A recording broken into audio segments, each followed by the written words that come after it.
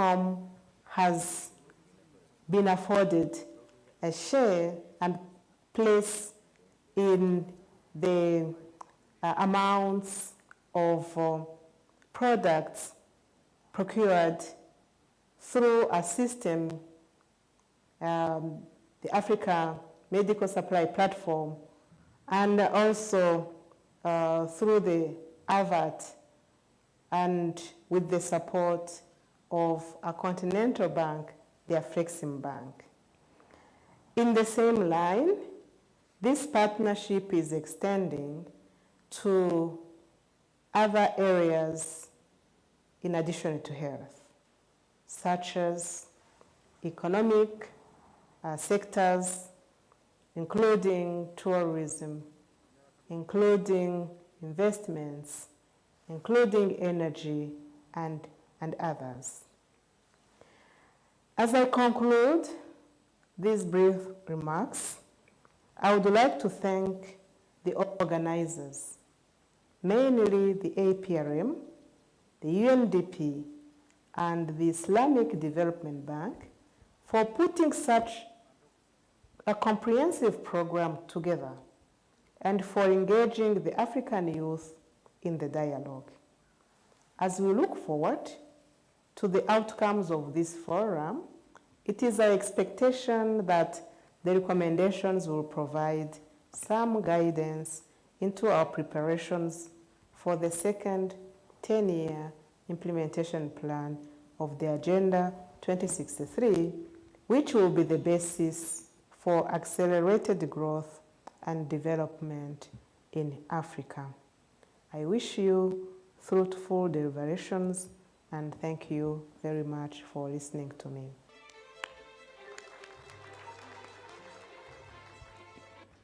Well, a special thank you to Dr. Monique Nsanzabaganwa, in her absentia definitely, but delivered a very strong speech, particularly talking to what I'd mentioned earlier as well, the role of the youth and the role of the women in policy making and implementation, but also did mention a very important aspect of human capital development.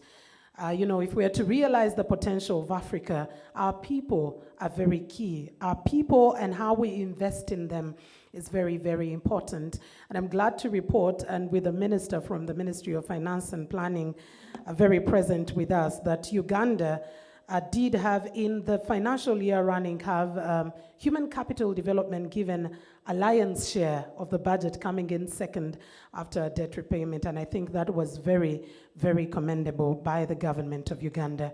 Without any further ado, ladies and gentlemen, let's hear from Ambassador Fodeyo Mkele, who is the Minister of Political and Public Affairs and the chairperson of the APRM focal point in Sierra Leone. Let's give him a round of applause and welcome him. How is Sierra Leone dealing with this, and what lessons can we learn?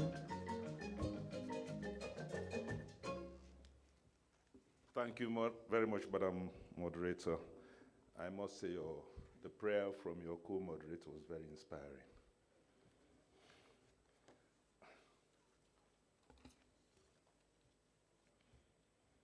Your Excellency Jessica Alupo, Vice President of the Republic of Uganda, the Right Honorable Robina Nabanja, Prime Minister of the Republic of Uganda, Your Excellency Monique Nsanzabaganwa, Deputy Chairperson of the African Union Commission, Honorable Amos Lugo-Lobi, Minister of State for Finance, Planning and Economic Development, and my colleague as focal point in the Republic of Uganda. Honorable Ministers and Ambassadors,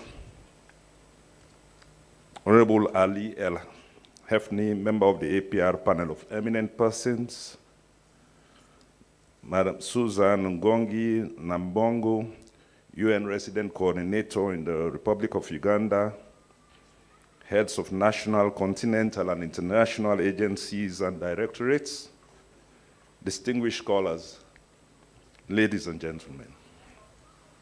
I should like to express my deepest and most sincere appreciation to the APRM Continental Secretariat and its partners for the invitation to be part of this global convening. I also want to continue the tradition of extending Happy New Year to you all, most of whom I have not met since the ushering of the year 2023. Happy New Year. I would like to intimate this convening that the focus of our deliberations evolves around the fulcrum of South-South cooperation. This cooperation must at all times have both the spirit and manifestation of solidarity, and this must be exemplified both among its peoples and even so the various countries with their peculiar histories and culture, but striving to work together. I am convinced that South-South cooperation must also espouse working for the national well-being of cooperating states in the spirit of working together to ensure what I want to call collective self-reliance. Several conferences have been held in Buenos Aires, Doha, and Nairobi to advance the priorities of the Global South in international fora. These priorities have been commonly and powerfully articulated because of the injustice that our countries have historically suffered. There is a feeling, and in some instances, perceived instances of unequal power and economic relations between the South and the North, and it is in response to such that South-South cooperation finds its roots and the justification for serving as rallying tool. The 1960s into the 1970s inform us in what is often referred to as the Global South, that externalities such as the nature of international politics and development, global pandemics, and lately international wars and climate change prompted developing countries, mostly forming the South-South bloc, to chart ways for ensuring and safeguarding their own development and enhancing resilience. The South-South cooperation agenda has been a positive and reliable response. It is through adversity that unity among nations of the Global South was accelerated. Indeed, the fight against colonialism, the desire to remain ideologically independent vis-à-vis superpowers during the Cold War, unequal trade relations with developed nations, and the lack of value addition in commodities destined for export markets are some of the shared experiences among countries and regions of the Global South. Our shared history is a source of fortitude and mobilization. It has generated compassion during some of the world's darkest times, including but not limited to the onset of COVID-19. The Global South sprang into action and provided relief and hope to a planet that had fallen captive of egotism. Certainly, we were all dismayed by the excessive manifestation of nationalism in the Global North in the first months of the pandemic. In Europe and North America, the solidarity that had characterized human relations in previous health emergencies had been forgotten. Protection from COVID-19 was considered an immediate goal, and the moral necessity of lending a hand to those in need was jettisoned so rapidly and so casually.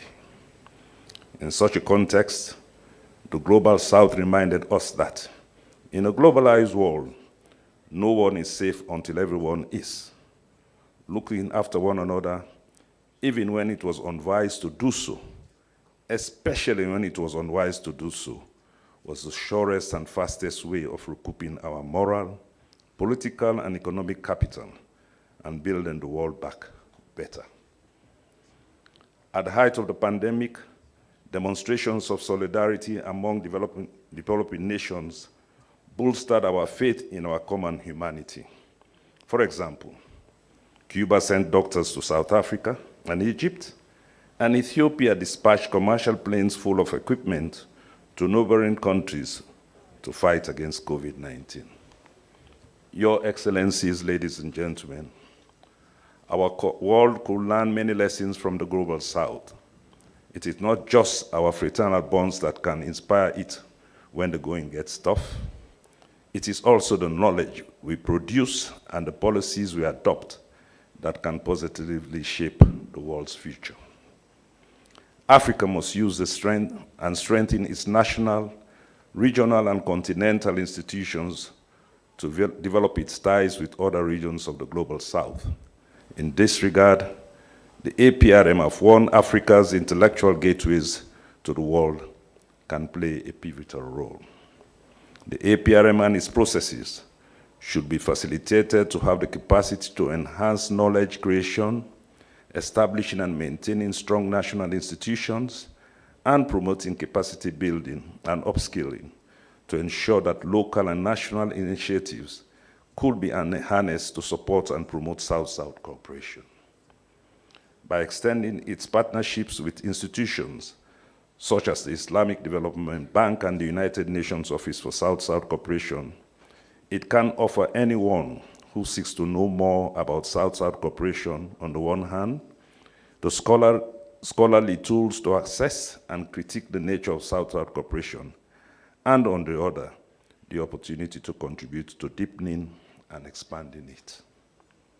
It is time for Africa to become a net producer of ideas and manufactured goods, rather than a mere consumer of foreign products and concepts which we are not always suited to our realities.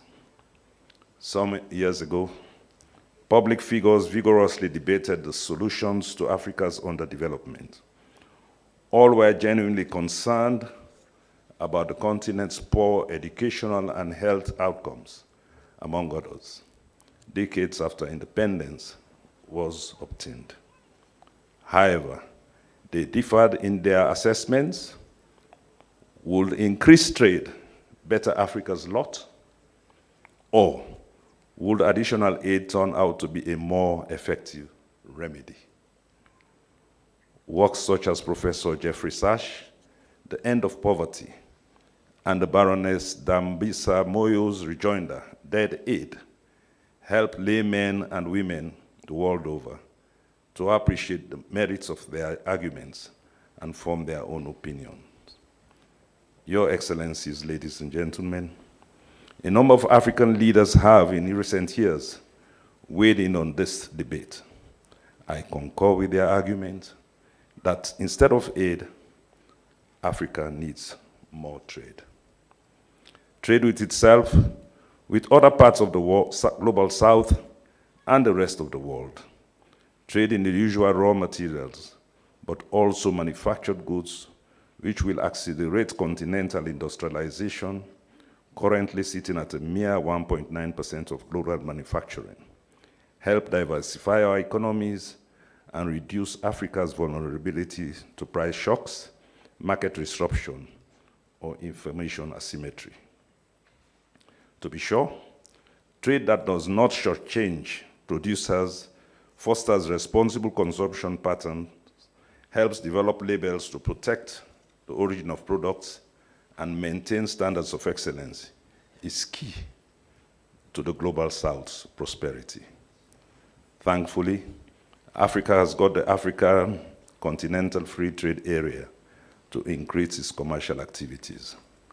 In October 2022, the first consignment of Kenyan tea was sent to Ghana under what is the world's largest trading bloc. The AfCFTA is Africa's unique lever to achieve economic transformation. Through it, the continent can strike trade deals with the world, especially other countries in the global south, which require more of our goods to sustain their economic flourishing. The linkages between the global south help support the growth of domestic industries, while allowing the technological transfers in a spirit of solidarity. Such linkages should be encouraged in order to cement the already excellent ties among our countries. Regular consultations with development partners and institutions of the Global South are crucial to informing policymakers of the possibilities of launching new and transformative endeavors that will raise living standards in all of our municipalities and towns. There is increased recognition of the Global South, and this was reiterated by the UN Secretary General Antonio Guterres when he stated that, and I quote, "The countries of the South have contributed to more than half of the world's growth in recent years. Inter-South trade is higher than ever, accounting for more than a quarter of all world trade. Outflows of foreign direct investment from South represents a third of global flows, and remittances from migrant workers has been increasing, which has helped lift millions out of poverty," unquote. Triangular cooperation, which occurs when countries, international organizations, CSOs, private sector, etc., come together to ensure that they co-create flexible, cost-effective, and innovative solutions, also offers an adaptable and flexible approach to evolving development challenges for cost-effective solution. It's an important phenomenon in discussing South-South cooperation. I encourage participants in this second forum on South-South and triangular cooperation to issue actionable recommendations that will advance the Global South's shared goals and amplify its voice in regional, continental, and global arenas to ensure that imbalances in access to healthcare and finance, climate action, and meaningful representation at decision-making tables are rectified. Your Excellencies, ladies and gentlemen, I should like to express my profound gratitude to His Excellency Yoweri Kaguta Museveni, the government and the people of Uganda for the hospitality that us from Sierra Leone have enjoyed since we arrived in Entebbe to attend the second forum on South-South cooperation and triangular cooperation. I would also like to thank the African Peer Review Mechanism Continental Secretariat, the African Union Development Agency, NEPAD, and the Islamic Development Bank for jointly organizing this forum and bringing us from near and afar field to discuss the nature of partnership in the Global South. Thank you for your kind attention. Asante sana.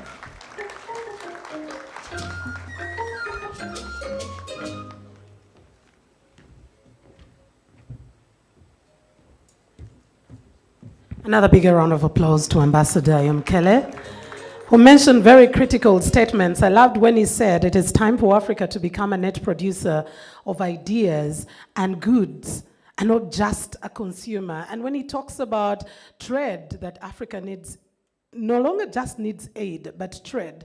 I love when he talks about trading within ourselves, because when we talk about trade, we're already thinking about going past the continent of Africa. But with the current estimates, I was reading the current estimates of Africa's population from the United Nations, which is at about 1.4 billion people, and that's about 16.72% of the total population of the world. And I'm thinking, wow, if we can just be able to create that wealth within ourselves, a much better thing for us to do. Ladies and gentlemen, our chief guest has quite another very important engagement to be attending, and she has just a few more minutes to be with us. And I'll kindly request that our next speeches will be able to fit in about 2 minutes or so. I would like to invite my co-host, Samson Kasumba, to come through and take us with the next guest, but he normally comes with a lot of surprises, so I do not know what comes with him as he comes on stage. Let's welcome him. There's a poem that was composed by an African man, and I would like to take you through that poem.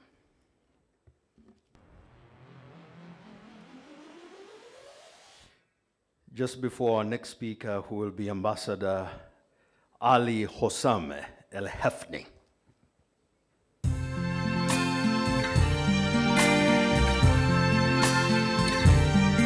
I see trees of green, red roses too.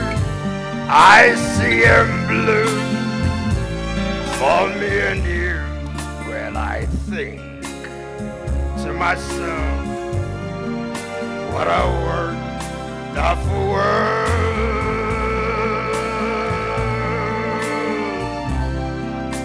I see skies of blue, clouds of white, the bright, blessed day, well, the dark, sacred night. Well, I think to myself, what a wonderful world.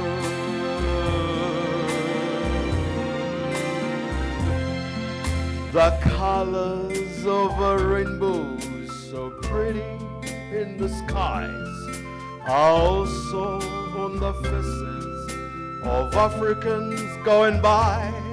I see friends shaking hands, saying, how do you do? They're really saying, I love you. Well, I hear babies crying, I watch them grow. They'll learn much more than I'll ever know. Well, I think to myself, what a wonderful continent.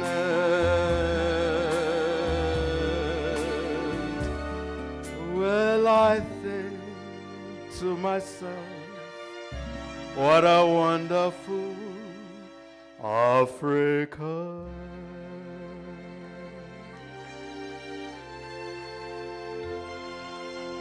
Ambassador Ali Hossam El Hefni is our next speaker. Give him a big welcome.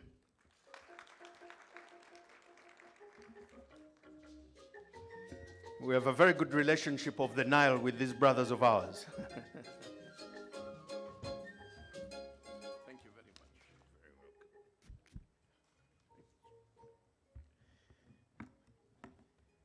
That was indeed very stimulating.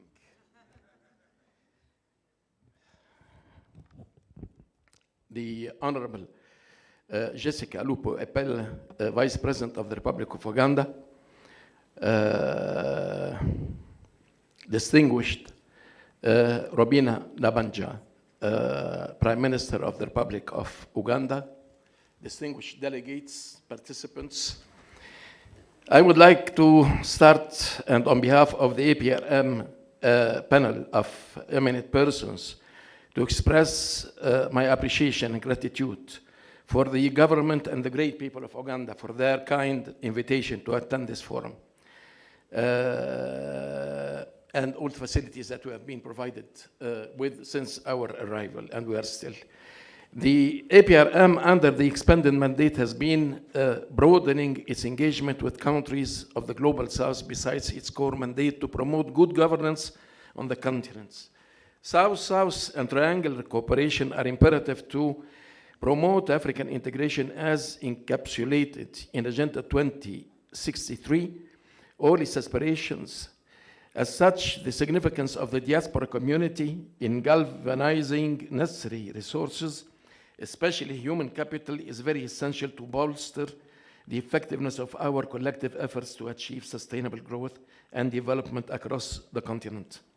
The second edition of the forum is also taking place in a further complex global and continental context, especially within the Russian-Ukrainian war that has exacerbated the challenges that countries in the South, in particular Africa, are uncoursing nowadays. We shall draw an important lesson out of the procurations of the Ukrainian war, as we need more than ever before to become auto-dependent and self-sufficient. I'm talking about food security, basic needs for human survival, and the diversification of our energy resources. These strategic interventions require our appreciation and deployment of green economy and green energy approaches. Another imperative challenge we need to be attentive to is the growing population in the continent, in our continent, in Africa. It is suggested that Africa would experience almost a double of current population by 2060, almost. The increasing population growth would require the creation of requisite job profiles and component to meet not only the need of the teeming population, but also the technological capability that powers the knowledge economy of the contemporary world. Otherwise, streets in major cities may become the rendezvous to express anger and frustration. This is one of the main challenges. We talk a lot these times about food crisis, about the energy crisis, and about the effects of the climate change. But this is another challenge that will be on our plate for years to come, that we have to give it our very, very special attention. To solve these challenges, our strategic partnership with Global South is important. Our partnerships with different partners and countries are important to position Africa strategically in the world. It is important for Africa and African countries to maintain a balance between foreign and continental policies and to avoid the negative impacts, patronage, and allegiances between the superpowers on one side and emerging powers on the other side. We don't mind the concurrence or the competition between superpowers, emerging powers, as long as they are in the benefit of Africa. But if they turn to something negative, this is something that we don't want to see in Africa. Triangular and South-South cooperation are both efficient modalities to assist Africa in pursuing Agenda 2063 as a pivot to strategically tackle the challenges at hand and the envisaged ones. As we are trying to enhance this modality of cooperation among us, we need to hail what we experienced as a trilateral cooperation with China in facing the challenges posed by COVID-19 pandemic. The fact of creating in several countries, Egypt, Algeria, Morocco, centers for the production of vaccines, and to incapacitate those hosting countries with the storage capacity and to create mask factories for the production of masks and so on. This prepares Africa for the future, not just with regard to COVID-19, but other viruses to come.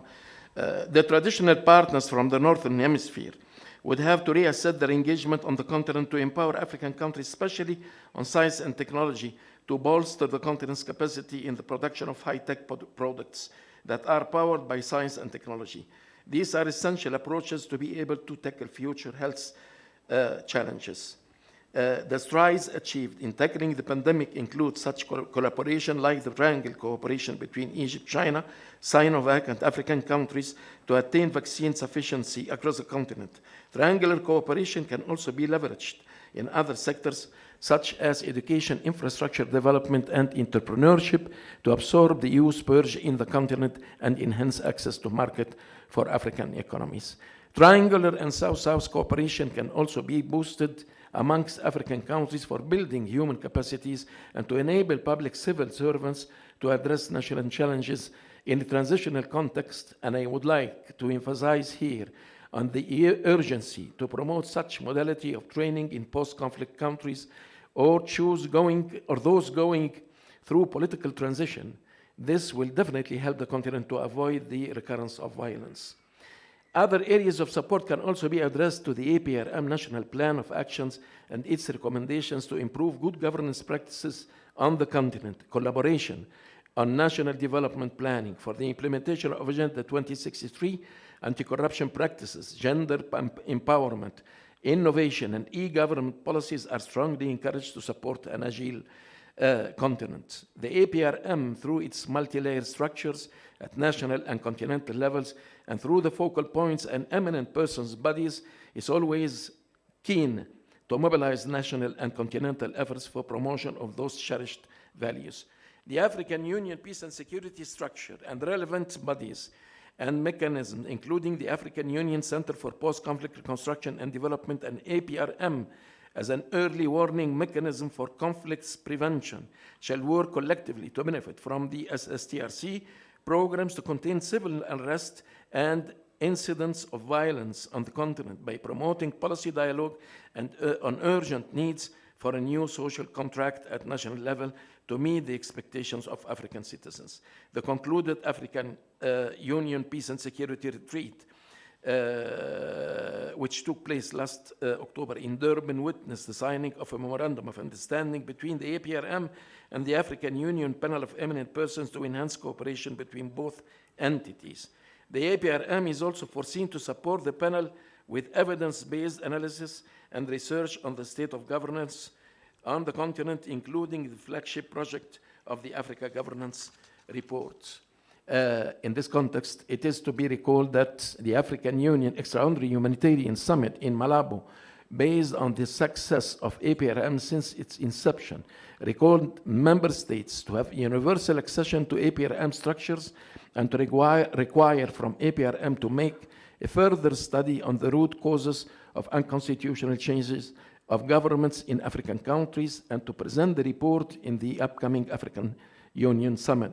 This is a clear indication of how governance stands at the core of all democratic and developmental transformation in the continent. And I will stop here. Thank you very much for your attention.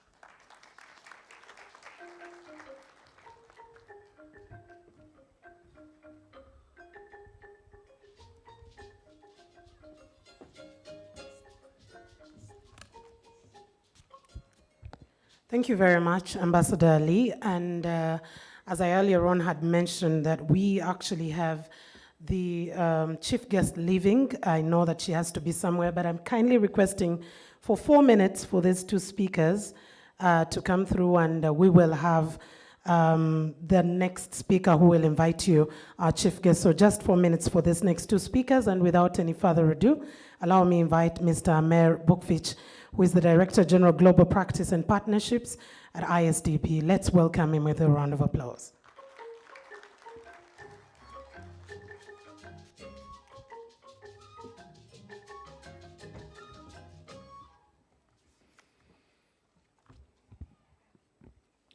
Bismillahir Rahmanir Rahim. In the name of Allah, most beneficent, the most merciful. Assalamu alaikum wa rahmatullahi wa barakatuh, and a very good morning. His Excellency Jessica Lupo, Vice President of Republic of Uganda, Right and Honorable Kasule Lumumba, the representative and the Minister in Prime Minister's Office of Republic of Uganda, Right and Honorable Amos Lugolubu, Minister of State for Finance, Planning and Economic Development, Right and Honorable Dr. Monique Nisanza Baganwa, Deputy Chairperson of African Union Commission, Right and Honorable Fodai Yumukele, Minister of Political and Public Affairs and Chairperson of APRM Focal Points, Right and Honorable Ambassador Ali El Hefni, Member of APRM Panel of Eminent Persons, Ms. Susan Ngongi Namondo, UN Resident Coordinator in Uganda, distinguished delegates, ladies and gentlemen. I cannot sing like a Right and Honorable Pastor, and I cannot speak as well as my predecessors. And I have to cut my address in the last moment. So help me God. Let me begin by extending my sincere thanks to Government of Uganda under the auspices of His Excellency Yoweri Museveni, President of Republic of Uganda, for graciously hosting the second Africa High-Level Forum on South-South and Triangular Cooperation for Sustainable Development.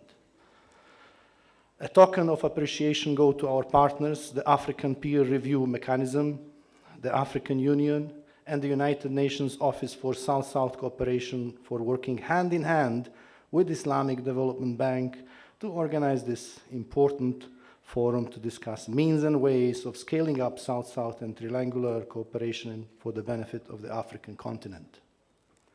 Distinguished delegates, this year's forum comes at a critical time.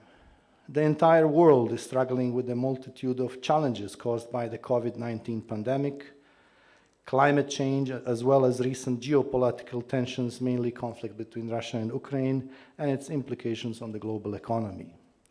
During this challenging time, the countries from the Global South have shown a high sense of solidarity, despite their national priorities, helping one another to respond to emerging development issues. The Global South through the accumulation of a wealth of knowledge, know-how and expertise, has positioned South-South and triangular cooperation as one of the effective modalities, in addition to North-South cooperation, in responding to the development challenges facing the world and achieving the 2030 Agenda for Sustainable Development. Nevertheless, a lot can be done to unlock the full potential of South-South and triangular cooperation. I believe our forum will be an excellent opportunity to share ideas and best practices and how to scale up this modality for the benefit of Africa and other regions. Distinguished delegates, dear brothers and sisters, colleagues, since its inception, Islamic Development Bank has championed South-South cooperation among its member countries as one of its fundamental founding principles. The bank is the only multilateral development bank whose entire membership is coming from the Global South. South-South cooperation is in the DNA of our institution, of our bank. For over 4 decades, the bank has reflected this in its operations by bringing member countries together to help one another address common development challenges through various programs promoting trade, investment, and technical cooperation among its 57 member countries. In addition, we developed multiple programs and mechanisms to support South-South and triangular cooperation, including our homegrown mechanism, reverse linkage. Through this mechanism, the bank facilitates the transfer of knowledge and sharing of insight, expertise, and technologies among member countries across a wide range of sectors and thematic areas. Distinguished delegates, scaling up South-South trilingual cooperation starts from the national level. The countries of the Global South are already doing a lot to intensify their cooperation among themselves and with the rest of the world. These efforts can be further enhanced in a proper institutional arrangements are put in place. Based on its experience in the field and analytical work, the Islamic Development Bank has identified a set of institutional arrangements. These arrangements can help countries from the South fully benefit from and participate in South-South triangular cooperation. They collectively form the national ecosystem for South-South and triangular cooperation, consisting of several pillars. Number one, the political will of a country to be engaged in South-South and triangular cooperation. Number two, development cooperation agency or national body that acts as the national focal point for South-South and triangular cooperation interventions. And number three, information bases that enable countries to map their national capabilities and development solutions that can be shared with others. These arrangements are the pillars.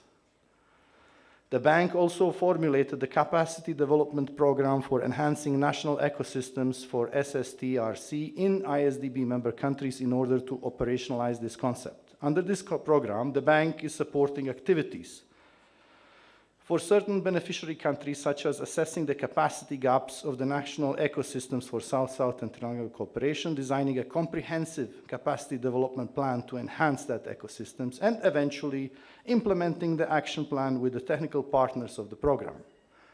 I am pleased to inform that the Republic of Uganda has shown interest in this program, and the bank's team will be coordinating with the concerned focal points to initiate the process.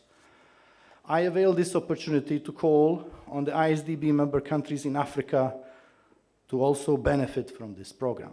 Distinguished delegates, at the Islamic Development Bank, we firmly believe in the power of South-South and triangular cooperation as a key enabler for tackling our common challenges.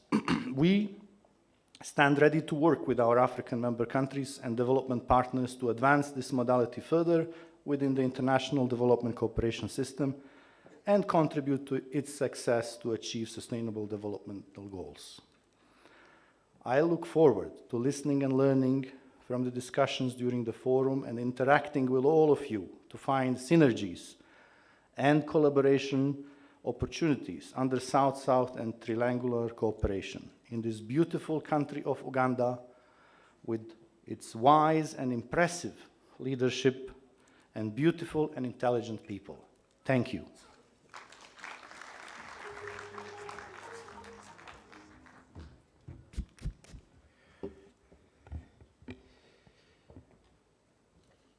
the name Susan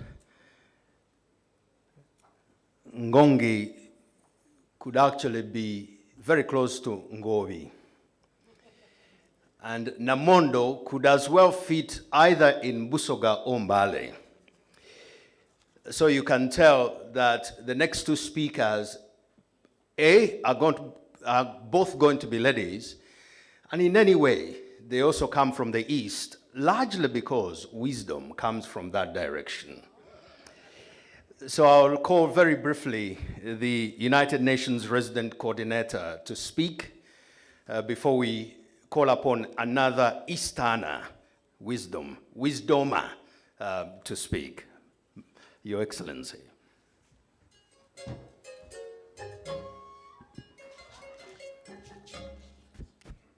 Thank you.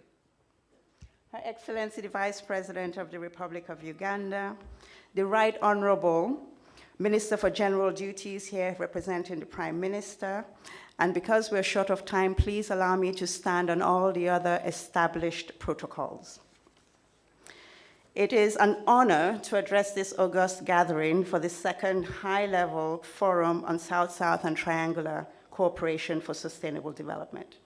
On behalf of the United Nations in Uganda, firstly, allow me to wish all of us a happy 2023 and to thank the government of Uganda for hosting this important forum, especially given this historic time.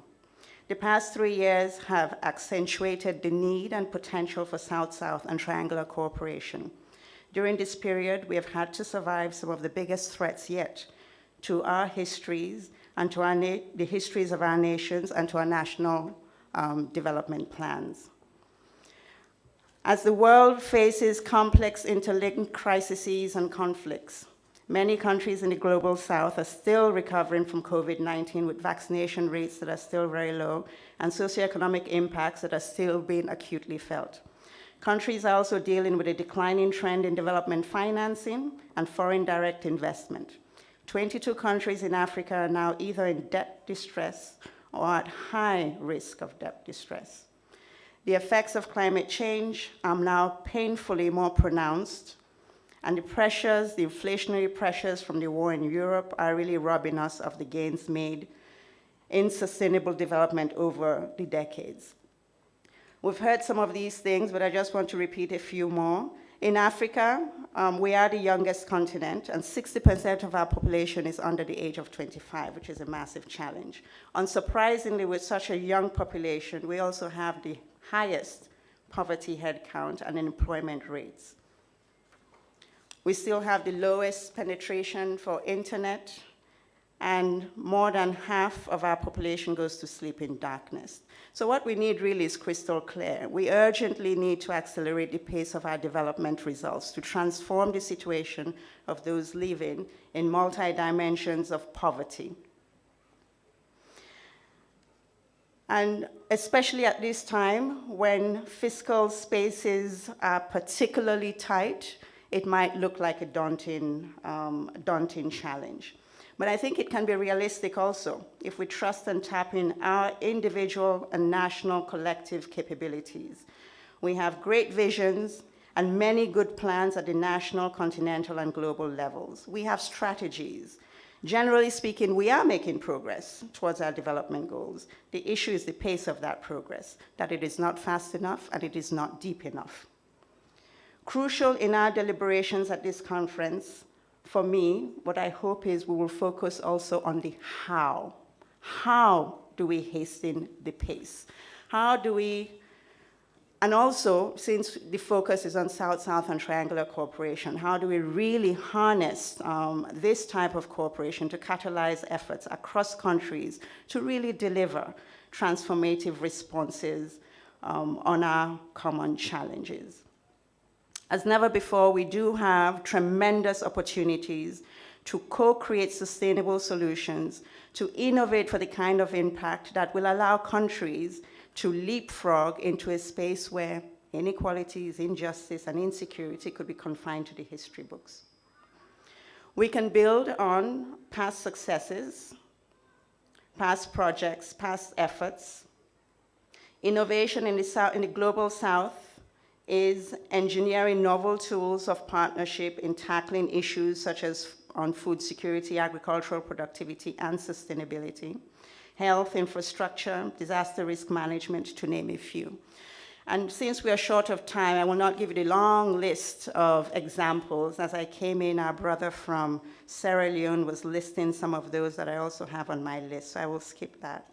But I want to talk a little bit about Uganda, if you'll allow me. It is a privilege for me to be here in Uganda as UN Resident Coordinator at this time. Amidst turbulence in the region, Uganda has consistently played a key role in the peace and stabilization efforts, including by countering violent extremism and terrorism through the deployment of its forces in Somalia and the Democratic Republic of Congo. Calling also upon participating in East African Joint Intervention in Eastern DRC. Uganda is a generous host to over 1.5 million refugees, and in 2022 alone had to manage about 150,000 of them. So there's plenty of experience here in Uganda that I believe can be shared with others in the Global South. And also, as we have just ended an incredibly impressive Ebola response, Uganda could also more deliberately offer its expertise in managing epidemics and disease outbreaks more broadly with others in the Global South. On behalf of the UN system in Uganda, I wish to reiterate our UN's continued support to Uganda and members of the Global South in designing national, subnational, and regional development solutions, building on wisdom and lessons that have been acquired from South-South cooperation initiatives. Several UN agencies have developed specific strategies for promoting South-South and triangular cooperation, and all 5 UN regional commissions have adopted it as a core way of working. At the country level, we have a UN Sustainable Development Cooperation framework that guides UN agencies to promote South-South initiatives, mobilize resources, and deliver implementation support. Our agencies, funds, and programs, FAO, IOM, ILO, UNDP, UN Habitat, UNICEF, UN Women, WFP, are mobilizing partnerships for the project under the South-South Cooperation and Triangular Framework. We do already have numerous partners, platforms, solid policy instruments at national and subnational, regional, and global levels. Notwithstanding all of this, and having a largely enabling policy environment and governance structure in place across the continent and generally in many places in the Global South, countries continue to suffer from poor implementation of development promises that have been made in conferences such as this, high-level events and engagements, but also through national deliberations. Thus today, I challenge all of us to think about specific things. In Uganda here, you would call these the prayers. So my prayers for the meeting.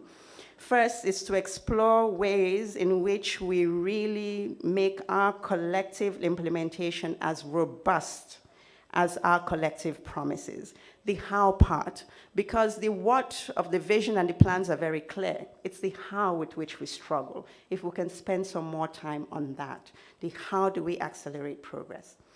Second is to not only share impactful development results that have been achieved in the many countries and communities that are represented here, but also discover innovative pathways for capitalizing on those gains to support in lifting people out of multidimensional poverty.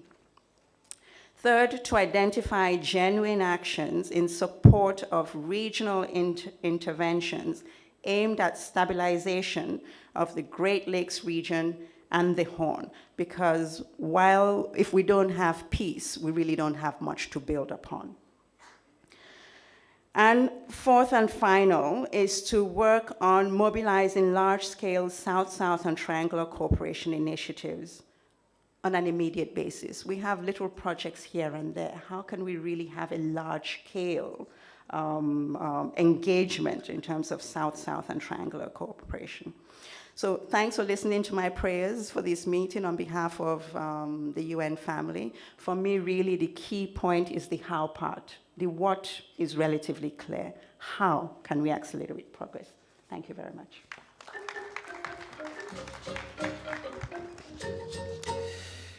Your Excellency, I am a father of 3 girls, no sons and no apologies, even though I am an African.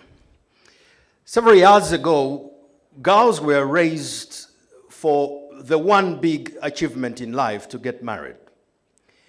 And in this part of the continent, women were excluded from delicacies including grasshoppers, eggs, and chicken, even gizzards. Responsibilities like leading organizations such as clans and chiefs were never their privilege. I'm therefore ecstatic and emotional that today, my boss, the MC, is a girl who has been raised out of Africa, so we are growing. And the precurrent speaker is also another girl raised on this continent in a domain that, generally speaking, should have been male.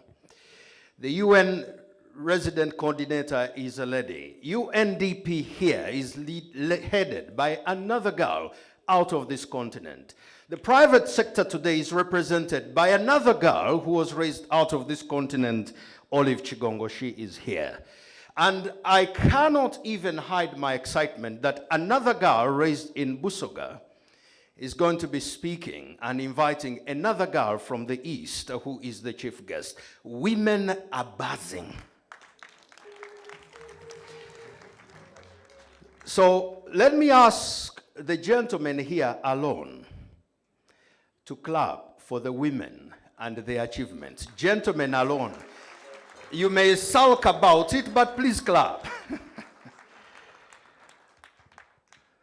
Like the young people say, it is what it is. If you don't like it, you will be fine.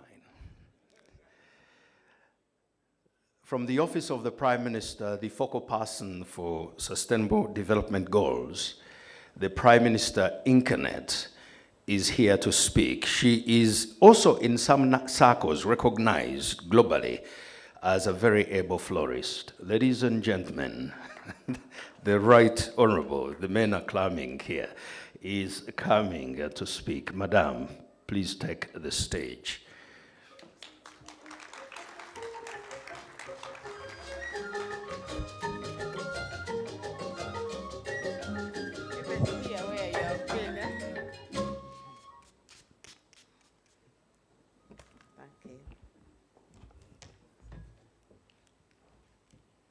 Thank you so much, Mr. Kasumba, the MC, and your colleague, but also in a special way, thank you for the other poem that you gave us that reminded us when you were also still of that age of our children.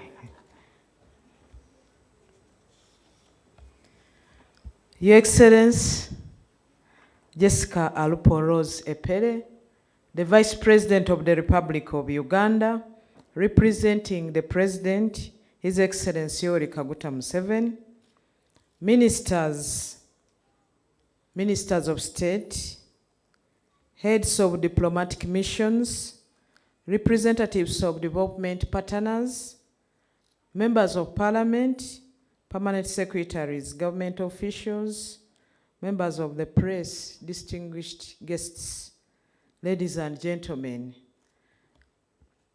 Allow me to take this opportunity to welcome you to this beautiful country in the center of Africa. I'm here to represent Right Honorable Robin Anabanja, the Prime Minister of the Republic of Uganda, who has not been able to make it because of other engagements. But I'm also here as a focal minister in charge of Sustainable Development Goals. Your Excellency, it is my pleasure and joy to welcome you to this second high-level forum on South-to-South Triangular Cooperation for Sustainable Development. Allow me to begin by recognizing the presence of some dignitaries who are here with us today. Your Excellency, we have Dr. Hala El Said, Minister of Planning and Economic Development, Chairperson of Governors, Islamic Development Bank, ISDB, from Egypt. Your Excellency, we have Honorable Alamein Osman May, Minister for Economy, Planning and Regional Development from Cameroon. Your Excellency, we have His Excellency Aoulmate Sarr, Minister of Economy, Planning and Cooperation from Senegal. Your Excellency, we also have His Excellency Nial Kaba, Minister of Planning and Development from Côte d'Ivoire, champion of Agenda 2063. Your Excellency, we also have His Excellency Moussa Batrik, Minister for Economy, Development Planning and International Cooperation from the Republic of Chad. Your Excellency, we have Ms. Mariam Hamadul Ali, Minister of Digital Economy and Innovation from Djibouti. Your Excellency, we also have Honorable Ahoud Al-Rahman, Minister of State for Government Development and Future from United Arab Emirates. Your Excellency, we have Honorable K.C. Mashengo Dalamin, is an MP and also Deputy Minister for International Relations and Cooperation from South Africa. Your Excellency, we also have Honorable Amos Lugolobi, the Minister for Planning in the Ministry of Finance, Planning and Economic Development of Uganda, but also the focal minister for the African peer review mechanism, in this case, our host, just next to you. We have Honorable Amara Kalon, Deputy Minister for Public Political Affairs and APRM Focal Point Minister from Sierra Leone. We have Honorable Sam Mwangusho Cheptoris, Minister for Water and Environment, Uganda. We have Honorable Sarah Mateche Nyirabatsis, Minister of State for Youth and Children Affairs from the Ministry of Gender, Labor and Social Development in Uganda. We have His Excellency Zhang Lizong, the Ambassador of the People's Republic of China to Uganda. Your Excellency, we have Her Excellency Jessica Lapen, Ambassador of the U.S. Mission to the African Union. Your Excellency, we have His Excellency Ambassador Adonia Yebale, the Permanent Representative of Uganda to the United Nations. Your Excellency, we also have Ms. Elsie Ataf, the Resident Coordinator of the UNDP here in Uganda. Your Excellency, we have Ms. Zioan June Grace Wang, the Director ad Interim United Nations Office for South to South Cooperation, UNESCO.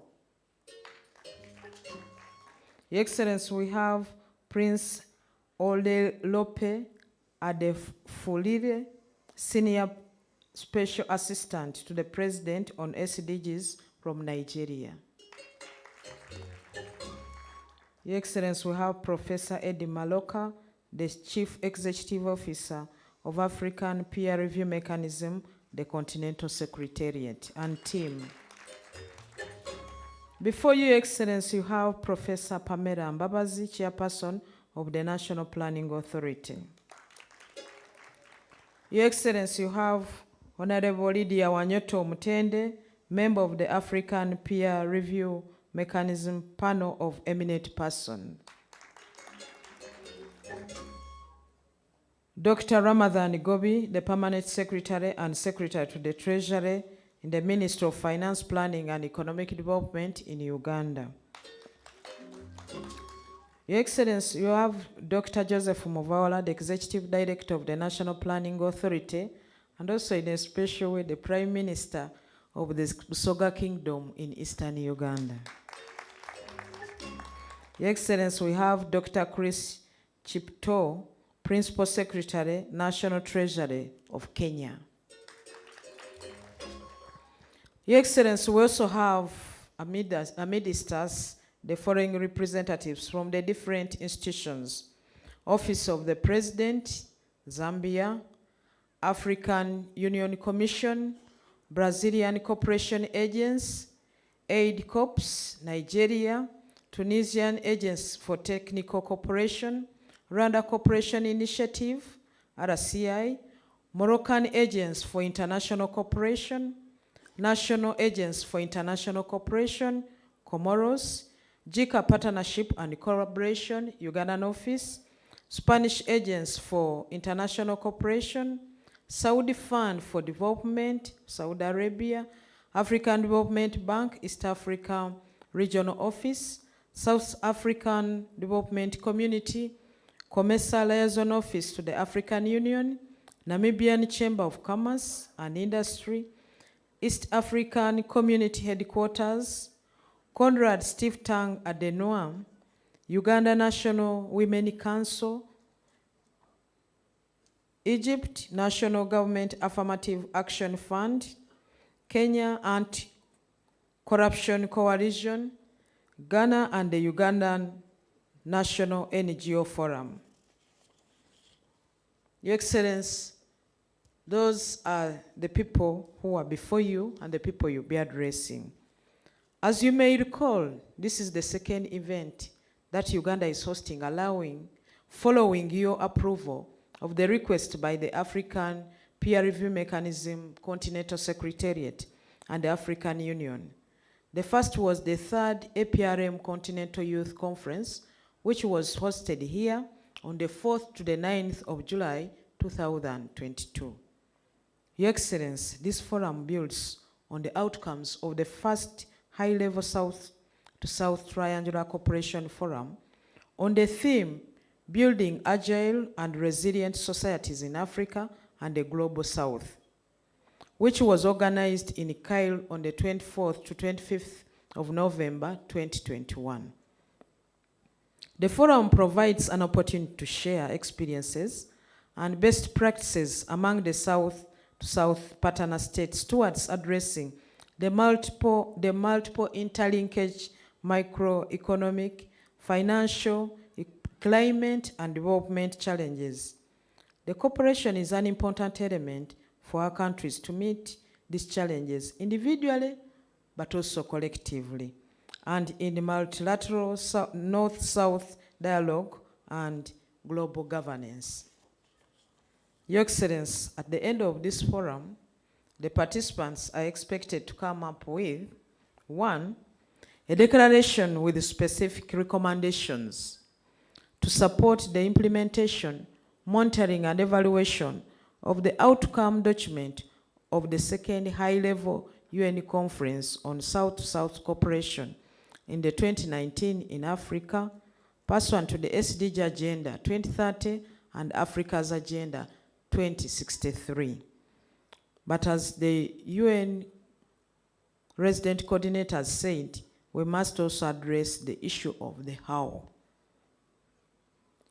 2, a set of initiatives and key messages to the high-level committee on South-to-South Cooperation, UNGA, to move forward the agenda for sustainable development at all levels, global, national, and regional, and by all key stakeholders, those in government, UN system entities, and multilateral organizations, financial institutions too.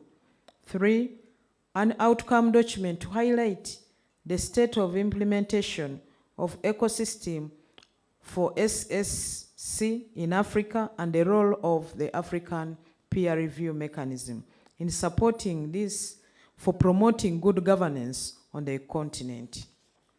Your Excellency, this high-level forum on South-to-South Triangular Cooperation for Sustainable Development is also a precursor to the 20th Non-Aligned Movement NAM Summit to be hosted by Uganda later this year. Allow me to take this opportunity, Excellence. With these few remarks, it is an honor to invite you to address the participants, but to also officially open this second high-level forum on South-to-South Triangular Cooperation for Sustainable Development for God and my country. Members, let's put our hands together and welcome Her Excellence, who has honored our invitation.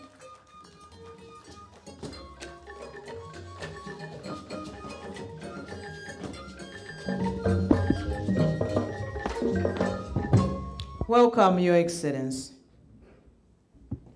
Thank you. The Right Honorable Kasule Lumumba, the Minister in charge of General Duties in the Office of the Prime Minister, colleague Honorable Amos Lugolobi, the Minister in charge of Planning, the Ministry of Finance, Planning and Economic Development, all the ministers present from partner states,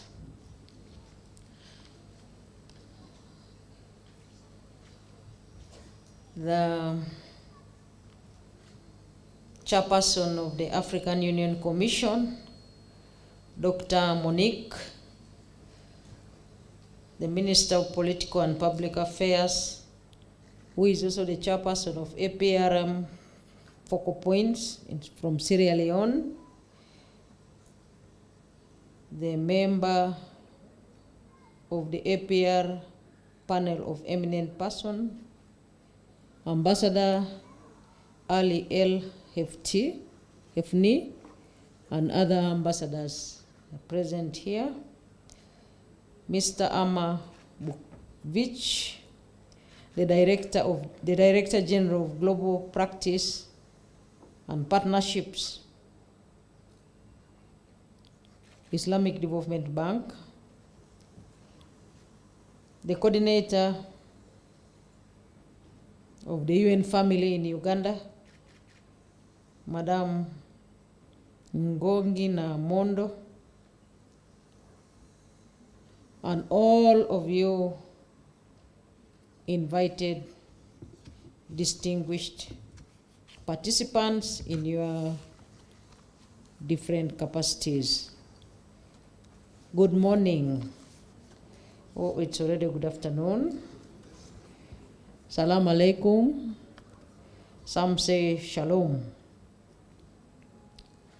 I bring you warm greetings from His Excellency General Yoweri Kaguta Museveni, the President of the Republic of Uganda, who you had scheduled to officially open this conference this morning, but he has not been able to physically come here this morning. But he asked me to come here and open the conference, and also asked me to tell you that he will come and close the conference physically.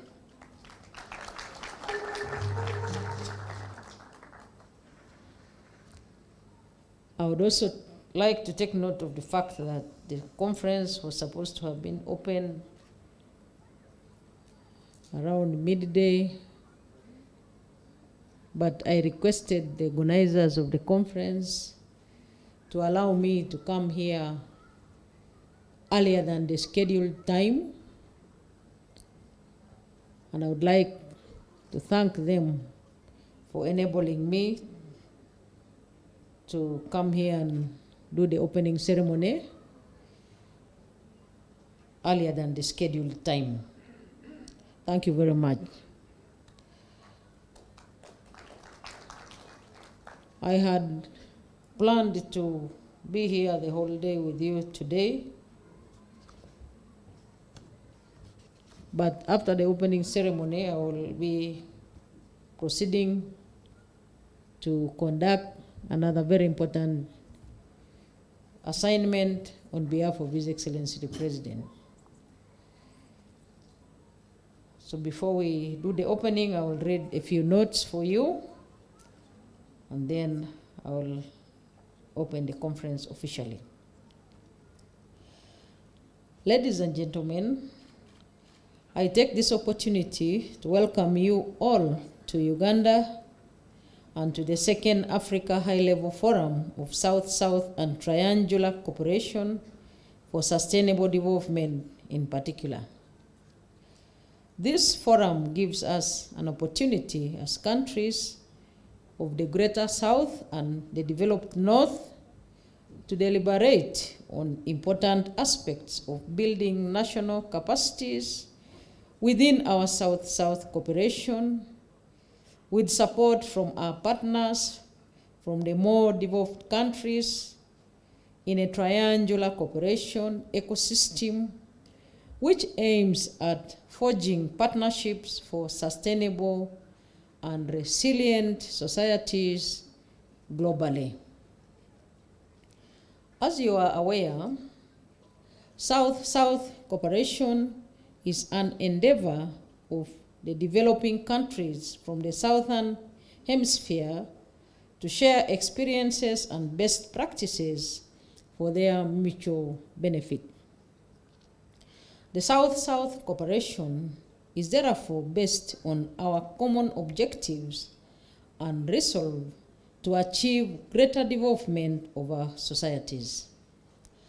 This solidarity is progressive and guided by the principles of respect for national sovereignty and unconditional membership.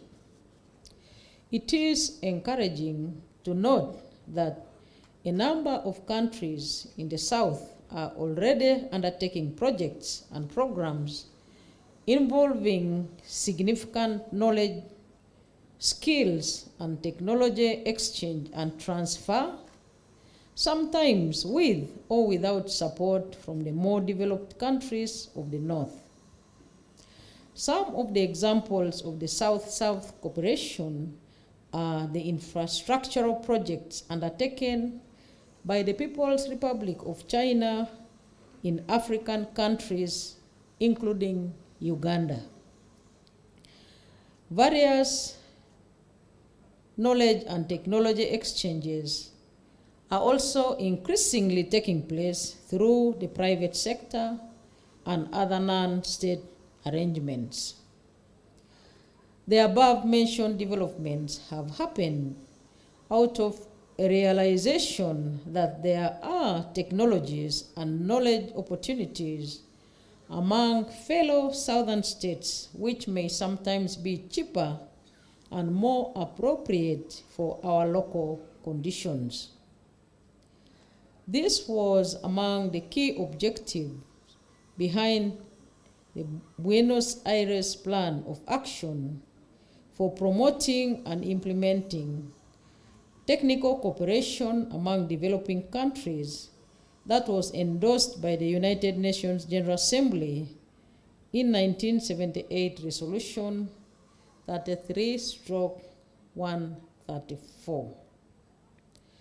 Overall, the technical cooperation is aimed at creating capacity and self-reliance among developing countries to solve their development challenges based on their own aspirations, values, and specific needs, and increased international development cooperation.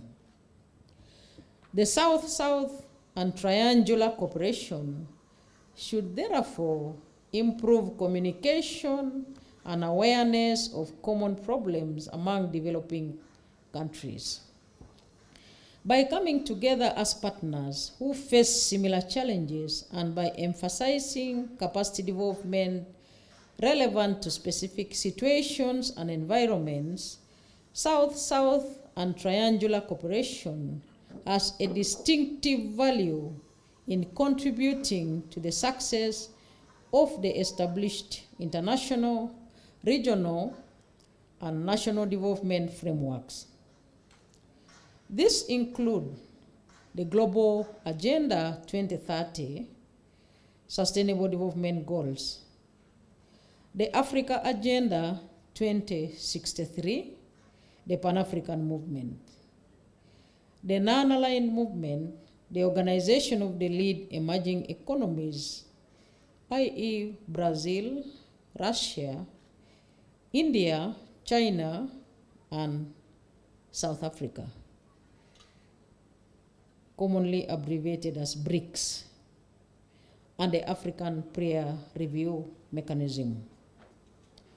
The others include the regional visions such as the East African Vision 2050, the Economic Community of West Africa, or ECOWAS Vision 2050, South African Development Community, SADC Vision 2050, and various national visions such as the Uganda National Vision 2040 and the respective national development plans and strategy frameworks.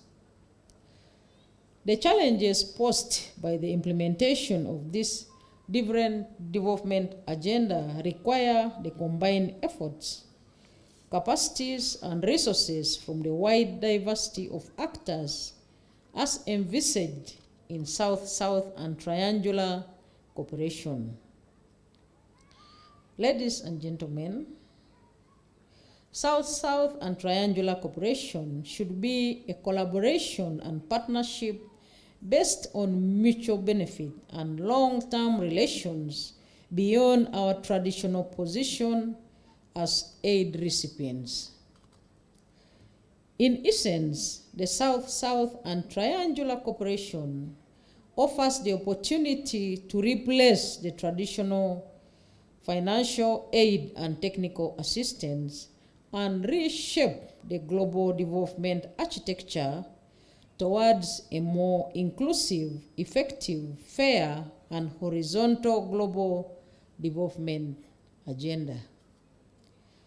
In Uganda, the South-South cooperation has directly and indirectly helped us to fight poverty, improve household incomes, quality of life, and hence achieve socio-economic transformation. For example, the FAO China South-South Cooperation Program Trust Fund has improved our people's well-being through increased agricultural productivity.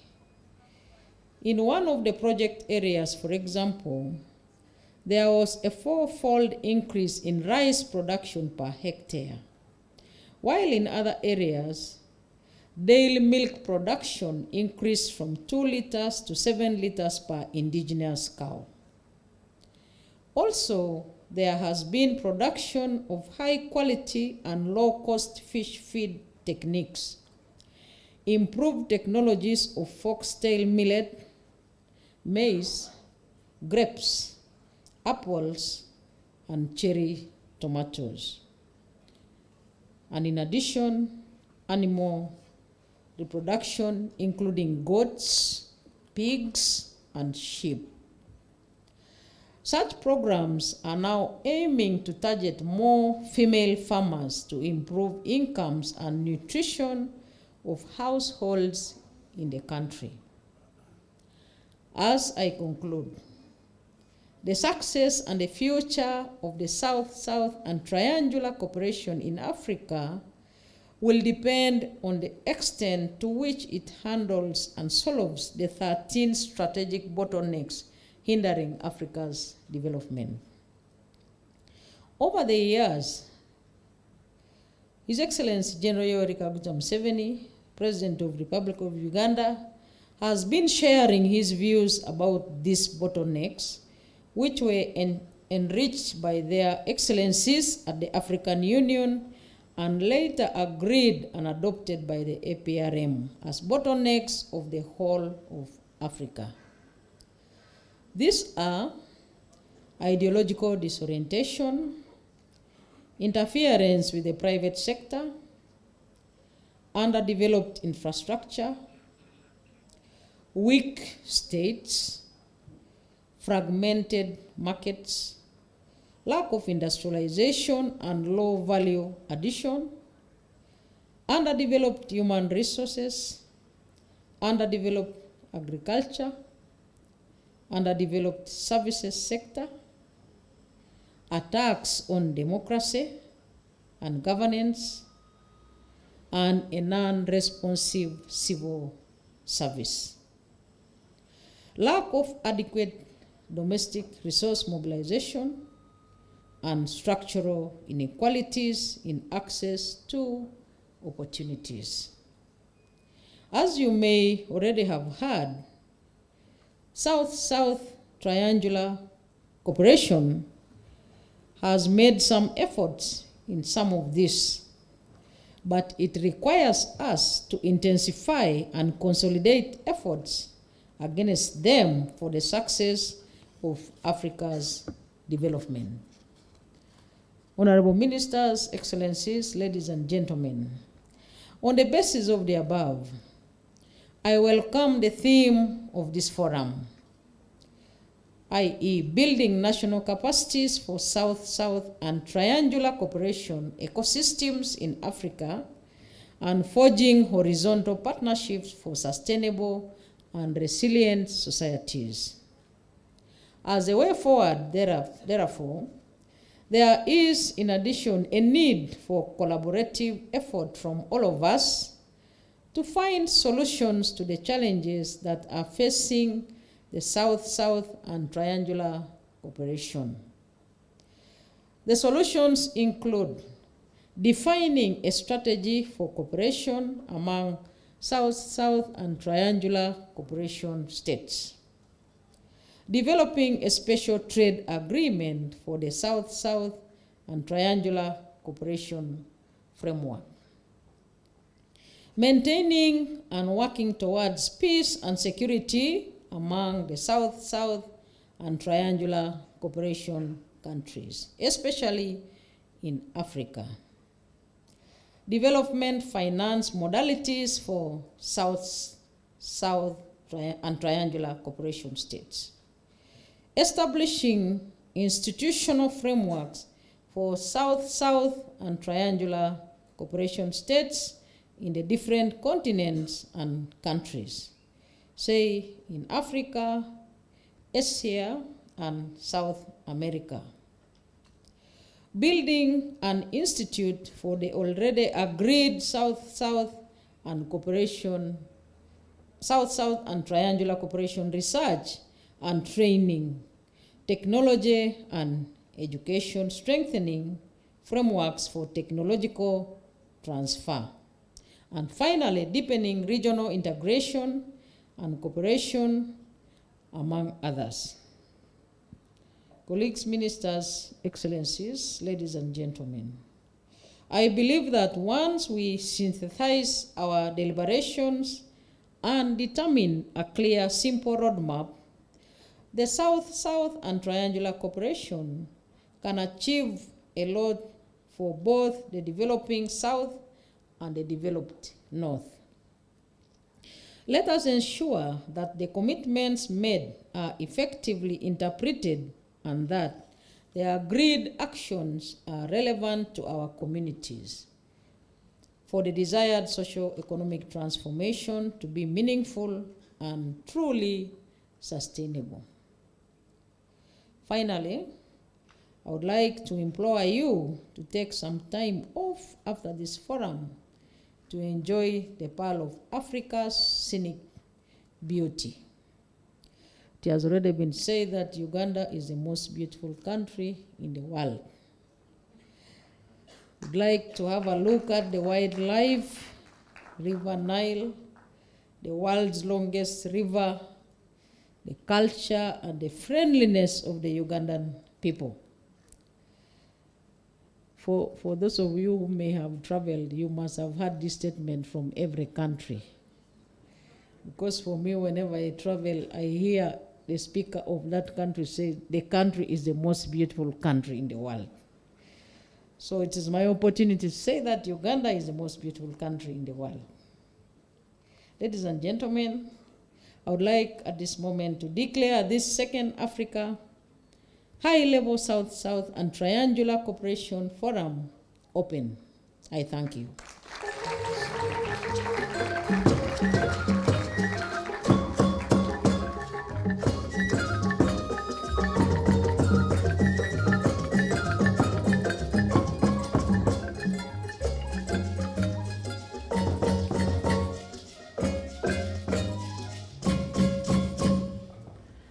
Thank you very much, Your Excellency, Jessica Lupo, for those very kind words. And I would like to re-echo what you just said, that yes, Uganda is indeed the most beautiful country in the world. It's the pearl of Africa, not only Africa. Earlier on, Samson said we had winter, so you can see we are getting a bit of summer. So it's the only country where you can have all the other kind of seasons in just one particular day. We're going to take our anthems and allow our chief guest to leave, but as we do, immediately after them, I would request that we have all the ministers present in the conferences. I know so many other countries that are represented. The Palestine delegation is here, Brazil, Ghana, Chad, Rwanda, mention it. I will request that we will all take outside as our chief guest goes out to that very place that is prepared for us for the photo opportunity. I would also like to request the APR team, led by Professor Maloka, which will be going out. You will be a part of that picture moment right there, together with the UN resident coordinator and the entire UN family, the NPA board and the NPA management led by the executive director, Dr. Mvala, and of course, Professor Pamela. You will be a part of that picture moment right there. The National Governing Council of the APRM Uganda, and together with the National Organizing Committee and the inter-agencies, Mr. Katamba will be outside to take that. I will request that we'll move out immediately after the anthems to take that. But for now, ladies and gentlemen, allow us take to our feet, do the anthems in reverse order, the East African anthem and the Ugandan anthem, and we will allow our chief guest to depart from us.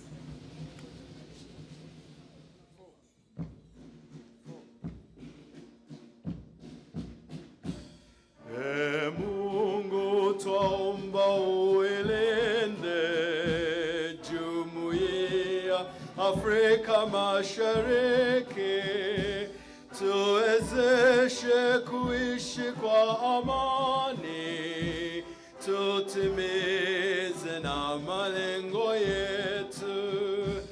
Jumuiya yetu sote tuilinde, tuwajibike, tuimarike, umoja wetu ni nguzo yetu, idumu jumuiya yetu.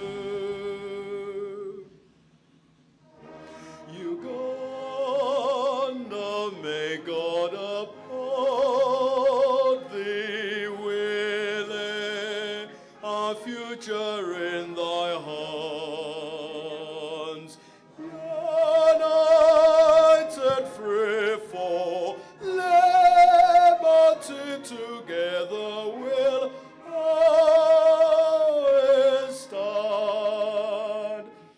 Oh, Uganda, the land of freedom, our love and labor will give. And whenever all our countries call in peace and friendship, we'll live. Oh, Uganda, the land that feeds us, by sun and fertile soil grown. Further on, dear land, we shall always stand, the pearl of Africa's crown.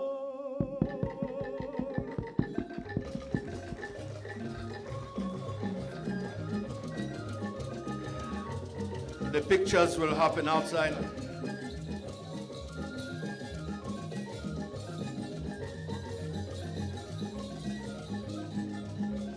Samson Kasumba, We'll are you there? Yes, we are here, and I will request all the others who are part of the picture moment to please take outside, to get outside. That I mentioned earlier, please follow up our chief guest and make sure that you are a part of that picture moment, because she Yes, doesn't the have a lot of photograph time. command center is ready. Photographers, please move this way. Photographers, clear the way. Photographers, clear the way for the Vice President. Photographs are this way. Photographers.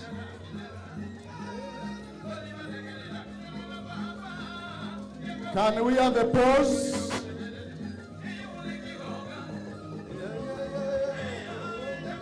Can we have a pause to take the photographs?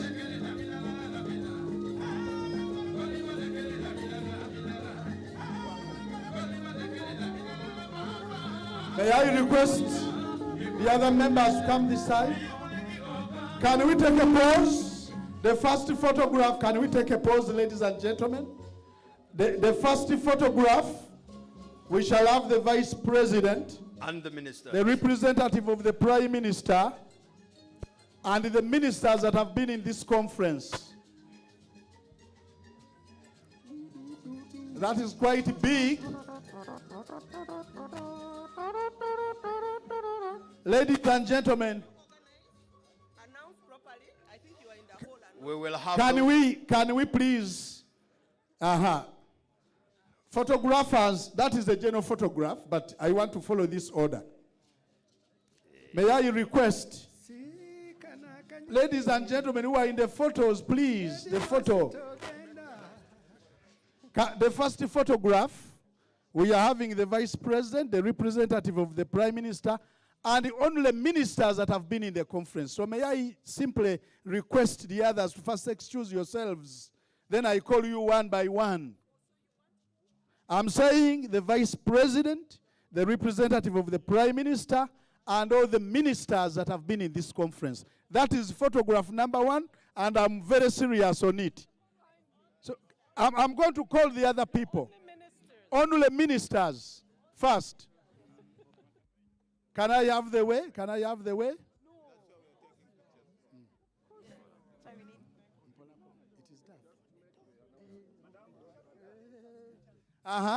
Ladies and gentlemen, that is the first photograph. Is it okay? Cameraman, you do the job.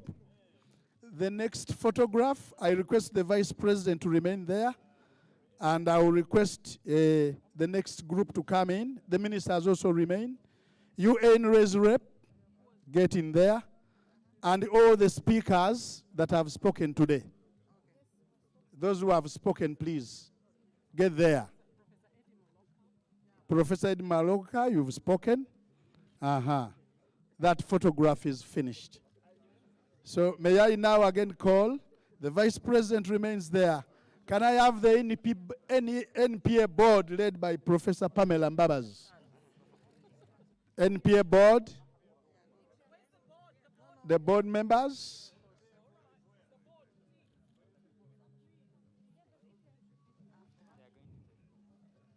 NPA board, while management gets ready, led by Professor Dr. Mvawala, the host. Dr. Mvawala, kindly lead management. That photograph is done. That photograph is done. Can we reduce the number? Can we now have? That is management. Management led by Dr. Mvawala, and then APRM. APRM. Check. And Check. May I request the speakers of the day to excuse themselves so that we can create space? That is APRM and then NPA.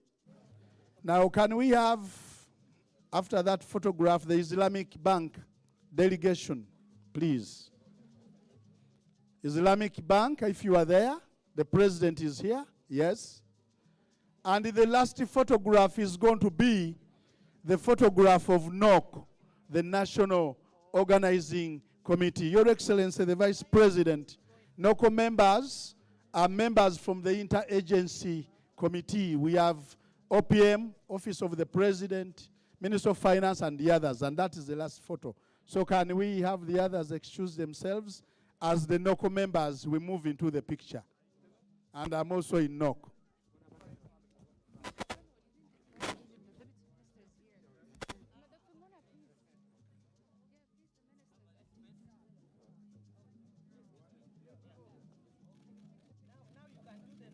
Yes, the NOC. All members of NOC?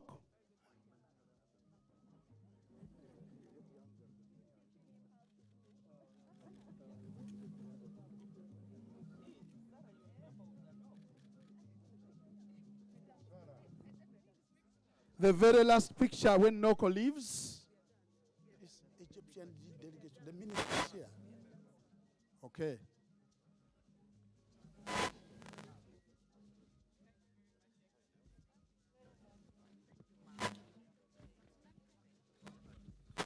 Your Excellency, thank you so much for being with us, and we wish you a safe journey to wherever you are going.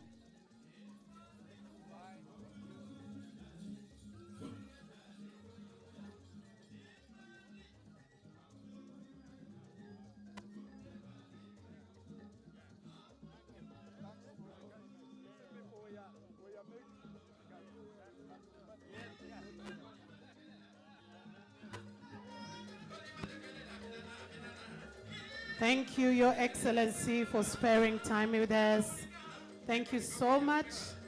We wish you a safe journey to your next destination. Crane performers, that is awesome.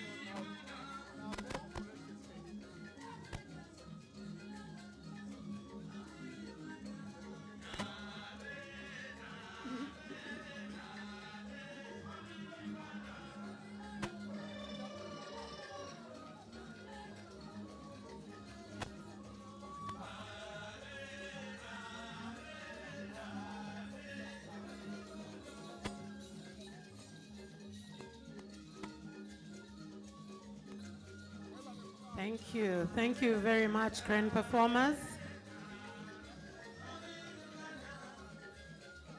I will request that we all get back, but we'll have about a 5 minutes break, ladies and gentlemen.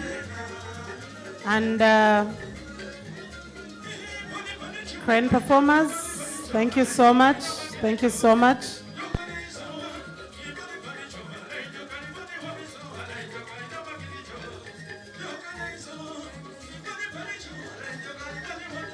Thank you so much, Crane performers.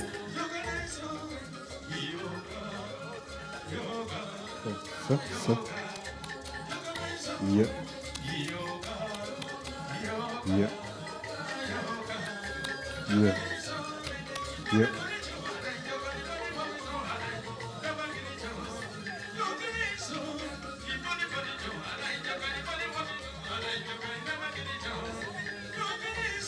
So. 1, 2. 1, 2. 1, 2. 1, 2. Thank you, thank you. Yeah. Thank you, Crane performers. Yeah.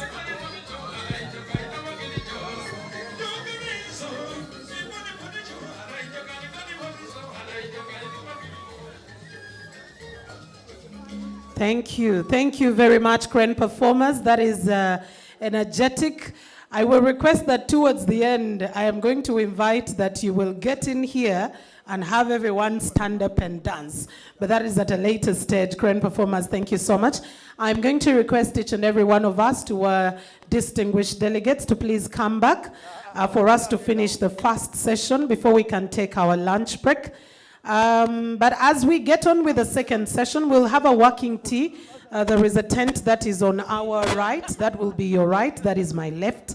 So if you feel like grabbing a bite or grabbing a cup of coffee or grabbing some Ugandan tea, please feel free to move to that tent there and get yourself a drink and get back. I am going to give us just 2 minutes for us to be settled. Our SDG focal point minister is still exchanging some pleasantries. I'll give us just about 2 minutes to get settled, and I will invite Summer to just set the stage for us for this second half before we get our next speakers. Of course, we'll be starting off with the National Planning Authority, which is actually our host this very beautiful morning. For our visitors, I think I was very right. We are now getting into summer.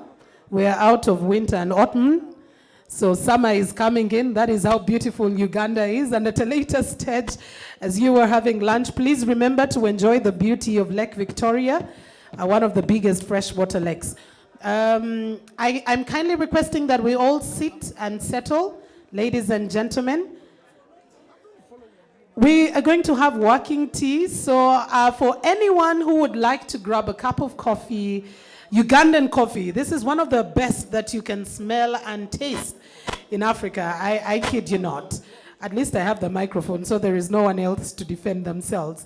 But yes, if you want to have a cup of coffee, you want to have a cup of tea, please feel free. We'll have a working breakfast, lest we will lose a lot of time because we've already lost some few minutes. I'm going to request that we all settle to start off with our second session of the morning before we take our lunch break. So allow me to invite Summer, who is part of the organizing committee. Summer? Summer is still exchanging some pleasantries. Summer, if you could just come and give us just 1 minute or two of setting the stage before we get to invite our next speakers. And of course, as we invite our next speakers, the first will be from the National Planning Authority, which is our host today. Summer, it is your time. I'm giving you just a minute or two. Summer, please, I'll give you, yes, a minute, just to come and set the stage for us in a minute, and then we'll go on to our next set of speeches. Ladies and gentlemen, let us give a round of applause to Summer as we invite her to set the stage for us for our next session, and also request that everyone who is still outside, people who are still taking some beautiful pictures, I am kindly requesting that we all get in and get our next session. We'll have all that time to conclude with enjoying the beauty now that we are having summer. But do not be surprised that we could get to winter again or autumn. Please, very soon. That is Uganda. The weather changes just like a clock.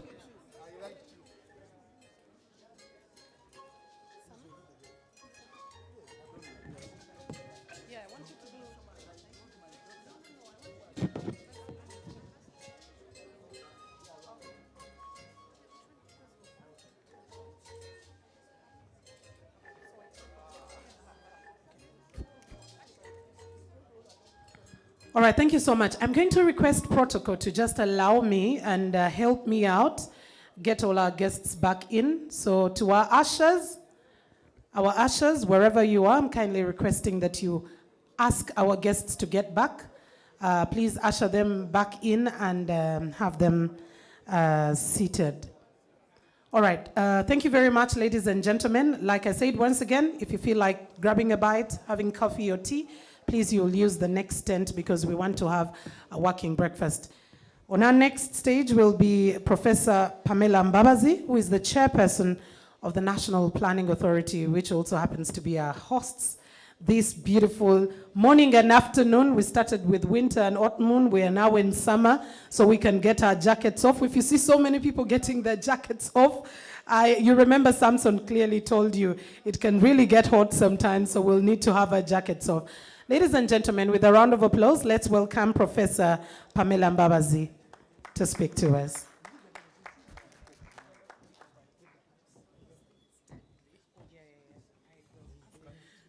Thank you very much, MC. The Right Honorable Kasule Lumumba, the Minister in charge of General Duties in the Office of the Prime Minister, representing the Right Honorable Prime Minister, Honorable Amos Lugolobi, the Minister of State for Planning, Minister of Finance, Planning and Economic Development, and our focal point minister, APRM Uganda, honorable ministers and members of parliament here with us present, the Deputy Chairperson of the African Union Commission, Your Excellencies, heads of diplomatic missions and development partners here present, the APRM lead member and head of delegation, Ambassador El Thani Mahmoud, my dear brother and friend, Professor Eddie Moloka, the Chief Executive Officer, APRM Secretariat, members of the APRM National Governing Council, my very able and team and colleagues at NPA and the APRM Uganda Secretariat team, distinguished delegates, ladies and gentlemen, all protocol observed. On behalf of the National Organizing Committee and on my own behalf, I have the great honor to welcome you to the second Africa High-Level Forum of South-South and Triangular Cooperation for Sustainable Development here in Munyonyo, Kampala. Permit me to also thank in absentia our Vice President, Her Excellency Jessica Lupo, for accepting to grace our occasion earlier and open the conference, and to the government of Uganda for agreeing to host this forum. Let me also add my voice in thanking the African Peer Review Mechanism Continental Secretariat, the Islamic Development Bank, the UN Office for South-South Cooperation, and other development partners who have contributed tremendously, technically and financially, to ensure that this forum takes place. A very big thank you to you all. Uganda remains committed to playing a constructive role with regard to promoting an effective partnership and cooperation with the international community. Let me now give you a quick review of the resolutions from the previous forum. Your Excellencies, distinguished participants, ladies and gentlemen, at the conclusion of the last high-level UN conference on South cooperation, in Egypt, members committed themselves to the implementation of the 2030 Agenda for Sustainable Development and the Sendai Framework for Disaster Risk Reduction and the Urban Agenda, among others. There was a call to stakeholders to share their knowledge and experience, particularly with regard to homegrown development approaches towards the eradication of poverty in all its forms and dimensions.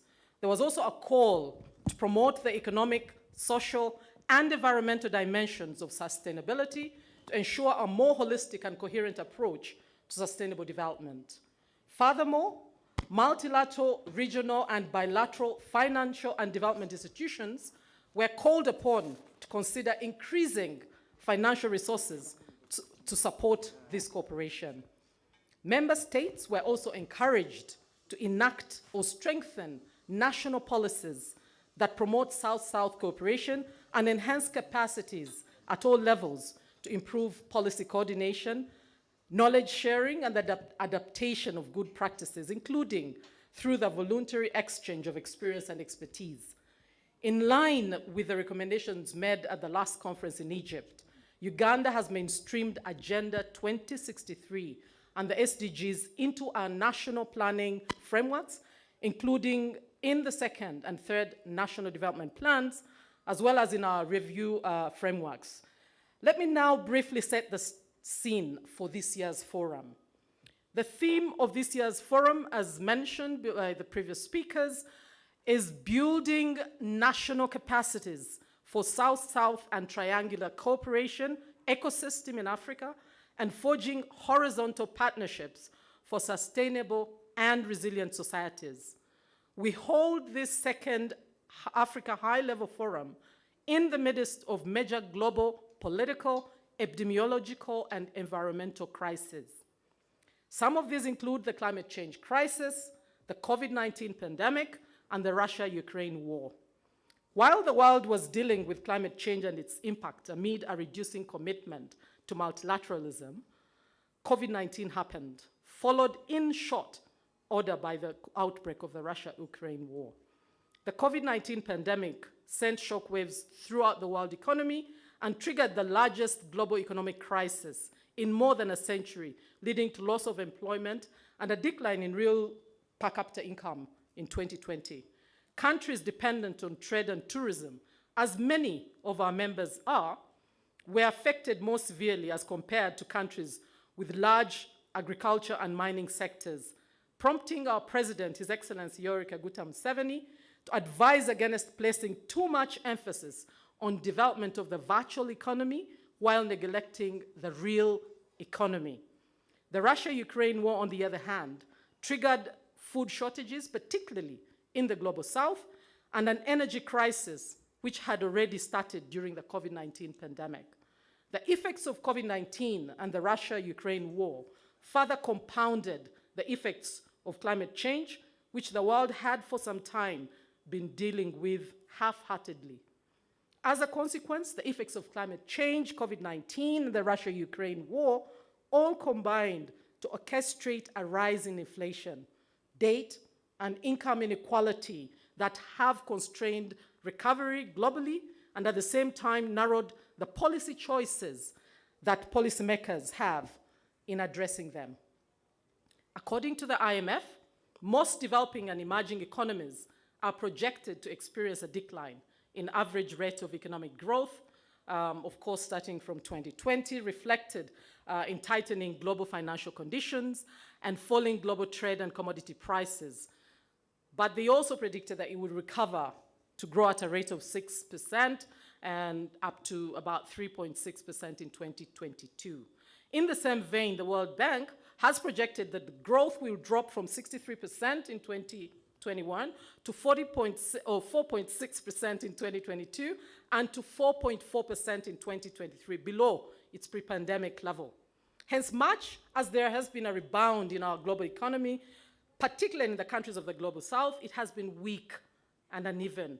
The weak economic recovery in Africa and elsewhere on the global south or in the global south is partly due to the increasing prospects of an economic recession in the industrial north, which we largely depend on for trade and investment. Now, with inter-trade in Africa comprising of only 16 to 18% of the total trade in Africa, African countries are largely dependent on the industrial north in return, and this provides us with they provide us with consumer goods, which we import. Now, for us to change this development trajectory, we here in Africa and other countries in the global south have to increase horizontal cooperation among ourselves in terms of trade and investment, research and technology development, as well as capacity development. The South-South and Triangular Cooperation Framework provides us with a perfect platform to address the challenges of Africa's economic marginalization. Now, since the adoption of the Buenos Aires Plan of Action, as mentioned by the previous speakers, but I want to emphasize, South-South Triangular Cooperation has increasingly offered solutions to development challenges that are common to our countries in the global south. South-South Triangular Cooperation provides a framework for increasing participation of development countries in the global economy, creating and strengthening technological capacities, and promoting self-reliance by harnessing the capacity to find solutions to the challenges that we face of economic marginalization. So, ladies and gentlemen, what are some of the South-South Triangular Cooperation projects that Uganda has undertaken so far? Distinguished delegates, ladies and gentlemen, Uganda is implementing a number of projects in cooperation with other countries in the global south under the South-South Triangular Cooperation Framework to solve some of our development challenges. And some of these include the renovation of the Chivimba and Doho rice schemes, construction of the Waka Waka fish landing site, Kajansi Aquaculture Training Center, the hydropower stations and road construction implemented with support of the government of the People's Republic of China. Flood control, drilling of groundwater wells for drinking water, as well as aquatic weed control, which are being implemented with the support of the government of Egypt. Academic exchange programs with the government of Nigeria in the fields of agriculture, engineering, health sciences, education, law, management, and social sciences, and cooperation in the area of food security with the governments of India, Brazil, and South Africa. All these initiatives promote South-South cooperation, which we must strive to build on and promote. And my colleagues in the follow-on sessions will be providing you with more details regarding many of these projects. Where are we? what is going on, where are we projecting. Let me now touch briefly on how we are Africanizing the South-South Triangular Cooperation. Distinguished delegates, ladies and gentlemen, as my Honorable Minister Al-Golobi mentioned earlier in his speech, the African Union Development Agency, NEPAD, provides a good illustration of how to promote the ideals of South-South Triangular Cooperation at the regional level. AU NEPAD vision places emphasis on policy reforms among member states, including increased investment in key sectors, including manufacturing, agriculture, infrastructure, human capital development, science, technology, and innovation, as well as development of capable institutions necessary for the creation of a resilient environment. And as Africa implements initiatives like the AFTA, the APRM, the Africa CDC, the foundation for increased horizontal cooperation among African states has been laid. Happening soon after global forums like the World Food Summit 2022, COP27, dubbed the Africa COP, that focused on addressing vulnerability and combating climate change. This forum, ladies and gentlemen, presents us with a platform to discuss the opportunities and challenges of promoting South-South triangular cooperation programs in Africa. With representation from the African Union member states, multilateral and regional organizations, representatives from other countries in the Global South, as well as the UN agencies at the regional and country level, this forum is expected to brainstorm and share experiences on the best ways of achieving the Africa that we want, an Africa that meets the needs of our people without mortgaging the future of our sons and daughters. This forum also gives us the opportunity to discuss ways of tapping the significant potential of South-South triangular cooperation in Africa that remains untapped due to insufficient political appreciation and support, inadequate policy and regulatory frameworks, disconnection between South-South triangular cooperation initiatives and local realities, and inadequate funding of initiatives under the South-South triangular cooperation framework. So over the next 3 days, distinguished ladies and gentlemen, we who are gathered here will participate in these discussions, packaged as a series of 10 sessions, covering, on the one hand, the global and country context of South-South and triangular cooperation for the implementation of Agenda 2063 and the SDGs.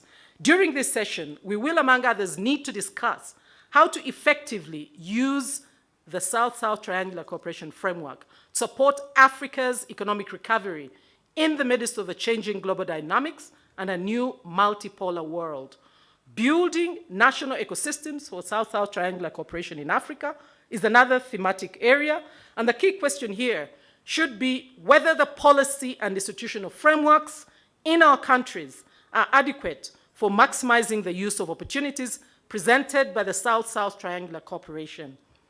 Economic and social resilience for recovery of COVID-19, climate change, food security, and financial inclusion in Africa is another thematic area.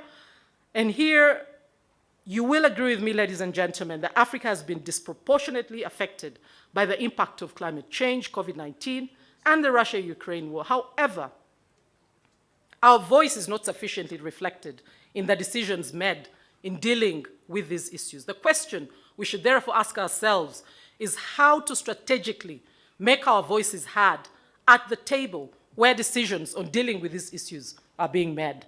Strengthening research and training on South-South triangular cooperation in Africa is another very important thematic area. Research and training in Africa has been woefully funded. In 2006, member countries of the African Union committed to spending 1% of their GDP on research and development, but by 2019, the continent's funding was only 0.2%, in sharp contrast to the global average. In comparison, China spends on average US dollars 300 billion, or 2.5% of their GDP.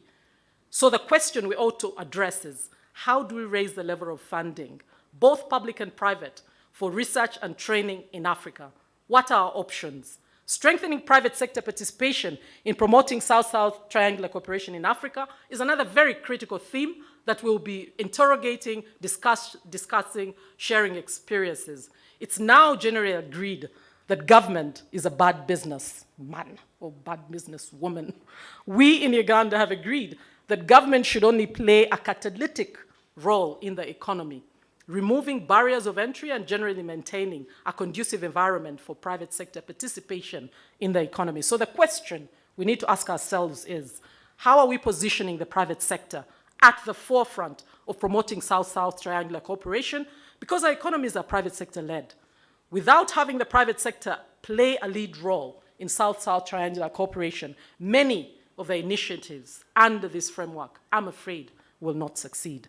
Mainstreaming academia and civil society in South-South triangular cooperation is the other key thematic area for discussion. The role of academia in promoting research and evidence-based decision-making is well documented. And I do not want to labor on this. Let's challenge our thinking more and craft out ways in which we can hasten progress in this area under South-South triangular cooperation. In conclusion, ladies and gentlemen, as alluded by most of the previous speakers, I wish to re-emphasize here, it is our expectation that at the end of the forum, we shall come up with specific recommendations on initiatives in each of these thematic areas that will support the implementation, monitoring, and evaluation of Agenda 2063 and Agenda 2030 that will be shared at the Africa Peer Review Mechanism Heads of State Summit, which is due to take place this year. And just like it says in the biblical book of Esther, chapter 4, verse 14, I believe that we who are gathered here in our various capacities have been chosen by God Almighty for such a time as this, to bring change to Africa through building national capacities for South-South and triangular cooperation ecosystem in Africa and forging horizontal partnerships for sustainable and resilient societies. Distinguished participants, ladies and gentlemen, allow me once again to welcome you to the Pearl of Africa, the land of milk and honey, and to wish you successful and fruitful deliberations. Merci beaucoup, shukran, asante sana, mwebare mnonga. I thank you for God and my country.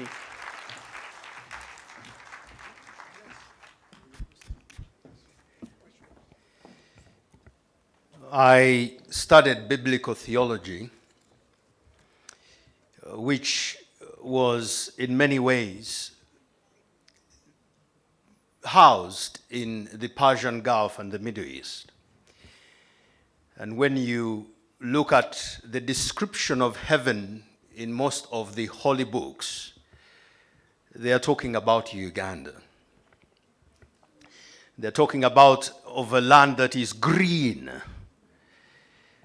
with trees and rivers flowing.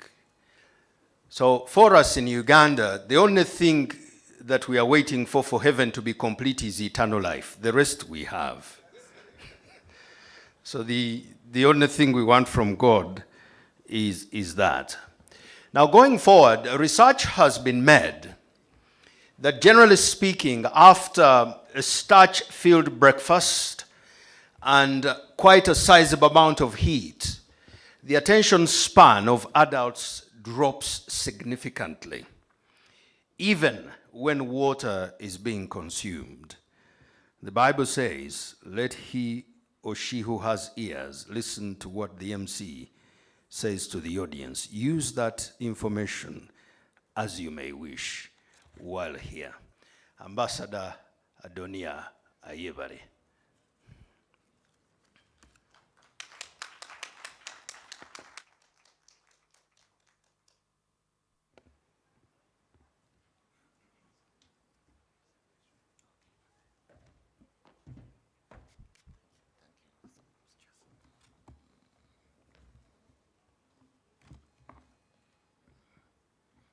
Thank you, Samson. I know that was aimed at me. Yeah, the biblical verse. Honorable Kasule Lumumba, Honorable Gorovi, the visiting ministers, ladies and gentlemen. My presentation today is very, very simple. And I will not send you to sleep because of the heat. unlike Samson, me, I was a student of Marxism, where I was taught that religion was opium of the people. So I'll go slow on that.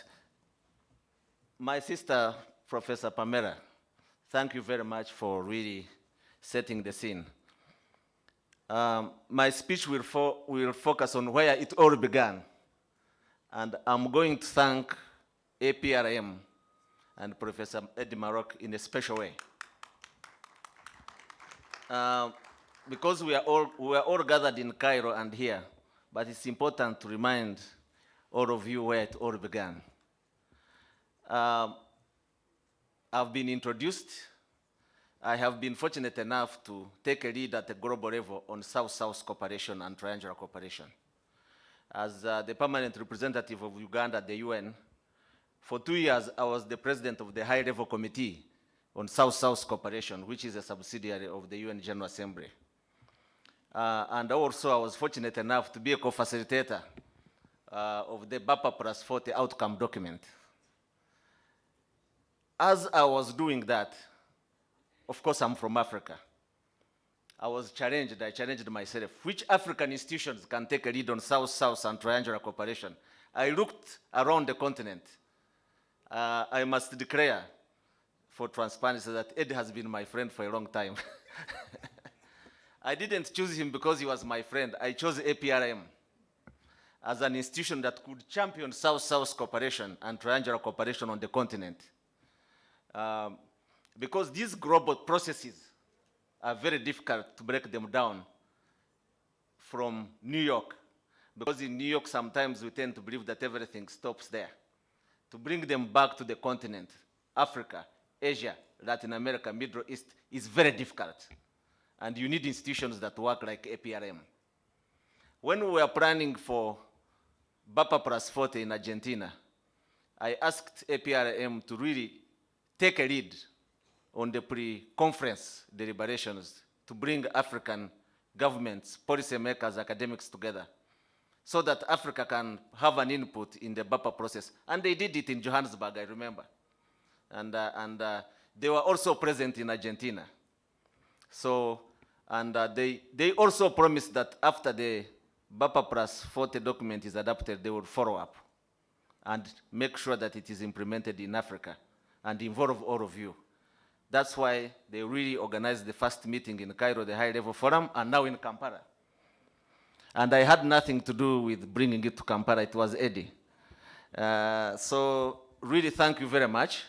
And we need more of institutions in Africa that can do this and with good leadership. And that speaks to volumes of institutions. Most times at the UN, we are consumed by the North-South divide, and nothing gets done. And programs like Pamela has talked about, which Uganda is implementing in the spirit of South-South cooperation, and other countries, for the victim, because we are consumed with North-South divide, negotiating and all that. But the process that led to the BAPA plus 40 outcome document showed me that the North-South divide was, in most cases, artificial. If you put the right issues on the table, and I'm sure all of you have read the BAPA plus 40 outcome document.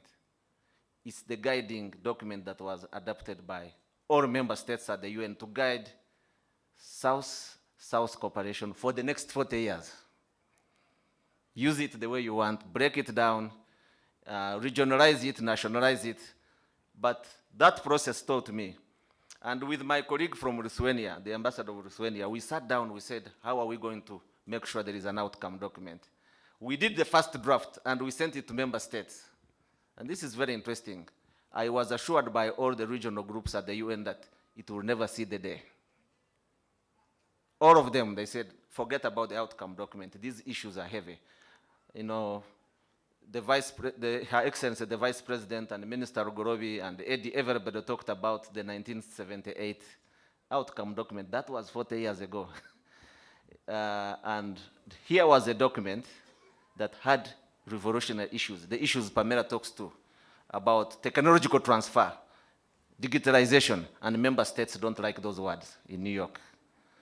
and they said, forget about this. This is ambitious, you know. Then we challenged them. We said, you know, can we go into details? We had almost 3 months of negotiations, and we had an outcome document. So with that consensus at the global level, I think we are on equal footing to implement South-South cooperation and triangular cooperation. I think it's Ed who mentioned, we need to mention the history, the principles. All this had its origin in 1955, the Afro-Asian Bandung Conference. And the principles were laid down, and these principles are time-tested, time-tested. You cannot do away with them. And if we forget these principles, we'll have no guiding, you know, we'll be really lost.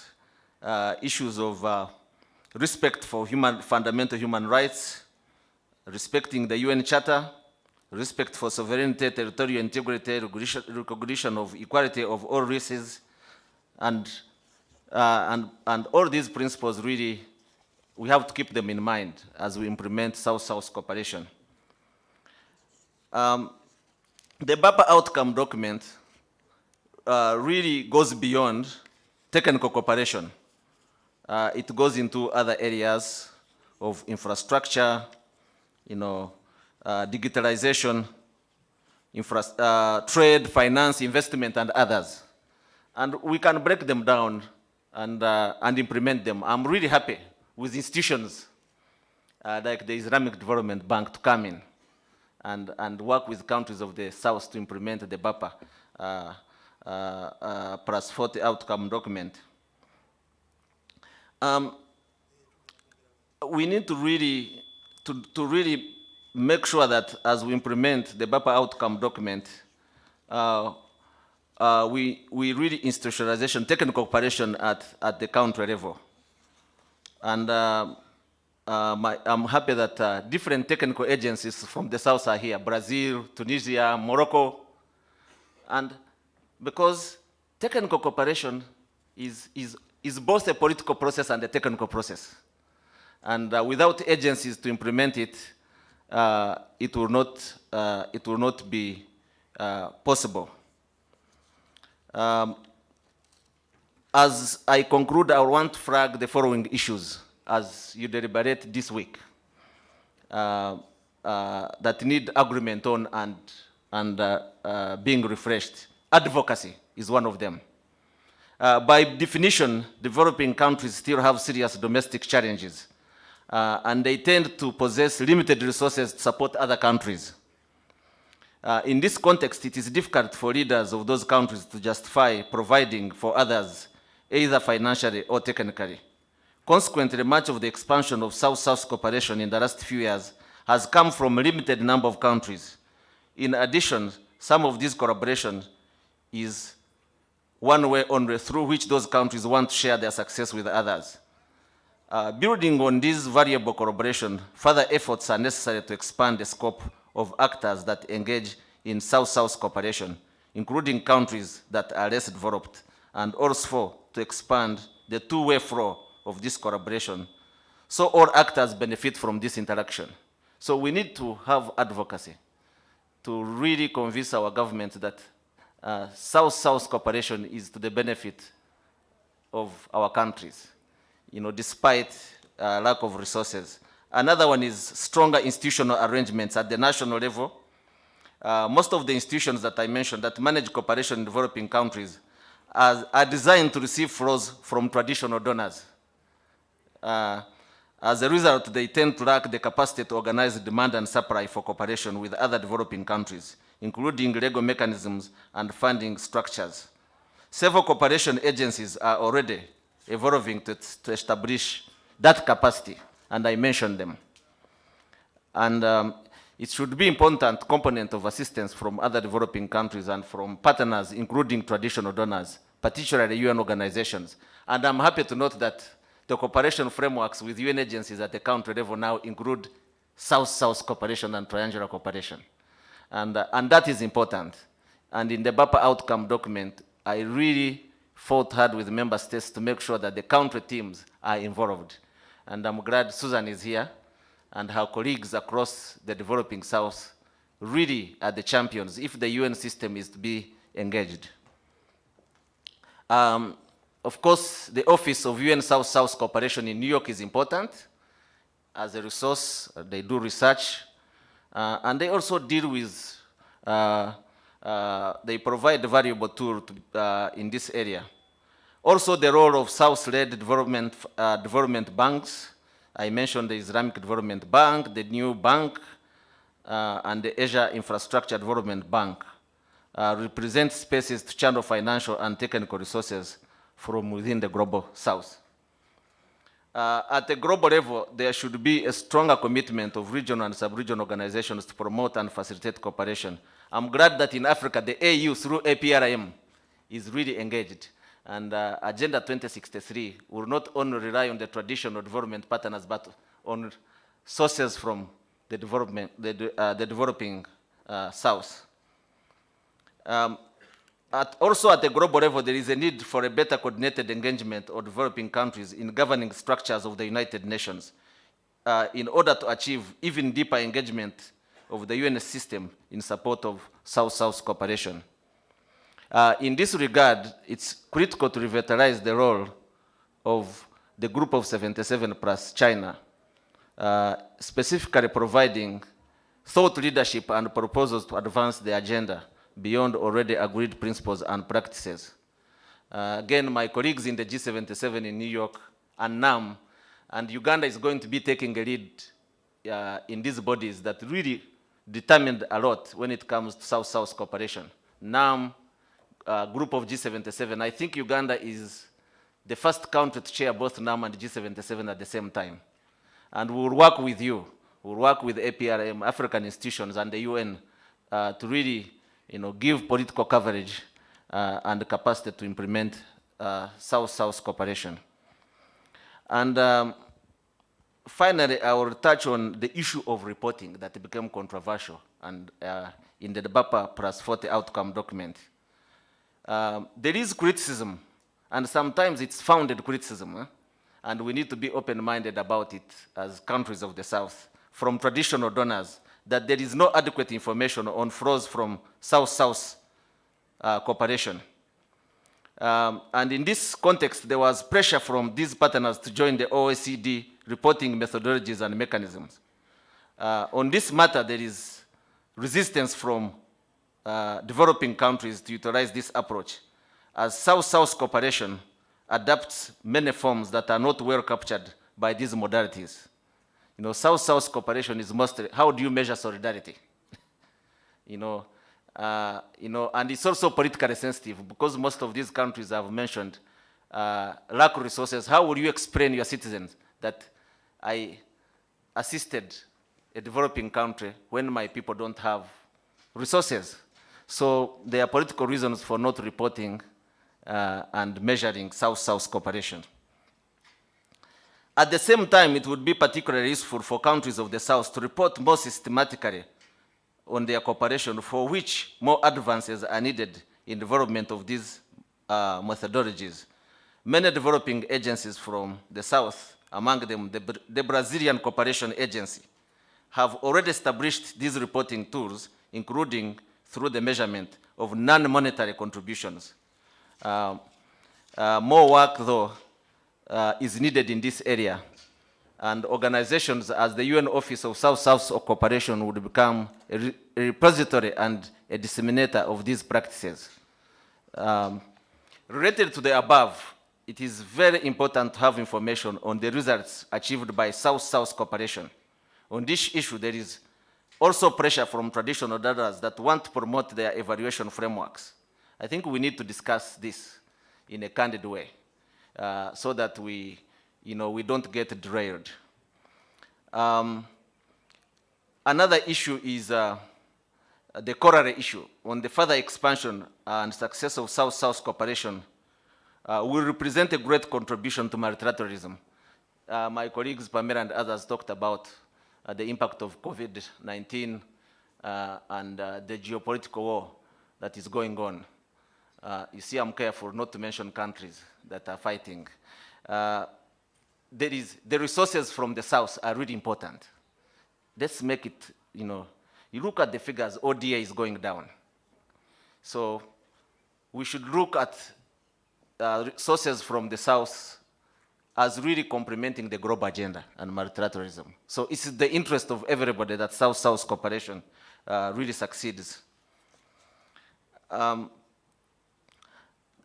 course, the implementation of Agenda 2030 has been mentioned, and South-South cooperation will really contribute to the implementation of SDGs, and time is running out. We need to leverage these resources from the South. And I'm glad that the UN Office of South-South Cooperation now is led by a person from the developing South, from the Gulf countries. And he comes in with a different perspective of really making sure that we leverage. Everybody watched the World Cup, including me. You saw the resources. We have resources in the South. We need just to leverage them towards our priorities.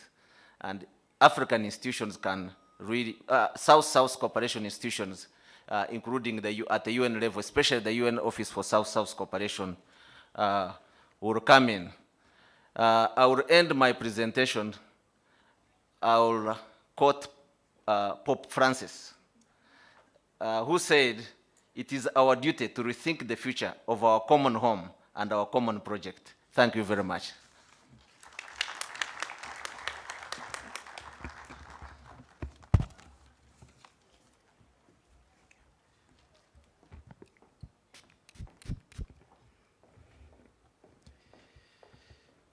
It's a fantastic quote at the end, coming from a man who began by reminding us he's Marxist.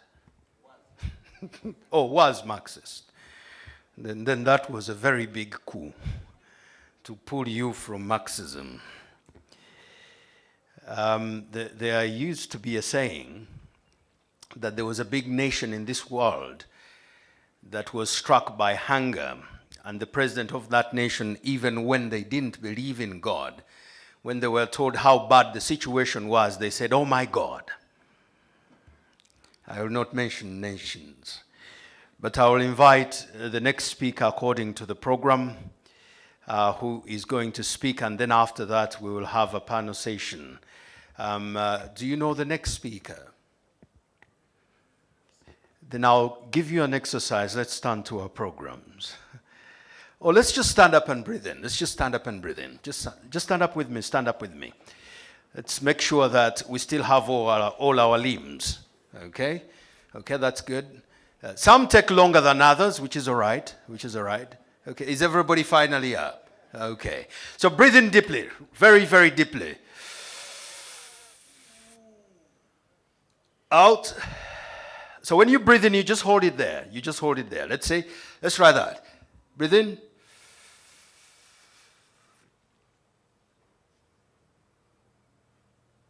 Out.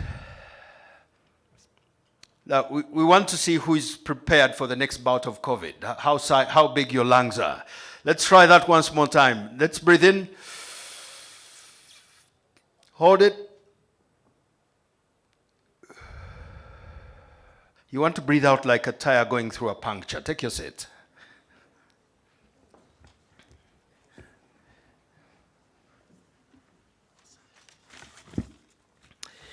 Now, our next speaker is just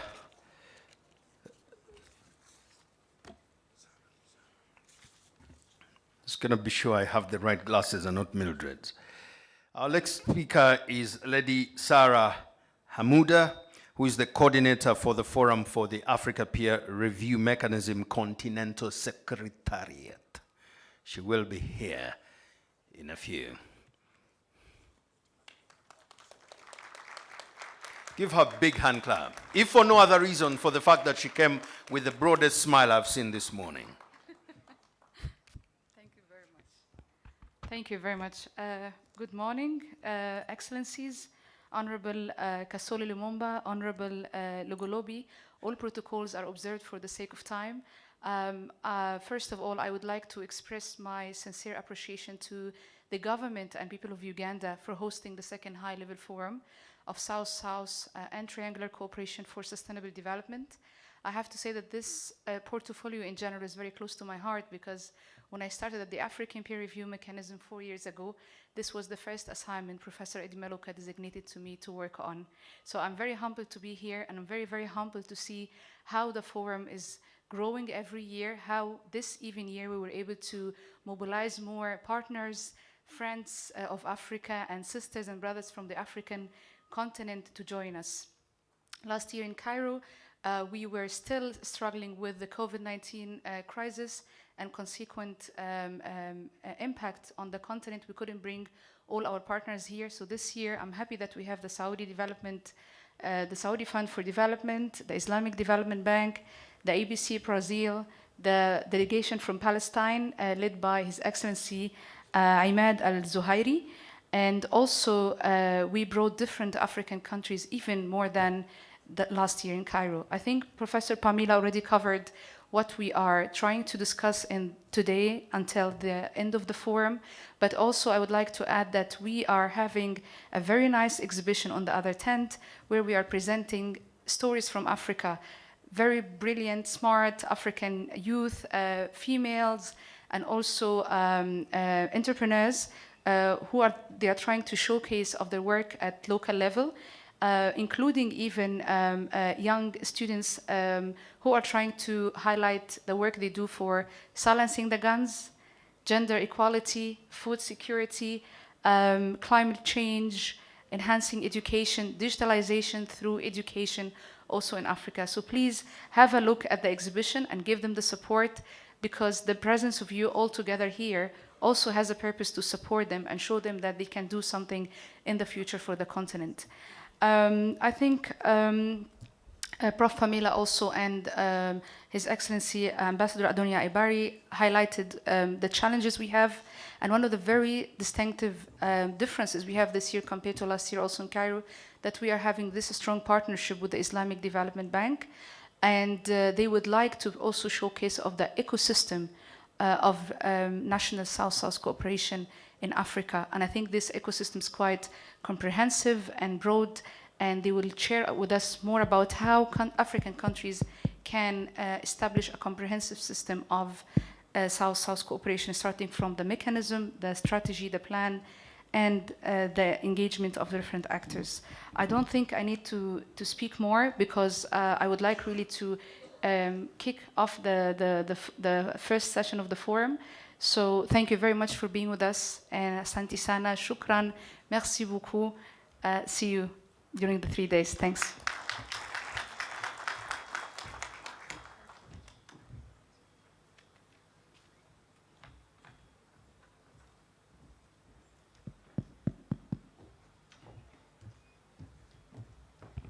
Well, this makes it very clear that it's going to be a lot of learning going forward. And before we do take our first lunch break, of course, in our first session, we're going to be looking at the global and regional context of the South-South and Triangular Cooperation for the implementation of Agenda 2063 and the Sustainable Development Goals. And it's great to know that we still have the SDG focal person, or focal minister in the Ugandan government, that is Right Honorable Kasule Lumumba, who is also today representing the Prime Minister. And in this interactive session, we're going to be looking at highlighting the significance of the Triangular and South-South cooperation initiatives, but together with the tools in promoting sustainable development within a challenging global and regional context. And that takes me back to what the UN resident coordinator did mention, and I would also like to listen to that, the how. The what has been highlighted, and it will continuously be highlighted, but if we do not get the how about all the issues, the regional context, the global context that we're talking about, then probably we may be static where we are. And in this experience sharing, to take it up, allow me invite Honorable Amara Callan, who is the Deputy Minister of Public Political Affairs and African Peer Review Mechanism focal point in Sierra Leone, who's going to take us through this session of experience sharing. Let's give him a round of applause.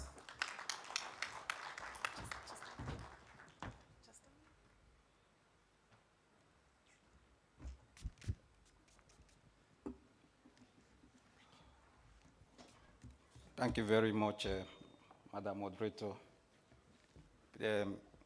Please allow me to stand on existing protocols. A year ago, I was part of the team that was in Cairo for the first high-level forum on the South-South and Triangular Cooperation. And I see my professor sitting right there with the white African dress from South Africa. In his speech that day, he was very angry, very, very angry. Angry that still at this point in time, we are still grappling with the how issue on how to expand on the African horizon in order to make Africa what we want it to be. From that point, 3 months ago, I happened to be a distinguished fellow after my CEO, Professor Eddie Maluka, who was the first fellow for the Dr. Melanie Drew lecture series under the Center for Global Africa. I happened to be another fellow that visited the United States of America under the Center for Global Africa. And I happened to visit series of universities where I provide presentations and lectures on global societies and intellectual sovereignty and bringing the African Agenda 2063 into play. And almost all of the 5 universities I visited are HBCUs, historically black colleges and universities. And at the fringes of those universities and the development of the United States of America sits the diasporans, who are the engines for the development of the United States of America. Take note, these same Africans were the ones that created the space and the development agenda that the United States of America and Europe still enjoys today when they were taken there as slaves. And today they are the researchers, they are the lecturers, they are the scholars doing the research for the mainstream American and European to do business. But here in Africa, we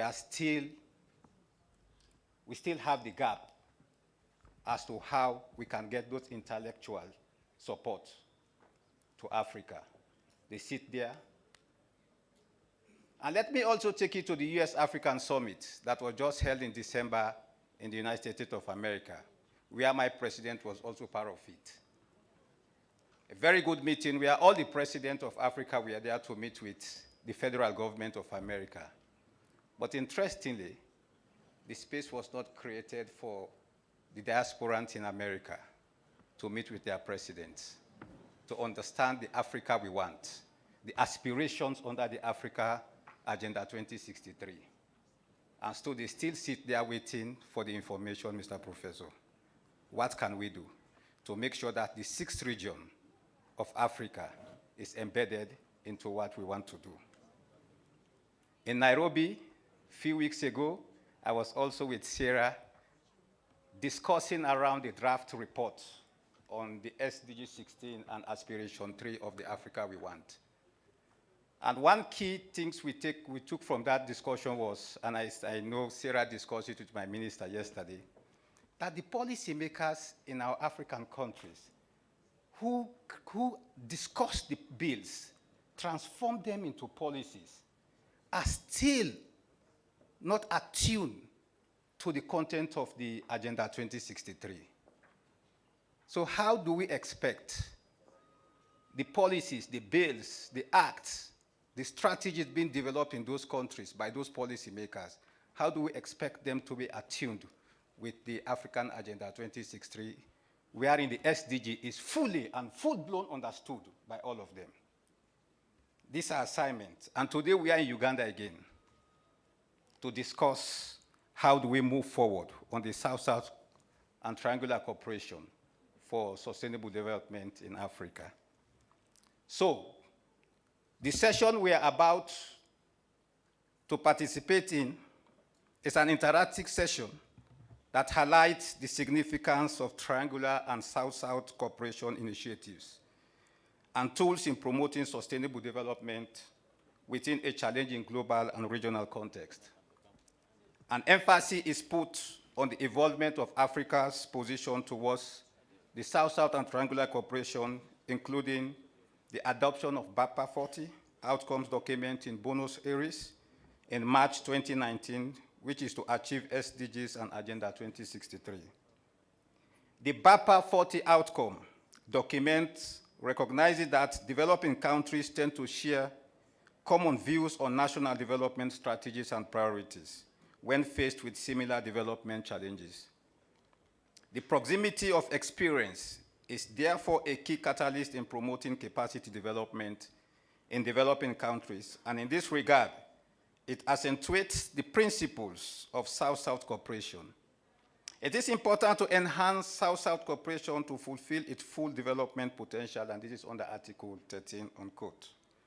Moreover, the BAPA 40 outcome document recalls the need to promote peaceful and inclusive societies for achieving sustainable development and to build effective, accountable, and inclusive institutions at all levels.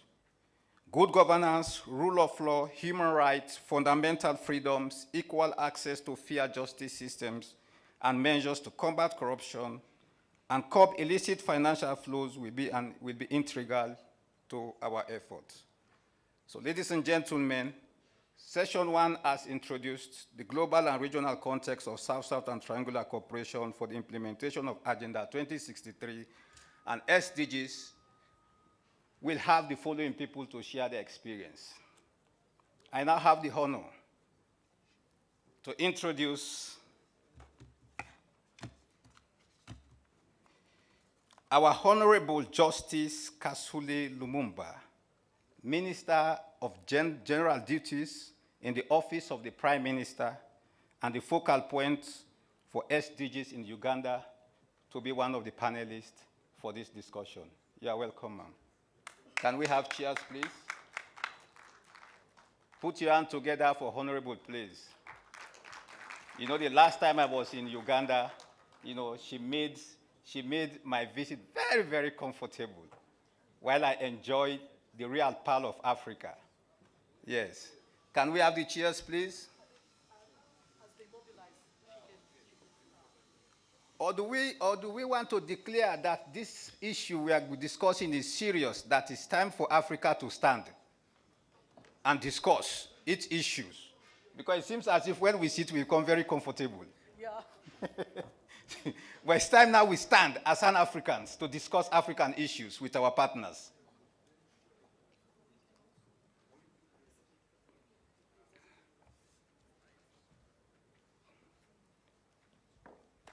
Put your hands together for my Honorable. Ladies and gentlemen, also join me to welcome the USA Ambassador to Uganda. Is he around? He will join. Okay, thank you very much. He will join us. Let me also take this opportunity to introduce and welcome Ms. Elsie Atafua, the resident representative, UNDP Uganda.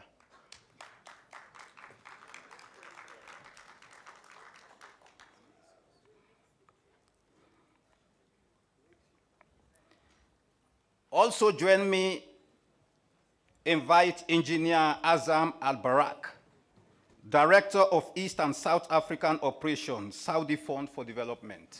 You're welcome. So, do we have more chairs? They are coming. So the chairs will come and no problem, yeah. Also, we'll have, during the session, a presentation from Ms. Zwanjun Grace Wan, the director of UNESCO. And also we'll have a presentation from Professor Yufin Lee, Senior Advisor, South-South Cooperation and Development Finance, South Center. Ladies and gentlemen, these are the panelists for this session, and I will straight off I've already set the agenda. And so let me bring in Honorable Justice Kasule Lumumba, to give us an experience-sharing statement on how Uganda conceptualizes South-South cooperation as a key principle of its foreign policy. You are welcome, ma'am.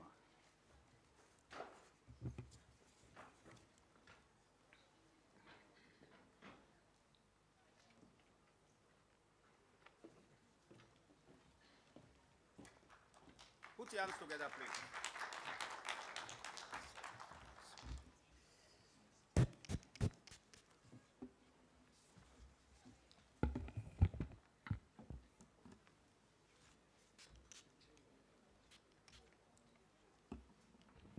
Thank you so much, my colleague.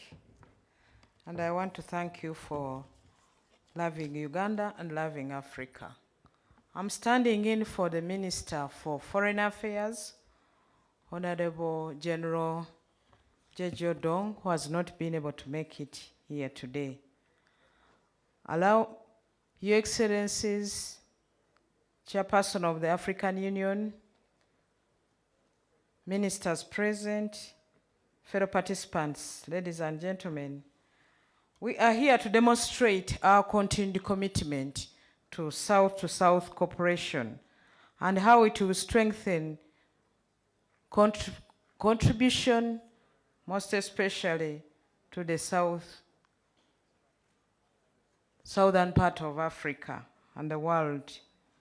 The 2063 agenda places a great importance to the South-to-South cooperation, noting that it is an essential part of Goal 19 on Africa's place in global affairs and strengthening partnership for the implementation of the goals and identifying the roles the African countries must play in sharing information and expertise from those with different experiences. The growth of the South-to-South cooperation has been rapid and outstanding, that it provides not only strong but also innovative and tangible ways to achieve these ambitions, as evidenced by the past COVID-19 era and the ramification on socio-economic development, particularly in the global south. Uganda has a unique story on leveraging the role of South-to-South triangular cooperation on global achievement for accelerating progress towards achievement of the 2030 Sustainable Development Goals and Agenda 2063 aspirations. South-to-South cooperation has offered Uganda unique solutions, including knowledge sharing and the exchange of best practices with partners with a particular development, trajectory, technical support, technology transfer, as well as financial support to realize development objectives. Uganda has benefited from a number of partnerships in various policy areas, including in the area of health, working with Zambia, Rwanda, Zimbabwe, and Mexico. Mauritius on governance, South Korea on hygiene and sanitation and refugee management, to mention but a few. All these partnerships have contributed to the national development agenda of the country. The FAO China-Uganda South Triangular Cooperation, implemented since 2012, has immensely contributed to increased crops, horticulture, livestock, aquaculture, agro-processing, mechanization, renewable energy, and capacity development for over 10,000 beneficiaries in its first and second phases. It aimed at improving Uganda's agricultural production and productivity by transferring skills and sustainable technologies. More than ever today, we are reminded of the importance of agriculture sector, which remains largely undeveloped in the global south. Climate change and COVID-19 have further intensified these existing structural weaknesses and vulnerabilities of the sector, which nevertheless remain a key source of food, income, employment, and needs to be harnessed for food security, youth, and women employment. The South-to-South Triangular Cooperation can provide increases in productivity and sustained increases in income for rural households and ensure development of the agriculture sector, livelihood, security, and sustainable recovery from the COVID-19 and the fallout of the Ukraine-Russia war.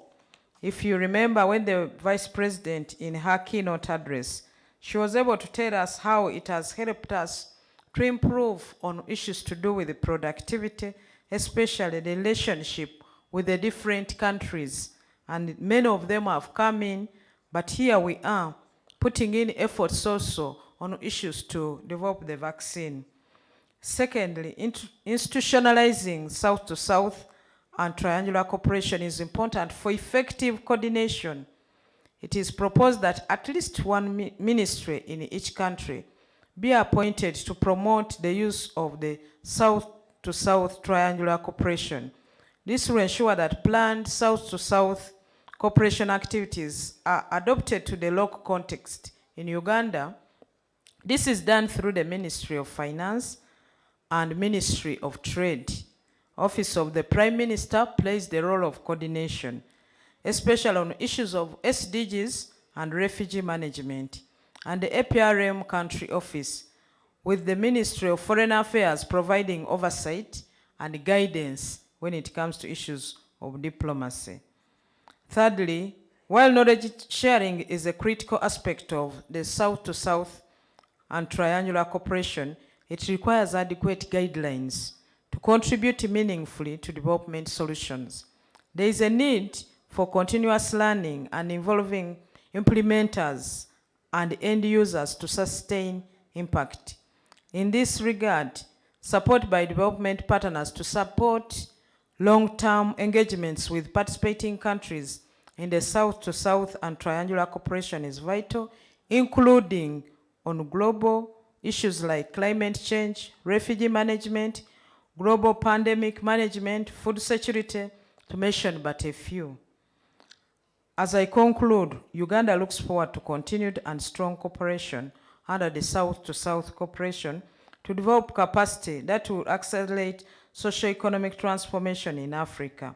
Uganda remains a strong player on the South-to-South scene.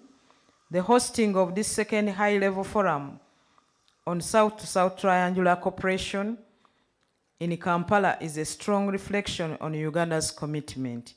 Uganda will also be the chair of the Non-Aligned Movement, NAM, from the end of 2023 to 2026, taking over from Azerbaijan. Additionally, Uganda will host the NAM and the G77 summits in Kampala later this year. We strongly believe that cooperation in the South-to-South and triangular cooperation framework remains a strong pillar for the achievement of the 2030 agenda, by the way, remaining with only 7 years, for sustainable development, and African Union Agenda 2063, among others. I thank you for God and my country.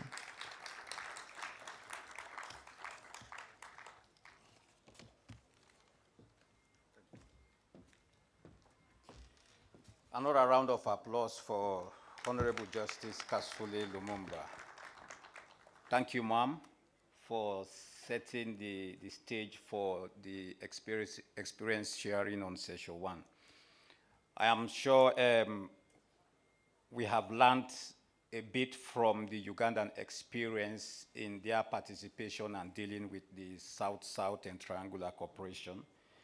And she made it clear that they have been able to benefit from unique solutions generated from the partnership they've created under the South-South cooperation. They have been able to experience best practices in the different sectors she identified, the issue of knowledge and technological transfer, which I strongly believe should be our interest now. How do we strengthen our intellectual sovereignty in Africa so that we take ownership and responsibility of the knowledge and experience we generate in our continent? the financial support, very, very much important, that they have been able to benefit alongside the other benefit that comes with the finances. But she was very strong on the idea that there is a need for us to, as member states of Africa, to appoint a designated ministry to coordinate the SSTC in our member countries. And I think she has been, or Uganda has taken the lead on that, and she's the one, the focal point, you know, on dealing with the SDGs and the aspirations under the African Union Agenda 2063. Thank you very much, Mom, for opening our horizon and creating the space for discussions on this session. Let me take you to the next speaker, who is the U.S. ambassador to Uganda. He's not around? Not even online? Okay, so we skip. We move now to our third panelist. The BAPA 40 outcome documents urges developed and developing countries and all relevant stakeholders to strengthen the effort to implement the 2030 Agenda for Sustainable Development by promoting the economic, social, and environmental dimensions of sustainability, including in all South-South and triangular cooperation policies and activities to ensure a more holistic and coherent approach to sustainable development, Article 24. In the same document, the UNDP was also commended in the same document for hosting the UN Office for South-South cooperation, while the document also stresses the need to reinvigorate the United Nations Development System in supporting and promoting South-South cooperation and triangular cooperation, aiming at implementing the 2030 Agenda for Sustainable Development. I now bring in Ms. Elsie Atafua, the resident representative for UNDP in Uganda. And my question is this: from your own experience, how does the UNDP in Uganda support national policies and implementation efforts to address development challenges, which we talk poverty reduction, gender equality, education or whatnot, youth employment, and what are the current UNDP existing frameworks or initiatives to promote regional integration at sub-regional level to support Agenda 2063 and equally SDGs? You are welcome to take the podium.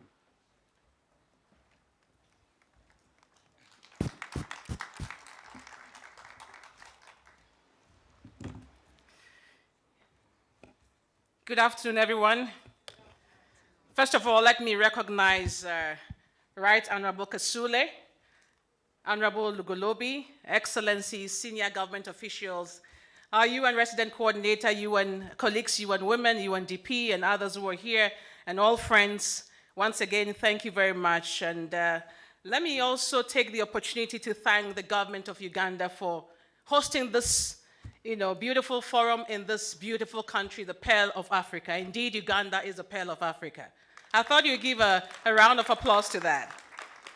And to thank all the organizers that have co-organized this with us, the APRM, ISDB, NPA, AU, SFD, the United Nations Office for South Cooperation, and all the other partners working with us. Let me first of all try to situate the conversation. I don't have a speech, so I'll pretty much speak off cuff. First of all, I know I'm preaching to the converted, but let me talk about UNDP first to be able to situate what UNDP is doing in Uganda, but by extension, what UNDP is doing at the regional level. And I think, Mr. Moderator, I'll reverse the order. I'll talk about what UNDP is doing globally and regionally and how then Uganda comes into the picture. But let me also, before then, say that this forum really provides us a unique platform to share experiences at this time when the world is battling multiple crises, COVID, climate crisis. We just came out of Ebola and many, many more, and therefore this theme around sustainable development and resilience becomes very, very key. And also for us in the UN family with our resident coordinator here becomes very important because as part of the UN reforms that we are in and UNDP's role within that context, we are supposed to push forward innovative approaches to development, and South-to-South cooperation is one of those that we are pushing forward within the broader UN context, but also here in Uganda under the leadership of our resident coordinator and of course by extension all the agencies here. So as the largest development agency in the United Nations family, really mandated to support the development agenda of countries and regions, ours is to support that transformation that we seek, ours is to support that resilience that we are seeking, ours is to support that leaving no one behind, the Wananchis, and therefore our mandate is to work with you to address the injustices of inequality, climate change, and many others in the 170 countries and territories that we work. So what is the role of UNDP in this context? And let me just situate a few things. One of the things that the United Nations has mandated us to do as UNDP is to become the support platform for the United Nations development system. And the development system is about 40 agencies that work to support the UN's agenda in countries and in the region. And in that regard, one of the things that we are expected to do is to play what we call an integrator role. And it's very simply to define that, to really try and see how best we can accompany countries and regions in very specific ways. One of them is to really push through innovative approaches to development. And what do we do in that regard practically as UNDP? First of all, South-to-South cooperation is that one innovative approach that we are using in terms of our support to countries. I think in the last 10 years, we have facilitated more than 1,000 or more, South-to-South exchanges, programs, and special initiatives in that regard. But we also under our current administrator, Akim Steiner, we have what we call the Accelerator Lab. The Accelerator Lab is helping us to find innovative solutions to complex development challenges in the 21st century, where we have about 92 labs in all over the world, particularly in the southern part, where we are beginning to think, in the age where we have artificial intelligence, what do we do about development? We can't do the same things and expect different results. So innovative approaches is one of the things that that role that we are playing as an integrator or a support platform to the United Nations. The other area that we are strongly involved in certainly is in the area of supporting innovative financing approaches. And financing approaches is not only ODA. Financing approaches is also how do we create wealth, including through the trade and finance agenda. And again, that's an area that we are pushing forward as UNDP. We are supporting data and analytics. When you look at the Human Development Report or the multidimensional poverty and others that we are working with the Ministry of Finance on, for example, here in Uganda,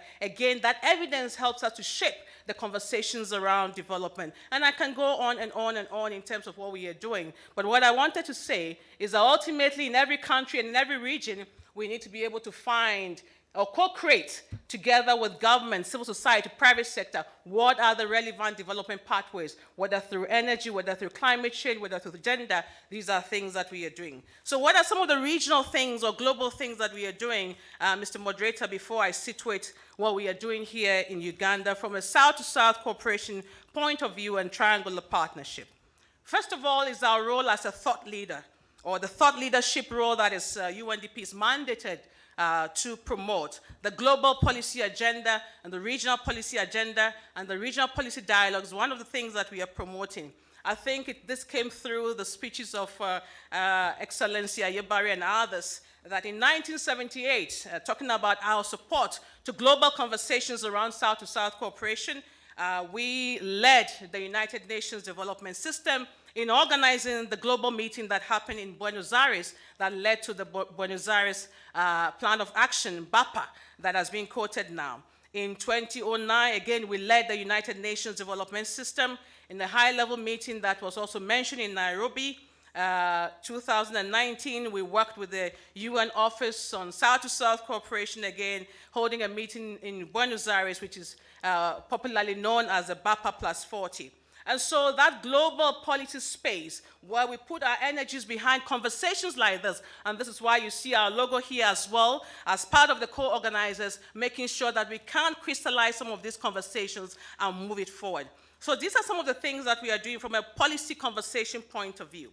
The second thing that I wanted to mention is our role in institution building and strengthening. And that has traditionally been part of the work that we do as UNDP across board, both in the regions and at global level. And I'm glad to say that before 2013, in fact, the United Nations of the Office of South-to-South Cooperation was a special unit within UNDP, and obviously in 2013 it became an office of its own. Until today, we host and manage the United Nations Office of Special South-to-South Cooperation, and that is to tell you that the institutional support that we are providing to this agenda. I was very delighted this morning when the wonderful woman came up to me and greeted me, because she said, well, I was part of UNDP's team that supported the APRM Secretariat from the beginning. And I think Professor Eddy and co, you have seen that, and when you go back history, UNDP was part of that institutional support and building, even to the APRM Secretariat that is co-organizing this event. And I can go on and on, but I think one of the things that I wanted to highlight is our work recently with the Africa Free Trade Continental Area Agreement Secretariat that is based in Ghana, the AFCFTA. As you know, Africa has the largest free trade area now in history, with 1.4 billion people. The Secretariat is the one that is managing the conversation, the policies, and everything around it. And again, we've put our weight behind that. We've been able to put in the last few years in the last few years, we've put about $5 million already to strengthen the AFCFT Secretariat to be able to support member states. So again, institutional building, institutional strengthening is one of those areas that we as UNDP have been supporting. The third thing that I wanted to highlight very quickly is that, and that addresses the question that Susan, our resident coordinator, talked about, the how. What are some of the specific things that we are doing? And some of the specific things that we are doing is really developing special initiatives, I may call it so, special projects that just to be able to push that agenda forward. And one of those is the AFCFTA. It is not possible that a continent with 1.4 billion people, we only trade amongst ourselves 16% only. Ghana is importing milk from elsewhere. I can comfortably say that as a Ghanaian myself. I know there's a minister there importing, milk from elsewhere when Uganda is pouring milk into basically the gutters. We must reverse this. And therefore, how do we use the AFCFTA as an instrument to be able to push that South-to-South cooperation forward? So we have a special initiative, particularly for the small and medium-scale enterprises we call the SME for Trade initiative. We are working with African ambassadors. We've held meetings here in Uganda, in other regions where conversations are happening, so that we can push the AFCFTA. And therefore, we have a special project at the regional level within UNDP to push that forward. The other area that we are also doing in terms of special initiatives, connecting the region. And one big initiative that we are supporting with other partners is what we call the Youth Connect.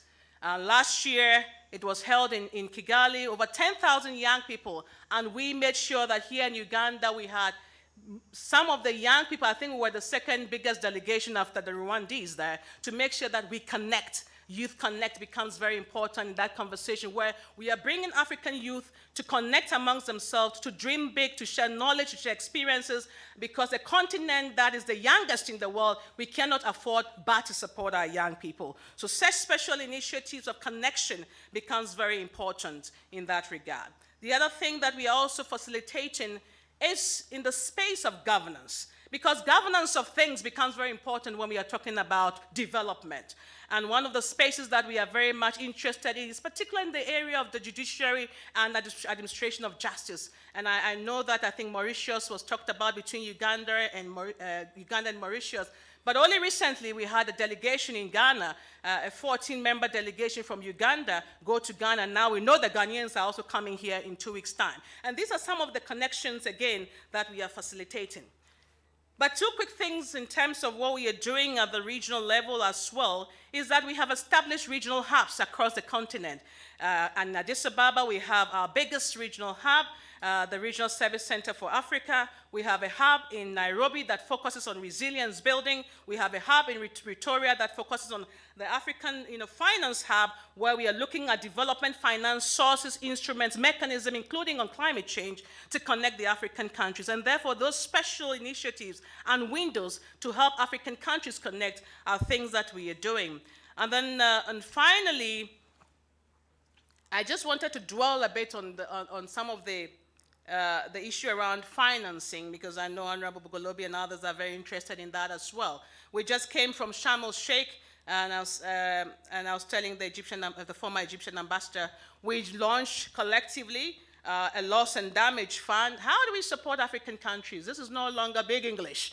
To be able to capitalize that, but also to assess eventually Africans need to position themselves. And therefore, we have regional initiatives now that are beginning to look at the carbon finance areas, carbon markets, where we can aggregate the full potential of African countries so you don't go alone. One country is going and buying 1 ton of carbon for $5, whereas other countries are getting it for $50 a ton. So how do we make sure that we position ourselves in the Great Lakes, we position ourselves in the Central African countries, we position ourselves across the regions to be able to make sure that we get what it takes from those financing instruments as well. So again, these are some of the regional things for us resident representatives as well. One of the things our regional director, Huna Ezeakonwa, has encouraged is for us to push forward what we call RR without borders. In other words, we work very closely amongst ourselves. We have teams in the Great Lakes, we have teams in the Sahel, we have teams in the Horn who are working together, because the issues that we are dealing with now on development are not only country specific, but also regional in nature. Now, having said some of those regional flavor, what are we doing here in Uganda? And I just wanted to say a few things in the interest of time. Our work here, it's aligned very much with the Vision 2040 of the government of Uganda, the 3rd National Development Plan, the United Nations Sustainable Development Cooperation Framework, and what we are doing is to really make sure that we are facilitating what the government of Uganda has asked us to do in the area of governance, in the area of environment, in the area of inclusive and sustainable growth, youth empowerment, digitalization, and many more. Now, what are we doing, since we're talking about South-to-South cooperation, what are we doing specifically to support the people of Uganda? And first, I wanted to talk about our Youth for Business Entrepreneurship and Innovation Facility, which was launched by His Excellency the President in 2020.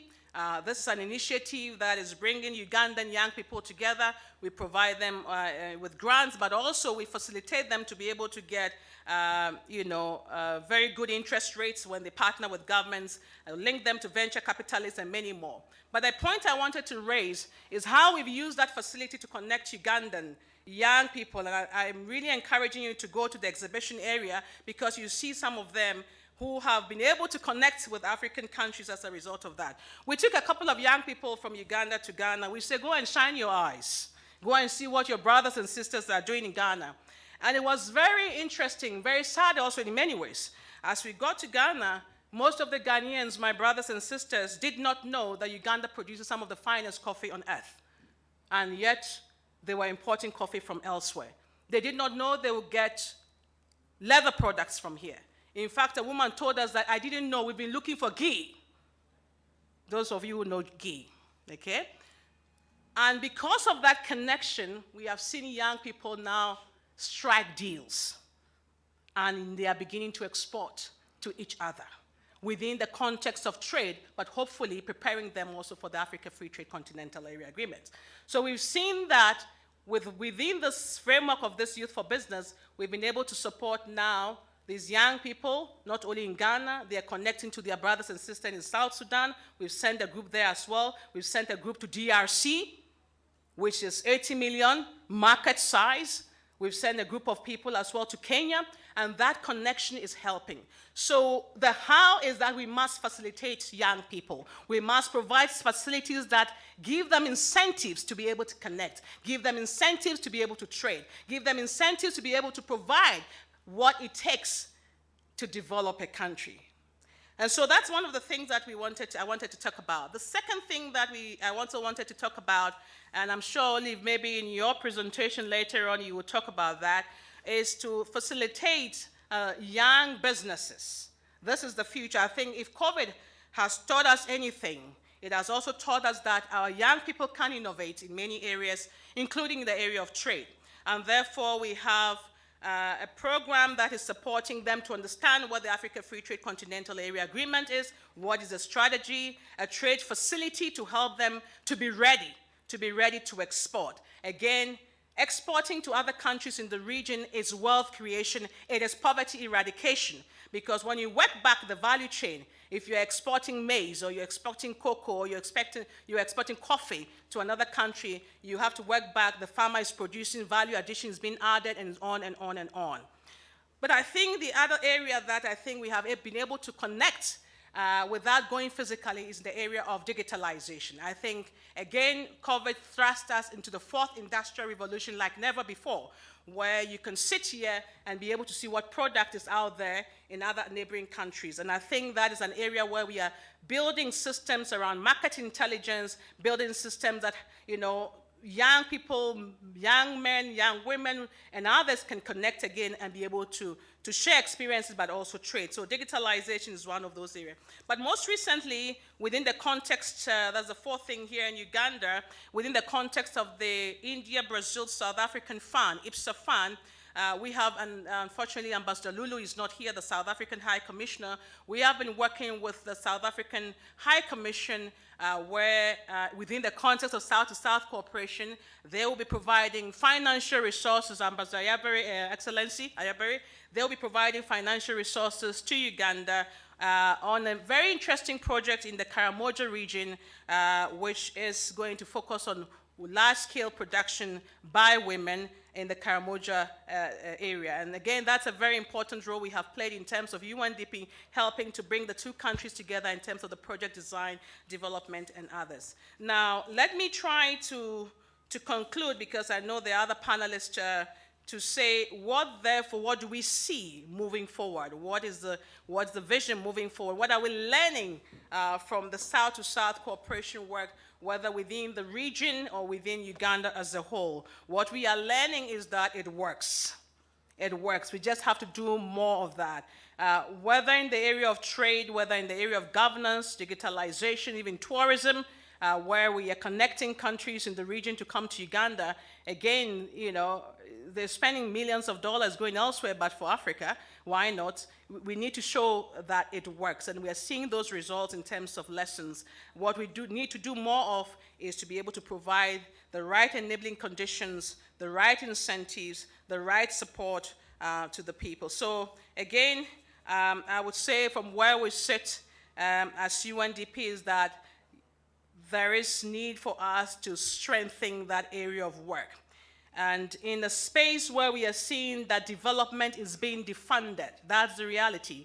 Development is being defunded. We need to start looking a bit more within to see where the capacities are, both technical, both strategic, both institutional, leverage that for the development of our countries. And so, Mr. Moderator, I'm sure I've gone beyond the 5 or 7 minutes. Just to conclude that we are excited to be part of this. We look forward to the outcomes, and we look forward to taking the recommendations that will come out of these discussions forward within the context of what we do, not only as UNDP, because we are part of the wider United Nations family here in Uganda, some of the things that we would have discussed here.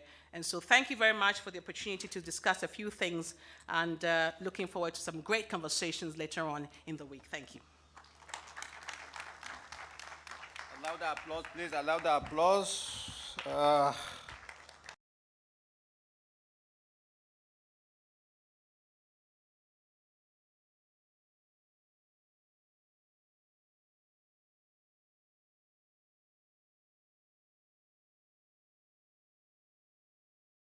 To the UNDP body for the support to this conference, but also to the support they have been providing for the APRM at all levels.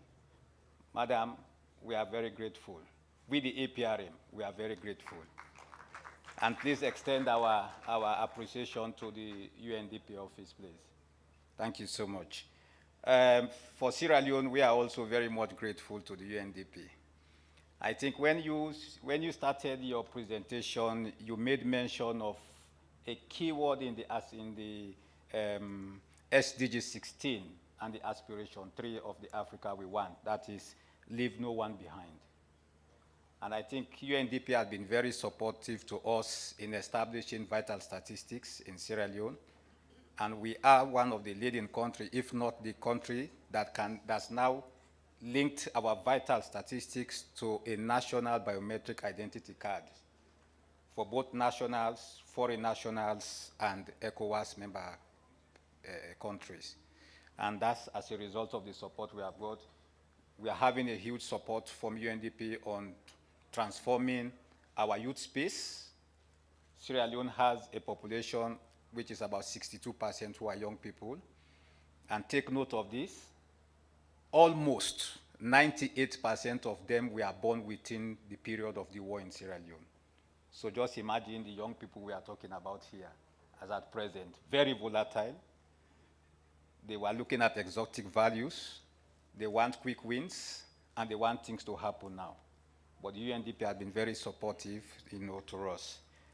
The issues discussed here are very important.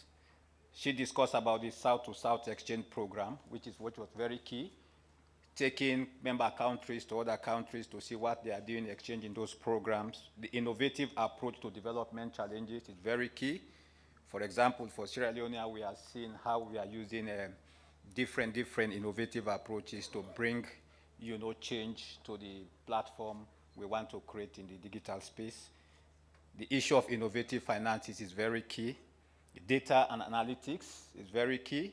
I remember in the Cairo, one of the reasons why Sierra Leone was invited to present our report, our targeted review report on how we handle COVID-19, our health governance, was how did we use data and technology to be able to do contact tracing and reduce, the number of days we closed down for the country, in a country that had just come from war, different disasters, Ebola, and the rest of it.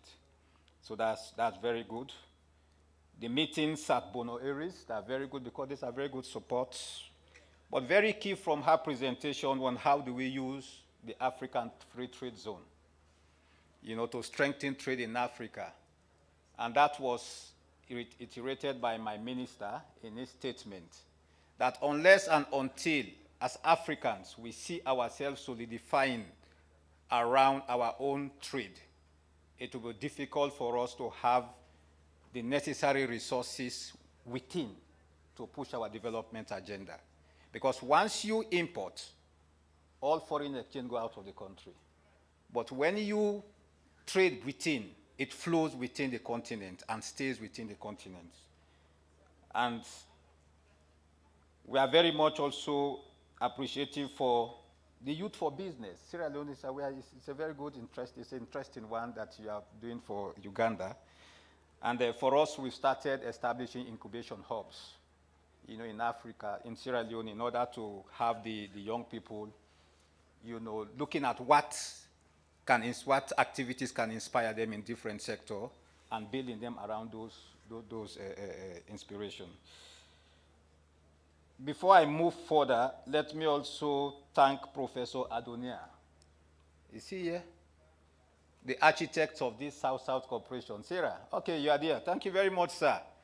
I will say thank you for breaking the back of impossibility.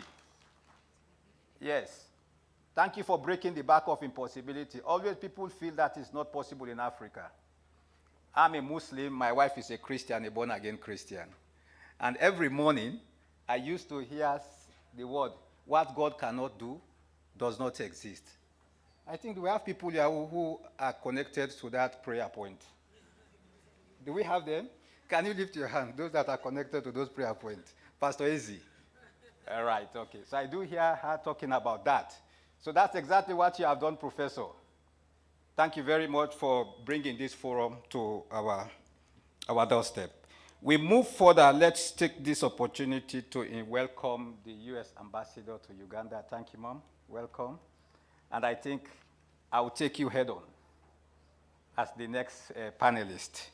And the question I have for you is for you to tell us how the United States is partnering with African nations to foster and support sustainable and resilient societies, and how US-EU partnership support implementation of Agenda 2063, aspirations and priorities.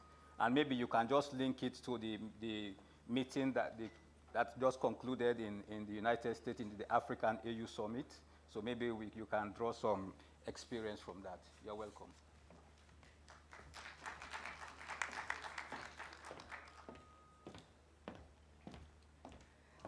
Thank you, moderator. Good afternoon, everyone. Please accept my apologies for being a little late in arriving. You guys are moving through the agenda quickly. I guess looking at the translation booths, I'll say good afternoon and Happy New Year. Bonjour, bonne année. Masal khair, kula mantum bkhair. I say representatives of the Republic of Uganda, representatives from the African Union, member states, my colleagues from the UN family, other distinguished guests, all protocols observed. I'm really excited and delighted to be able to join you this afternoon, part of this distinguished panel.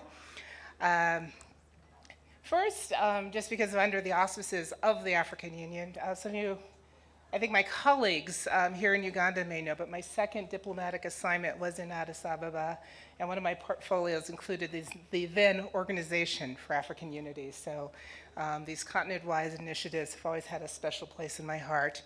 But I'm also delighted to join you on behalf of my friend and colleague, Ambassador Jessie Le Pen, who is our ambassador to the African Union, and she's completing her tenure tomorrow. So she's packing up and preparing to return to Washington, which is why she unfortunately couldn't join you here today, but I guess it's my lucky chance to be here. And I appreciate the opportunity to be a part of the discussion about international partnership and horizontal cooperation for sustainable development. I think those of you who live here in Uganda and those of you who have just arrived can appreciate the relief and gratitude that we can now proudly state that the Ebola outbreak is over. Thanks to the efforts of the government of Uganda, specifically the Ministry of Health, which led the response and coordinated donor partners like the United States. This model, US support for African-led initiatives, was one of the keys to success, and this type of cooperation was one of the themes of the recently concluded US-Africa Leaders Summit. We are pleased with the success of last month's US-Africa Leaders Summit, or ALS, which took place in Washington, D.C. It was a wonderful opportunity to renew and expand the partnership between the United States and the African continent. This partnership, which is extraordinary in its scope and reach, is critical to tackling the food security and climate crises, strengthening health systems and preparing for the next pandemic, building a strong and inclusive global economy, supporting good governance and respect for human rights, addressing the needs and aspirations of a growing youth population, and advancing peace and security. Fundamentally, the summit and all the engagement leading up to it and flowing from it is a recognition of how critical African leadership is to confronting the era's defining global peace, security, and governance challenges. We recognize leadership also comes from African civil society, which is critical to the development and success of a vibrant, inclusive democracies that deliver tangible benefits.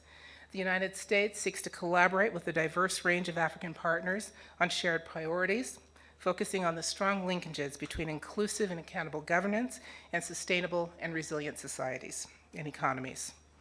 Specifically on our partnership with the African Union Agenda 2063, President Biden hosted an event with Secretary of State Blinken dedicated to this topic. Current AU Chair President Macky Sall of Senegal and AU Commission Chairperson Moussa Faki participated in that event along with numerous African heads of state. There is full recognition that our partnership needs to be shaped and consistent with the AU priorities as agreed to by the continent's leaders. During that meeting, President Biden stated the plan in working with the US Congress to commit $55 billion over the next 3 years to advance the priorities we share and to support Agenda 2063. That figure represents a comprehensive commitment from the United States to invest in Africa's people, Africa's infrastructure, Africa's agriculture, Africa's health systems, Africa's security, and much more. And for all these reasons, I'm delighted to participate in this high-level forum with APRM.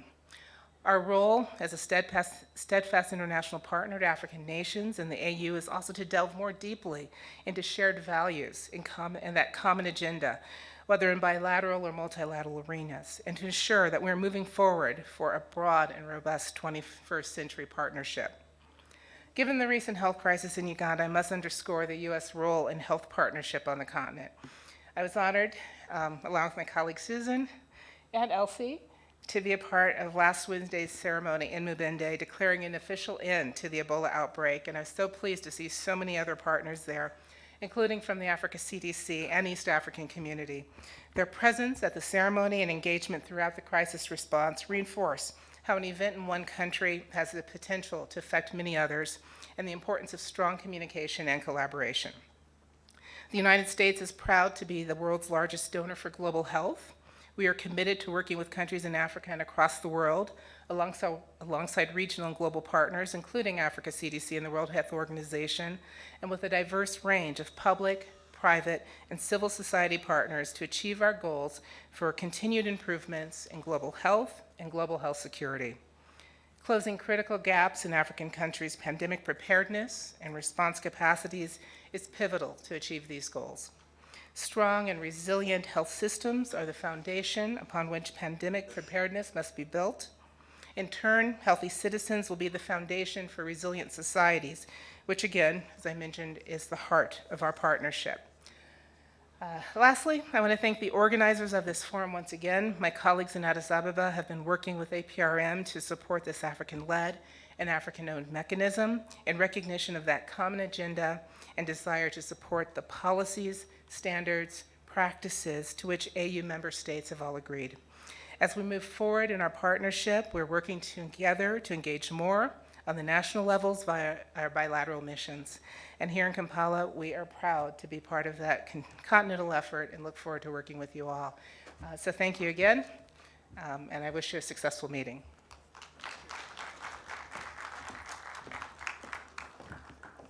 Thank you very much, Your Excellency, Ambassador, U.S. Ambassador to Uganda. Thank you for giving us an insight of what America can offer to the South-South cooperation. Because of time, we are moving a little bit faster. So let me bring to the floor Engineer Azam Al-Barak, the Director of East and South African Operations, Saudi Fund for Development.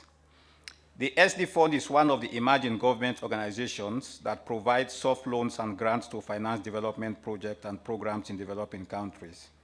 So, Mr. Engineer, we want to know, let us know more about the Saudi Development Fund's vision towards the Global South, including your engagement in Africa. And I think there is you are doing a presentation, eh? So there's going to be a presentation, and I'm sure the team should be around to set the stage.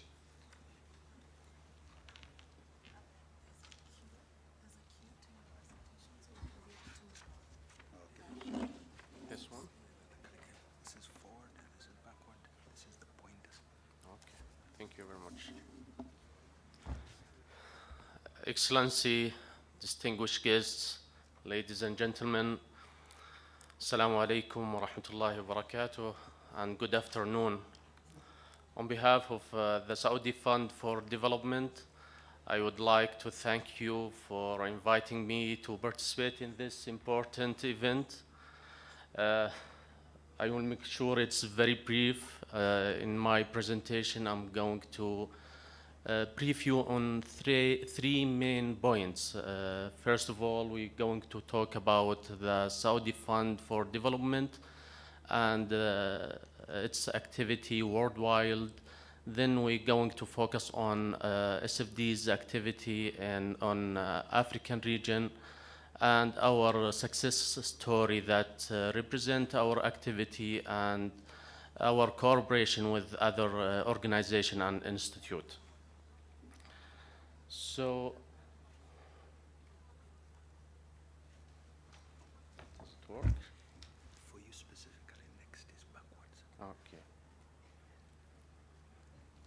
Okay, the Saudi Fund for Development was founded in 1975, and its main objectives is to participate in financing a development project in developing country by providing them a necessary loan and to finance the project.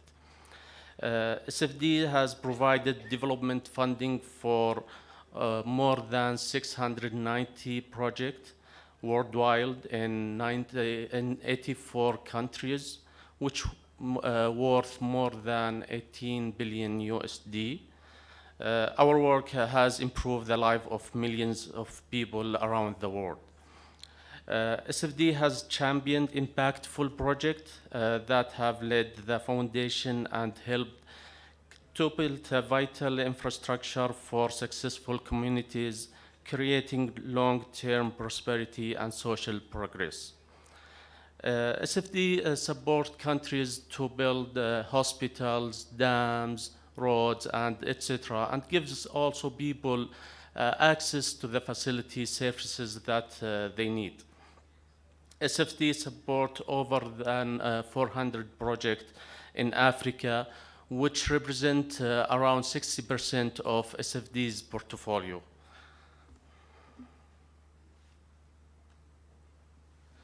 SFD has dedicated a considerable support to countries across Africa, working closely with its partner over the past few decades to support their infrastructure and ensure a sustainable future.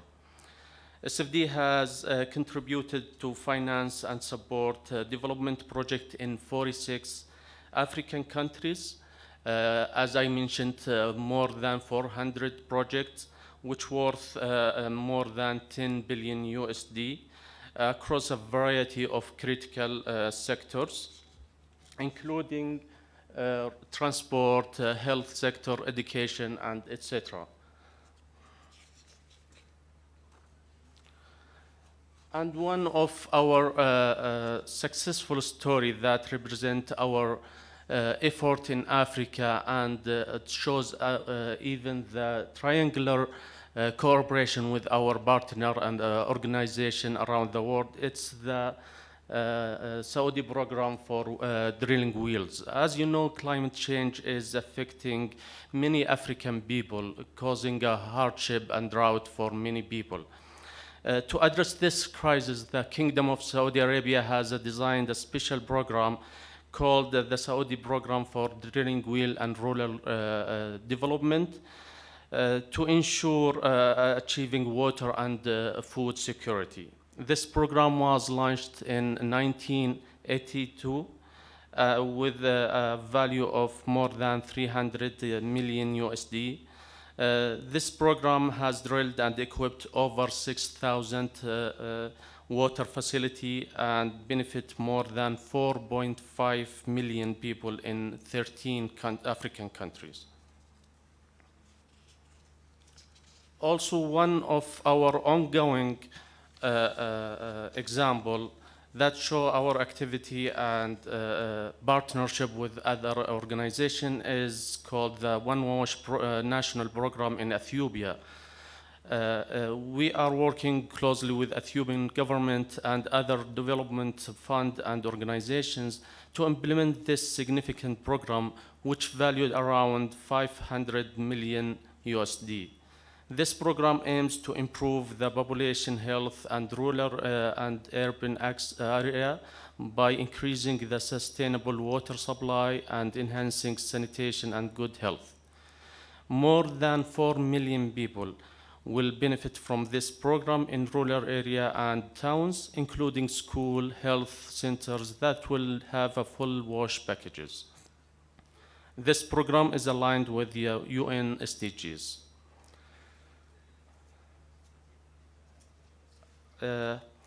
If we talk about the ongoing project and looking ahead, SFD has 154 ongoing projects in Africa with a value of 5.1 billion USD, and different sectors will benefit from this financing project. In conclusion, SFD's program has improved the life of millions. SFD aims to achieve prosperity and stability through sustainable development to build better future for the least privileged communities. SFD is committed to the long-term development in Africa, and it's enabling this by investing its resources and expertise to promote and deliver key development projects. SFD working in a partnership with international organizations to achieve the 17th Sustainable Development Goals approved by the United Nations Assembly in 2015. Thank you very much for listening. Asante sana.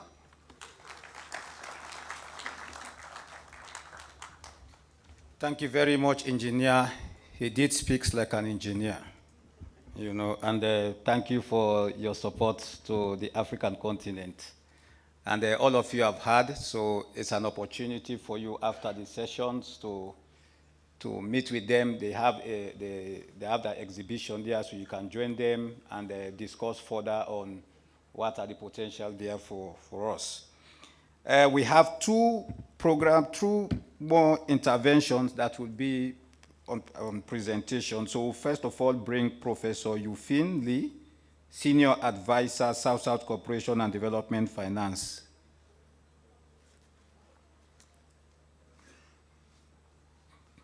Professor Yufin, are you online? Two more interventions that will be on presentation. So first of all, bring Professor Yufin Lee, So they are Senior repeating me. Advisor, South-South Cooperation and Can you hear me Development now? Finance. You are repeating me. Okay, no problem. Can you hear me now? Yes, we can start? hear you. Are you online? Okay.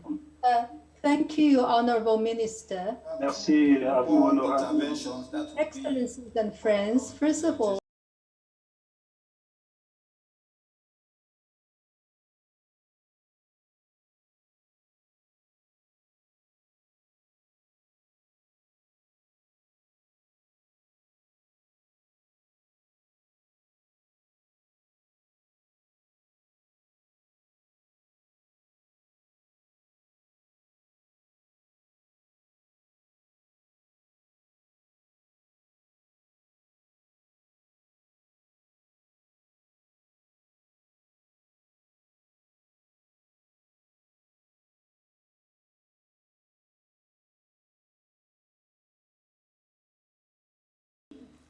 Africa had broad-based, fast economic growth, and there was much discussion about Africa rising. With this narrative, Africa reached some important milestones for South-South and Trainagular cooperation. The new partnership for Africa's development framework was formulated in 2001. I'm sure you can. The Africa Union came into being in 2002 with the leadership of AU in 2015. Africa development is long-term development and transformation priorities.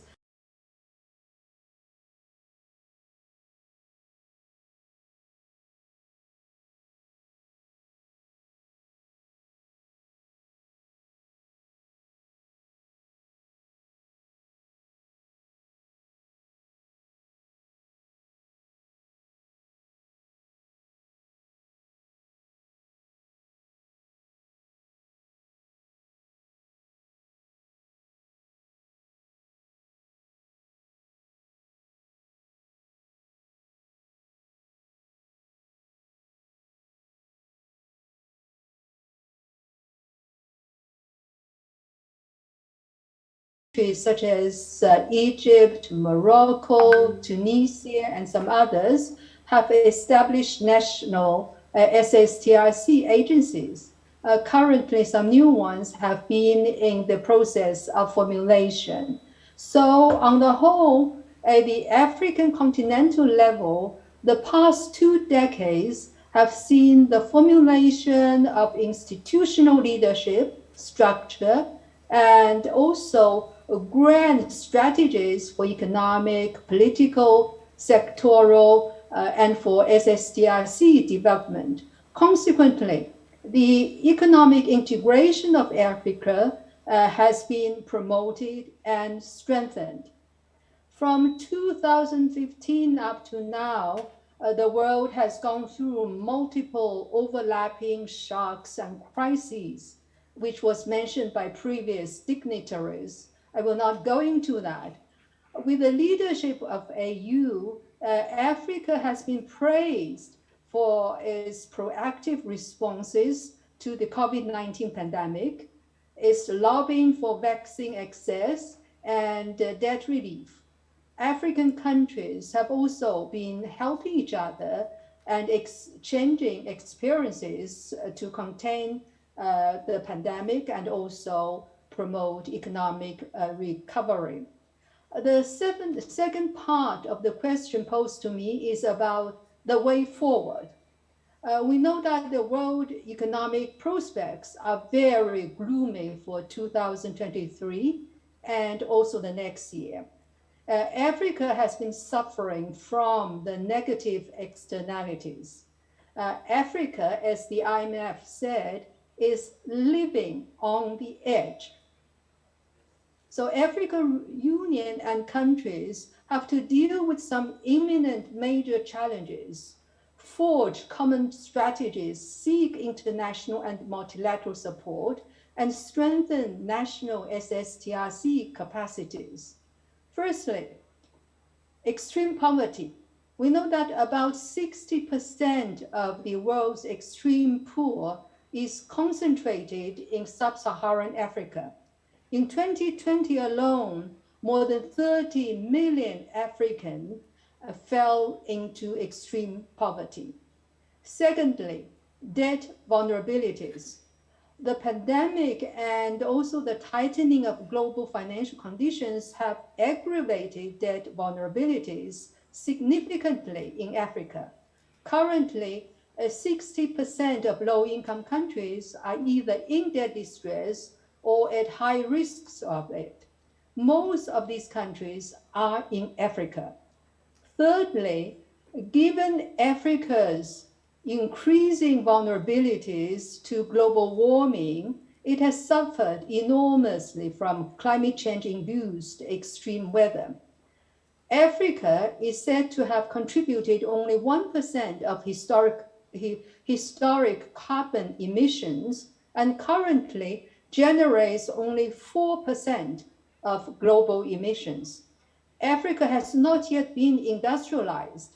To take African countries all the way to net zero emission would really burden Africa with a significant proportion of the global cost for climate change adaptation and mitigation.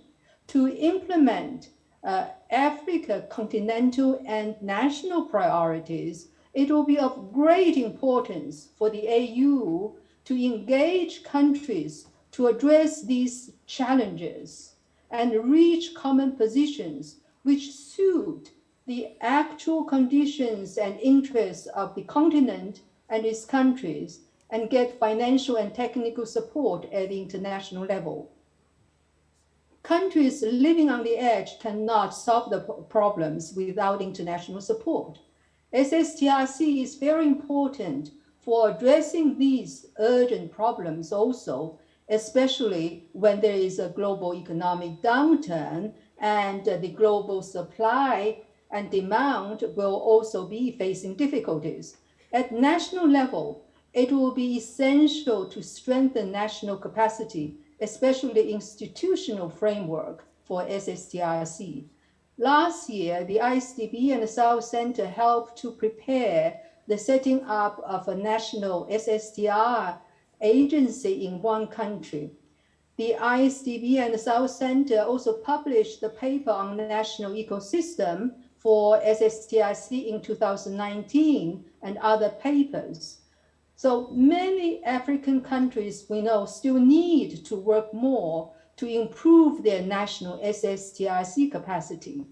We stand ready to assist the African Union and the African countries in their endeavor to strengthen national capacities for SSTRC, we firmly believe that leveraging SSTRC can assist Africa and its countries in reaching the great potential and also the bright future and implementation of the 2030 Agenda.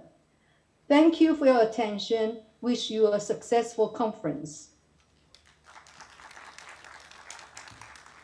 Thank you very much, Professor, for that insight, and we are grateful for that presentation. We go to the final presentation from Ms. Zhuanjun Grace Wang.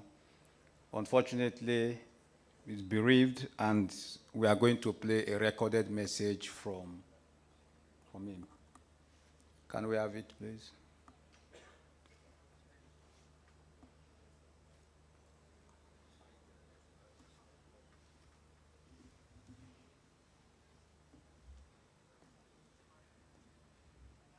And APRM focal point, Sierra Leone. Distinguished the moderator, the Honorable Amara Kalon, Deputy Minister of Public Political Affairs, and APRM focal point, Sierra Leone.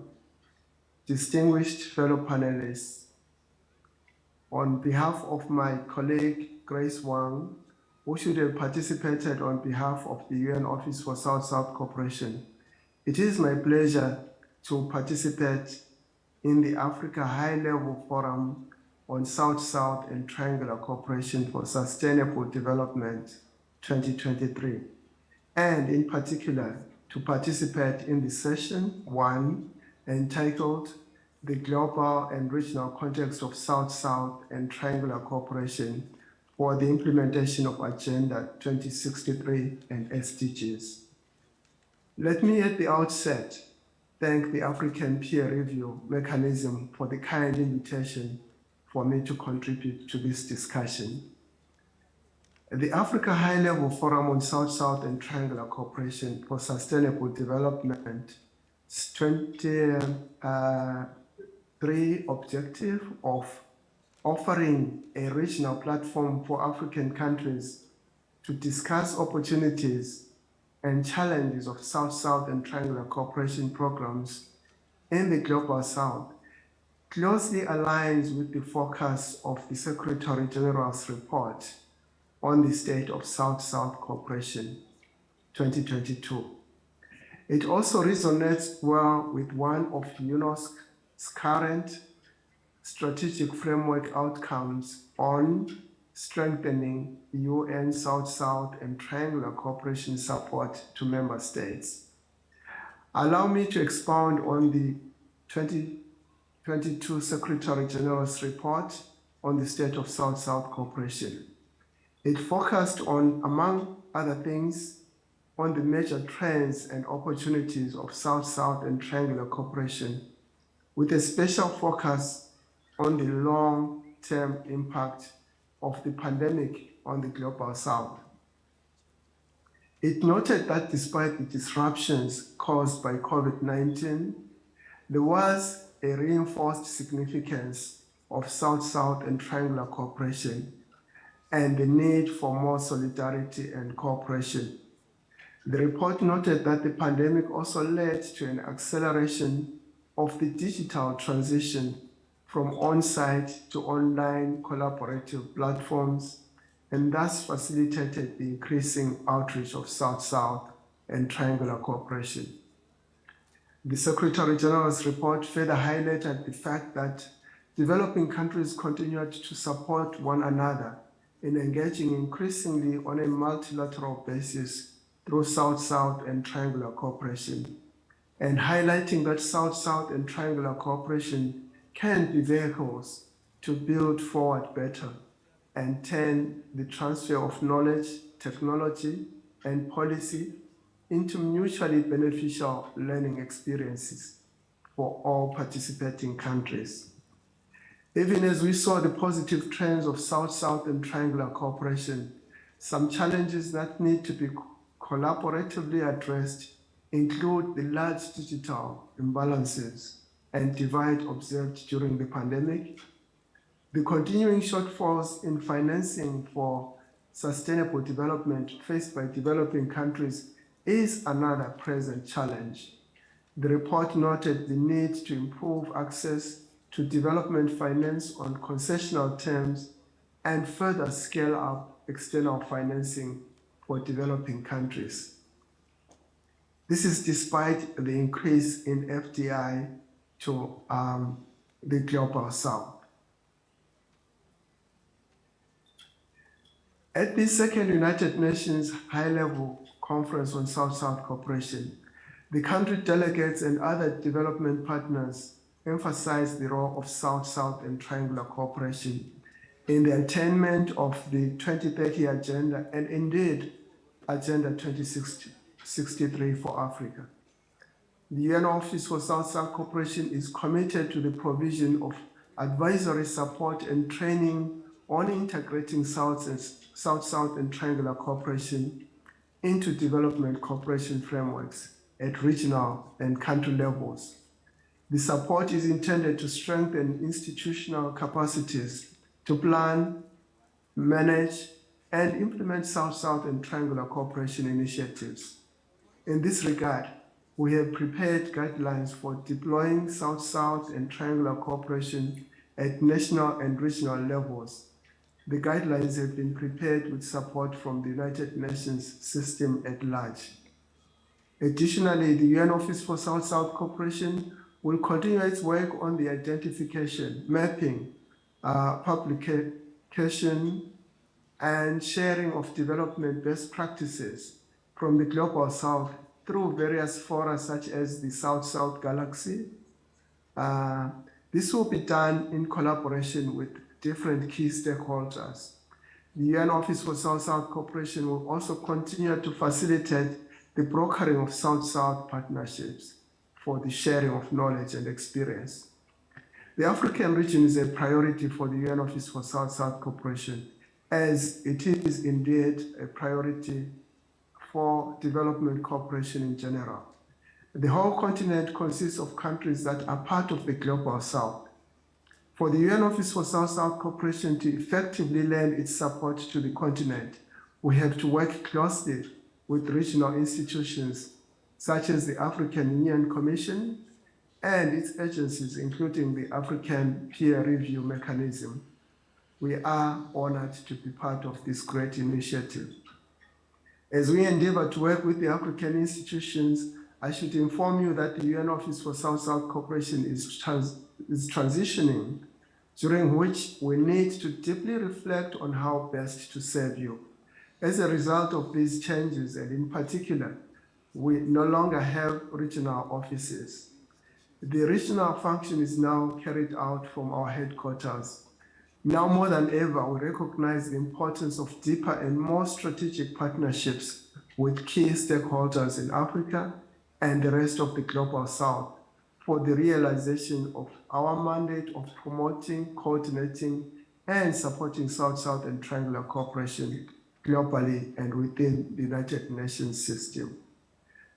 The UNSSC's current strategic framework was mainly developed before the COVID-19 pandemic and finalized during the peak of the pandemic, and will be implemented very much within the context of recovery from the pandemic.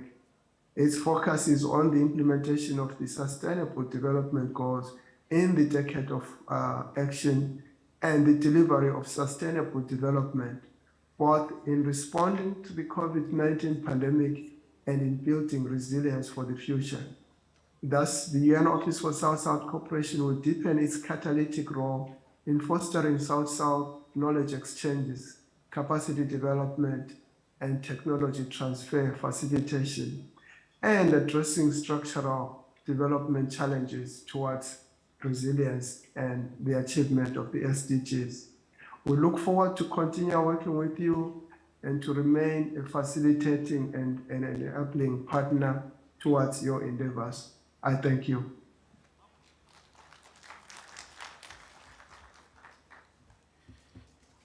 Thank you very much, Mr. Grace, for that presentation, and may God bless you.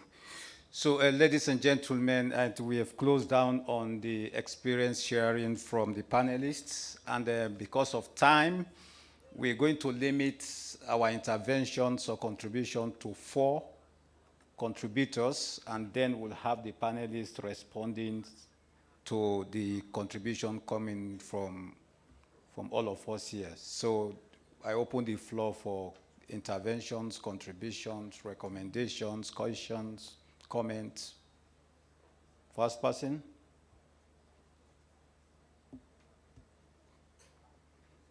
Don't worry about the lunch. We still have 15 minutes to lunch, so please let us do the needful. Yes, sir. Can we give the mic to my brother at the extreme end?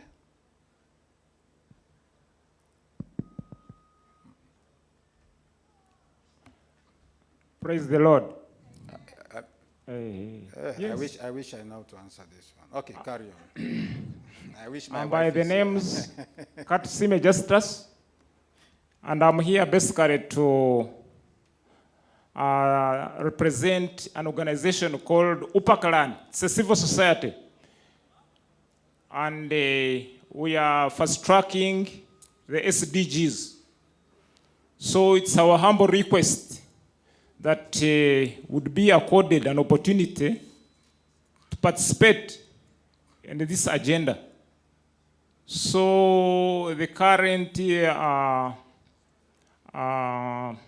presenters on the floor, I would request to see how best I can get in touch with you.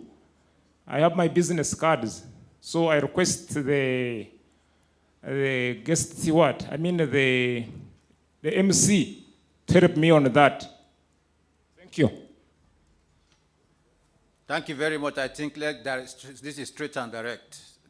Thank you very much. All of them are going to be here till the 19th, and it's a pleasure for all of them, and they are willing to meet to discuss, and there are exhibition booths. So you can even visit the exhibition booth and start, building your relationship. So don't worry about it. All of them will be available at your service. Next. Yes. The aisle on the row, second row, yeah. That's great.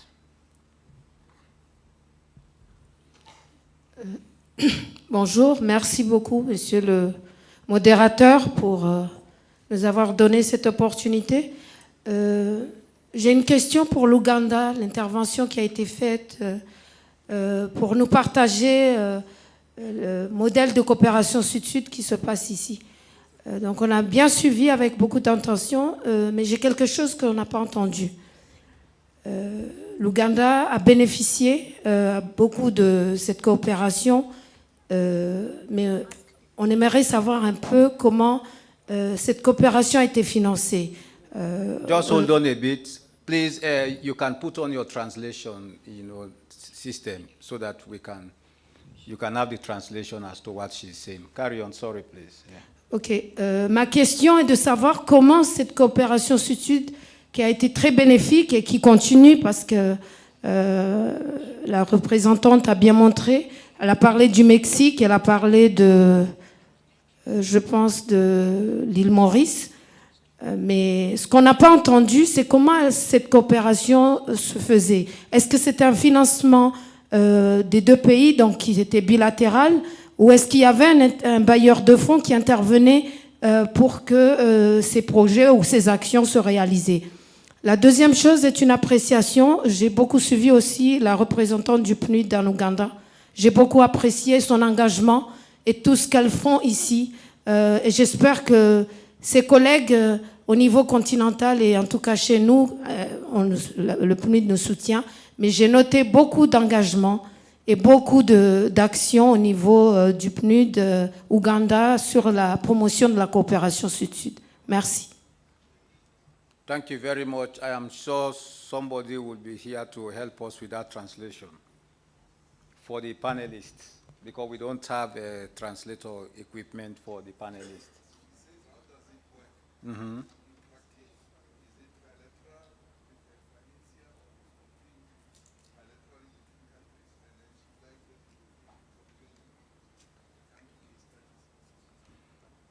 So she's asking whether the partnership, how does it work? Is it directly in partnership, one-to-one, or you can go through a third party? And that she likes the presentation from the UNDP. But she's asking whether if somebody wants to go into partnership with the institution, should they have it directly one-to-one, or they have a third party to go through to have that partnership? Anyone? Two more? Yeah.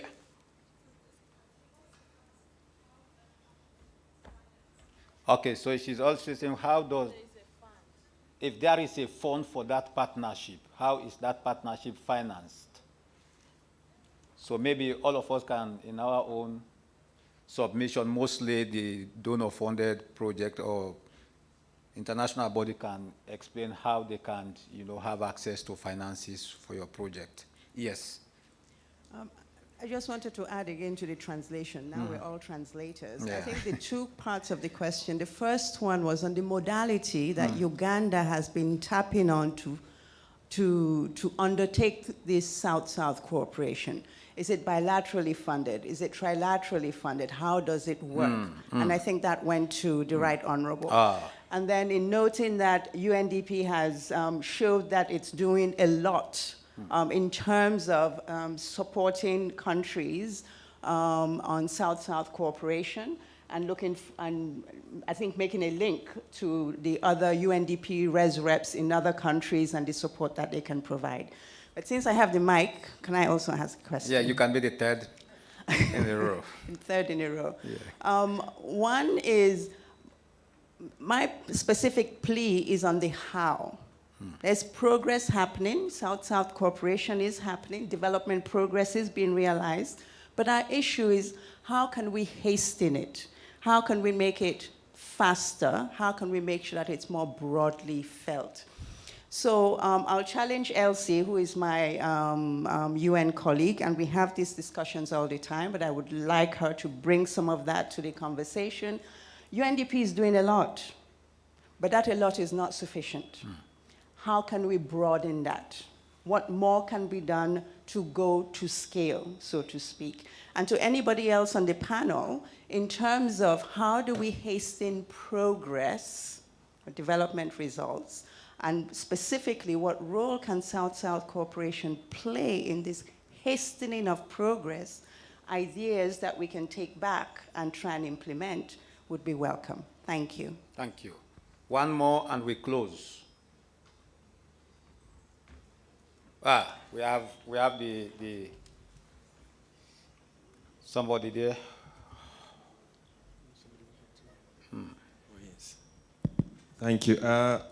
My concern basically is on... Can you introduce yourself, please, so that we know ourselves? I'm Eli Beleku from Uganda. I work with the Ministry of Works in Uganda. Because of my background, I've got interest in particularly political boundaries aside in Africa. I think somebody asked about the house. My thinking is, for instance, these transnational infrastructure projects. Background, I come from West Nile. We have relatives in Congo, some live in Uganda. But we need these connecting boundaries. I know Africa is one continent we already know under AU. Politics aside, can we fast track the regional, transnational, these roads which link across from one border to the other as part of the how, to move the products that we have from one country to the other so that we can benefit from the interventions under partnership. Thank you. Thank you very much. So we now turn to our panelists. Honorable Justice, I think they want to know how you are faring on with your partnerships. They want to learn from that experience.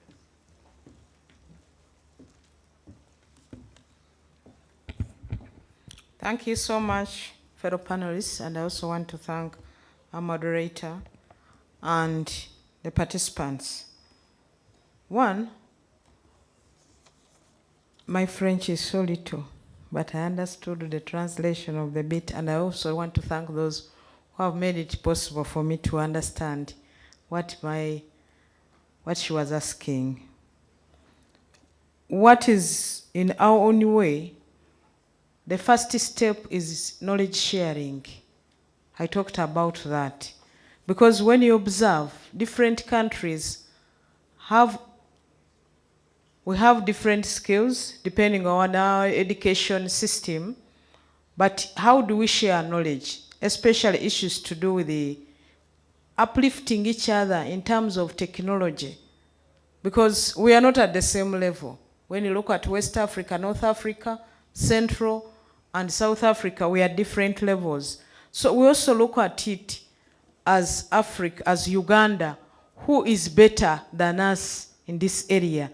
We go for that to share knowledge, but also be able to with the intention of technology transfer. So we don't only do it with the Western countries, we also do it with the African countries, because some have really made very good efforts and strides in that. When it comes to partnership, still, we look at who is good at that. That's why in my speech I was so specific to say, when it comes to health, we are working with Zambia, especially on issues to do with the vaccine. Rwanda, our neighbor, has made good efforts in marketing themselves. When you look at their tourism, I'm sorry, this is undiplomatic. Whatever they may have or whatever they may not have, you'll have to believe that they have. How do they do it? We also tap into that. And also, under the East African Cooperation, we take into that. So when it comes to Mauritius, we work with them on issues to do with the governance and technology. South Korea, on issues to do with hygiene, sanitation, and refugee management. Look out for what is a neighbor or a fellow African country is good at and tap into that. When it comes, we have talked about the issue of the FAO,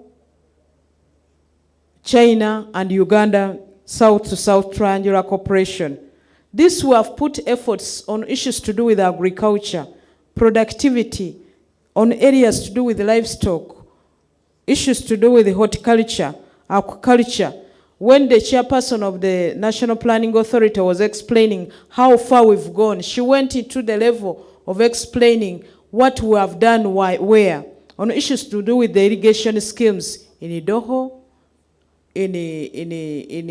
issues to do with the fishing in Waka Waka, and she went explaining all of that, giving examples. So when it comes to that, we also look at who is good at that. So we already have working with the Japanese embassy on issues to do with the productivity, especially in the area of rice, and making sure we increase productivity using small land, but also leaving the wetlands. Because that brings in the component of productivity, but also looks at the component of preserving the environment, but also fighting poverty, making sure we achieve in that goal. Then we also have, how can we make it faster? We need to strengthen the institutional framework. We need to strengthen the regulatory framework. We need to facilitate monitoring and evaluation.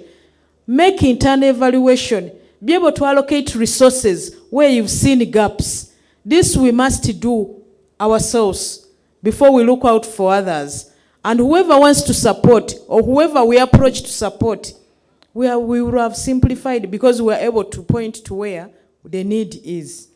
Then the issue of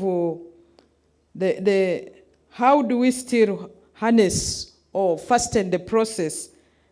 We also, now this is at the African Union level, African peer review mechanism. We need to, under the issue of knowledge sharing, we need also, you need to bring out at that level who has what. Like Ms. Helsi was talking, she brought out, they were able to identify that we have a lot of milk here as Uganda. But our brothers and sisters are importing milk in West Africa, especially in Ghana and in Tunisia and Algeria. How do we bring the two together? You can do it at your level of African Union. UN is doing it at the level of UNDP. But also now, we've had the funders also coming here to say we are funding in this area, the SFD, South Arabia Fund. Saudi Arabia, I'm sorry, to come up and say, we are funding in this particular area. So, can we take advantage under the different funders, apart from those who are here and those who are not here, be able to be specific, to mention our issues, what particular area would we need financial support? But also as we get the financial support, evaluate ourselves and make sure the resources are channeled to exactly what we need them for. But most importantly, targeting the most vulnerable.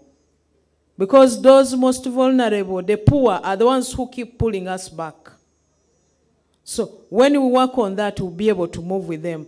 But also the issue of productivity, especially in Africa, we've tried to address it, but we still have a gap on addressing the issue of productivity in agriculture, most especially between the garden and the consumer. We still have challenges. Post-harvesting is what is pulling down the quality of our products. We need to look at that, but also, as Uganda, when you talk of how do you harness, as Uganda, somebody from the Ministry of Works has brought it to my attention when he made his submission and talked about roads. Uganda is a landlocked country. We have little resources.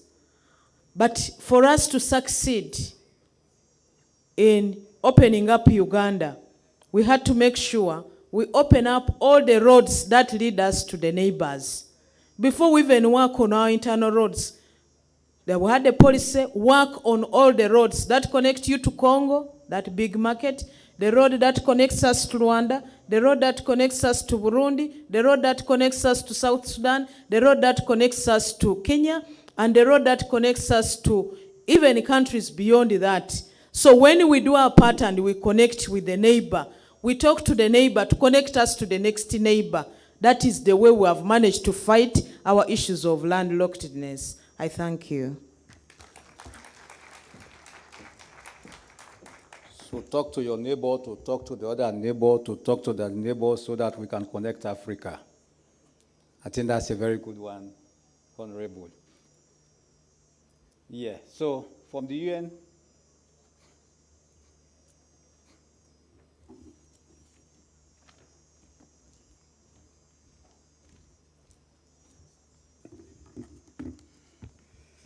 I've been challenged by Susan, so I'll deliver on that, hopefully.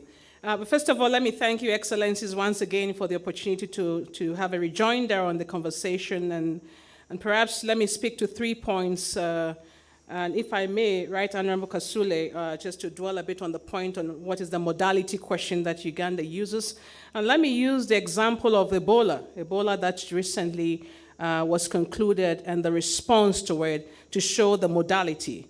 Because Ebola was not only about Uganda, it's also about South-to-South cooperation, where Uganda did not export Ebola by trying to suppress it and trying to contain it. And what are some of the modalities that Uganda utilized during the response? So it was a combination of things. Obviously, I think the domestic resources is one that we have to applaud as well. The nurses, the doctors, the ministers, and all the politicians. It was Uganda's resources in facilitating South-to-South cooperation because the government managed to manage it without it going elsewhere. And also working closely with the other regional the countries in the region. So of course, we also had modalities to do with the UN itself, where we repurposed our own core funding that we get from our core donors. That was also a modality in supporting a South-to-South initiative, and of course the bilaterals and multilaterals, Ambassador Natalie talked about it, that also supports. So I think it's going to be always a combination of modalities to promote South-to-South cooperation. I want to thank our sister for applauding the work that we do. We are humbled by it as UNDP. I think a couple of things, if you want to reach out and you're in a country, we do have our resident representatives as well. Feel free to reach out to them. We do have a very robust regional program within the Africa region, which is housed in our regional service center. So if there's an initiative that you think we can support collectively at the regional level through our regional office, UNDP, again, feel free to reach out to our office in Addis Ababa, but also our sub-offices in Dakar, Pretoria, and Nairobi, amongst others. Like I said, we do have clusters of representatives who work as a team. Again, we are happy to have that conversation with you. But finally, coming back to the question that how do we go to scale? How do we do more of this? How do we broaden the scope? I just wanted to reflect maybe on 4 quick things, Susan and colleagues, that we can collectively work on. First of all, I think we need to identify a few things, and I want to talk about the 4 I's. Let's identify a few things and do them well. Because many a times there are too many things, too much big English, and therefore we are not able to take things to scale. So if it's a question around trade, and if trade is going to be a big one for us in terms of wealth creation, poverty eradication, what can we do with trade more practically? And if you take the case of Uganda, which His Excellency the President has been the one pushing regional integration and regional markets for some time now, what can we do as a UN family? Perhaps we can have a joint initiative around that, working with some of the neighboring countries, whether it's DRC, Congo, Rwanda, or even beyond EAC and commercial countries, to identify what is it that we can do under the cooperation framework on that. So we have to identify a few things and do them well. And beyond trade, you take the region, for example. This region is going to be the one that will propel the green energy of the future. The last thing that Africa wants is that we export our rare earth, our lithium and others, and then it's produced back to us and we buy them and we impoverish ourselves the most. And therefore, between Uganda, between DRC, between Zambia, what is it that we can do about green energy, noting that we have the minerals here? So there are a few areas that we can identify and work on. The second thing that I wanted to talk about is that we must integrate South-to-South cooperation practically into our programming, whether it's government programs, UN programs, civil society, and others, because as UNDP, we do have a reporting, there's a marker on South-to-South cooperation for us. So we have to report on this. That is a way of pushing people a bit more to go to scale. So even for us in the UN, under the cooperation framework, if we do have a marker to say how much of South-to-South cooperation have you pushed as UNDP, or UN Women, or FAO and others, then we can go to scale, because then there is a system that pushes us to do more in terms of responding to the reporting guidelines as a result of that.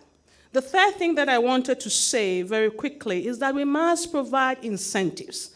Because if you don't provide incentives practically, whether they are fiscal in nature, whether they are grant form in nature, whatever form it takes, we must provide those incentives to allow us to push that agenda forward. What does it practically mean? So for us, for example, when we are deliberate about a youth for business facility, it is part of that incentive that you provide for young people to be able to exchange amongst themselves, to trade amongst themselves, or that if we facilitated the judiciary to go to Accra, it is part of creating some incentive mechanism for them to be able to exchange. And therefore, whatever form that incentive takes, whether it is monetary or non-monetary, we need to be able to be deliberate, and the word is deliberate. About that. So I think we have to be able to figure out what are the incentive mechanisms that we can be able to push to get things to go to scale. And then finally, it will be on, we need to put our, what's the word, to put your something where your mouth is. Your money where your mouth is. We have to invest. You know, for me as a representative, but also a woman of the soil, it's sometimes paradoxical that we have all it takes to develop as a continent, and yet we still wallow in poverty. We have to invest and we have to be deliberate. And I think, again, once again, if COVID has taught us anything, if Ebola has taught us anything, if the war has taught us anything, we know that we have to be resilient to crisis and shocks. In other words, South-to-South cooperation will be one of those instruments and tools and platforms where we can connect with each other, where we can build resilience, whether it's on our economies, on our social part of development, environmental part of development. Hopefully nobody got hurt, yes. Yes, to do that. So let's invest, and that investment, again, can take different forms. But finally, I talked about the 4 I's, but let me add one as I conclude. Information is power. Information is power. We must document the stories, and the documentation of the story is not only in books and publications. We must find ways of telling the story to our people so that they can connect. The gap in terms of knowledge is quite huge, and I've been quite baffled that some of the things that we take for granted, people just don't know they exist in our region. And therefore, we must be deliberate about it. So that would be my 5th eye. I think, Susan, we can unpack some of these things within our conversation with the development partners. I think you and other ambassadors and the Prime Minister are leading the National Partnership Platform conversation. South-to-South cooperation could be one of those that could be part of that partnership conversation, and how we can practically support Uganda and other countries in the region to take this conversation forward. So once again, thank you. Thank you very much. Identify your niche and also make sure that you put your mouth where your money is. And put the money where the mouth is, so it can be vice versa. But that's very important. If we are able to identify our niche at country level, and I think that will help us to trans-trade, within Africa. And countries will know what I need from Ghana, what I need from this other country, then we can facilitate. Unless otherwise, but I'm not sure, Madam Your Excellency, you have 1 minute, to make a statement, then that will be followed by Engineer Azam. Another minute, then we can do the announcement. No, thank you. I'll be very brief. And I'm so glad, Elsie, that you added your last I, the information sharing, because that was the point that I was going to make. And I think I've heard it mentioned in some of the comments from the many participants today, especially the gentleman from civil society asking, how do I connect with you? And I think that's one of the challenges. And Susan and I were at a meeting this morning with a small sector of donors here in Uganda, where the conversation was about how do we inform each other of what we're doing to minimize duplication of effort? How do we support each other? How do we make sure that the government understands what we're doing to support those things? So I think forums like this, an opportunity to come together and share information, to communicate, to get away from some of our scripted remarks, and really make sure that there's a clear understanding is so key to everything that we've talked about in development. I mean, some organizations, partners, countries may have a competitive advantage in one area, and we need to use that to its full advantage. But we're not sharing information amongst ourselves, with the communities, with the governments that we work with others, I think we'll forever be stuck without any progress. So I'm glad that you raised that, Elsie. I'm glad that others mentioned it, and I'm glad to be here, part of this conversation where we can really share those ideas, hopefully with achieving the goals, the 2063 goals. And I think that was less than 1 minute. Okay. So, thank you very much, and they are all available for the next 3 days, and you will join them. So this, thank you. Well, let me say thank you very much on behalf of my panelists, for your listening, to us and responding as you've done. I think we'll continue this conversation. This is just, a tip in the iceberg, and there are more information, held to these people in front of us. So let's take advantage of this time to talk with them and see how we can, establish partnerships. So I want to say thank you very much to my right honorable. Thank you very much, His Excellency, the Ambassador, Engineer Azam. Thank you very much. Ms. Elsie Atafua, thank you. Professor Yifin and Grace, all of you, thank you very much for giving it an announcement. All ministers and ambassadors are invited for a lunch meet at the Palm Hall during lunch period. So all ministers and ambassadors are invited to be at the Palm Hall for a lunch meet. The rest, the ushers are around and they will take us to the appropriate place for our lunch. Thank you very much and God bless you. Salamu alaikum wa alaikum salam.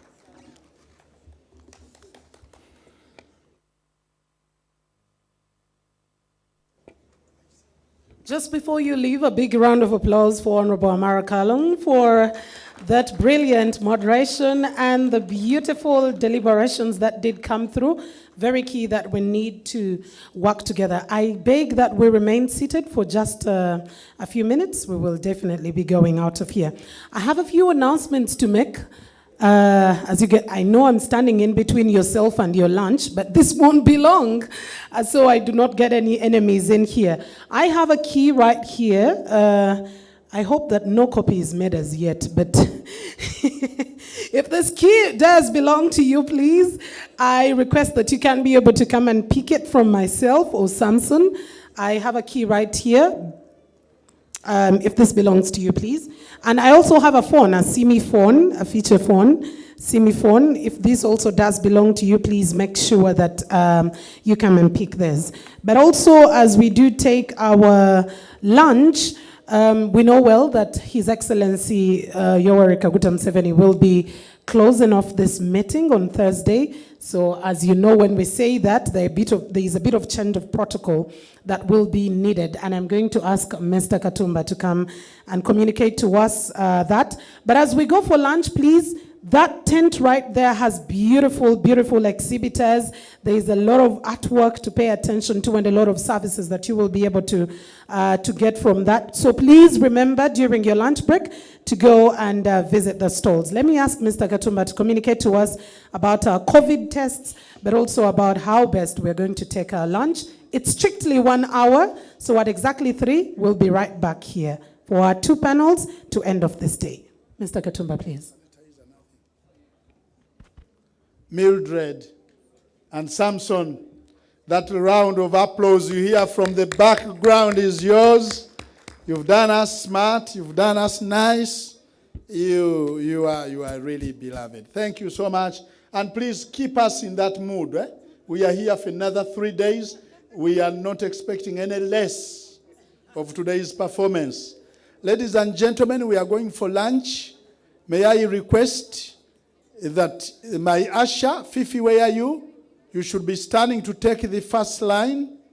The front people here, please, may I request you move. And the first line after the front, the first line here, you move. Fifi is at the entrance to take you to Palm.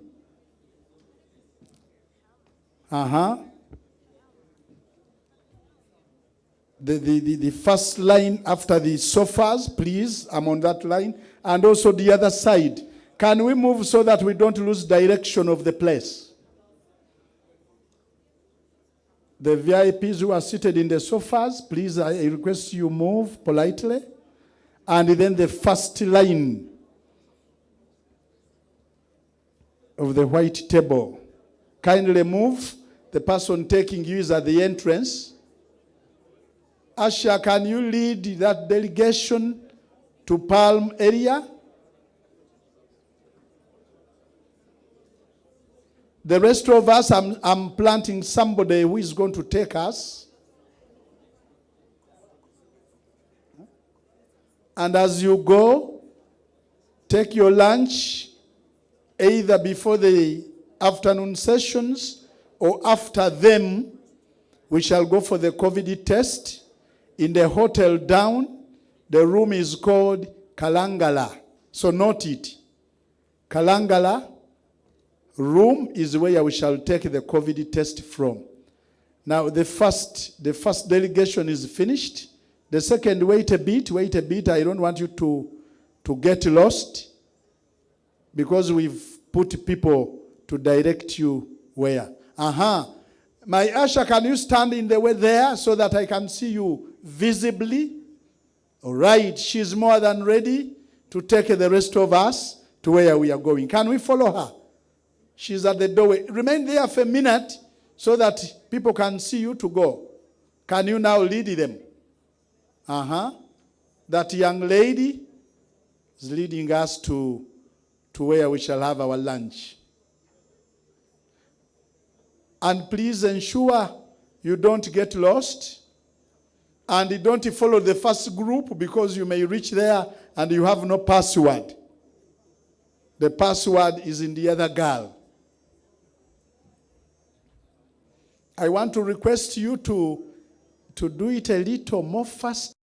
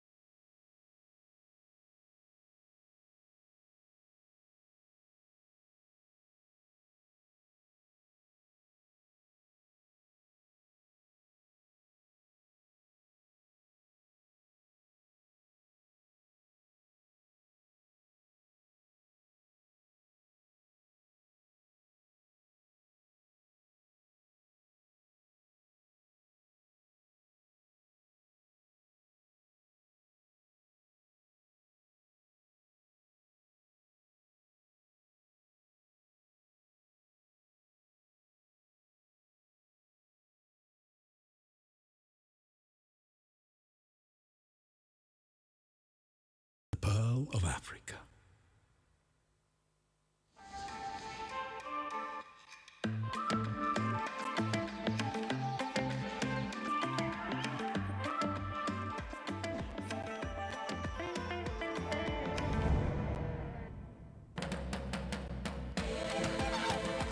We are very friendly people. We welcome everybody. We go to the local market, everybody will welcome you with a smile. There's a feeling that I have that everywhere is so relaxed. That combined with the accessibility of the wildlife, you put the whole thing together. It's so easy. Uganda lies at the extreme end of East Africa's grassland that joins with the West and the Central Africa's forest range.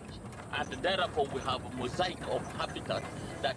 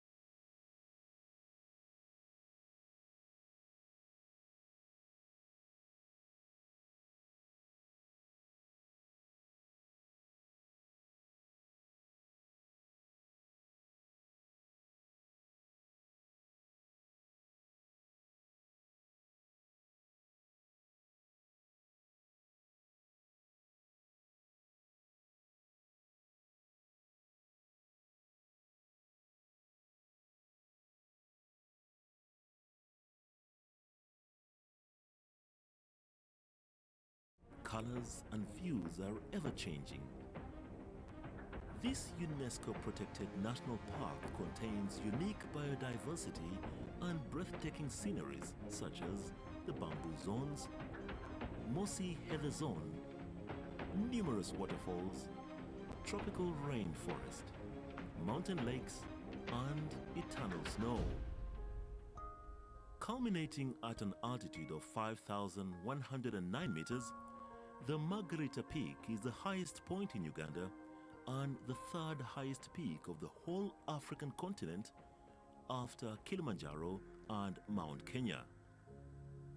This mystical and demanding mountain range is located on the foothills of Queen Elizabeth National Park, one of Africa's most popular game drives, and a few hundred kilometers from the Bwindi Impenetrable Forest, that inhabits the endangered silverback mountain gorillas.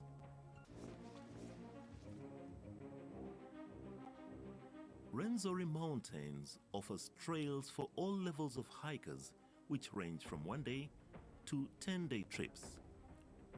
The shorter trips are not as physically demanding and still showcase the amazing beauty in the art of nature, including rare vegetation, rivers, and numerous waterfalls.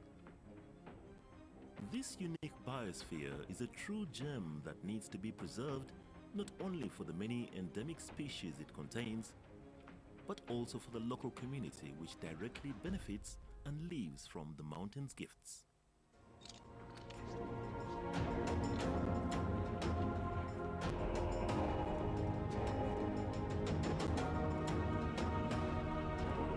Be ready for the ultimate trekking experience. Come and discover Rwenzori, the mountains of the moon located in Uganda, the Pearl of Africa.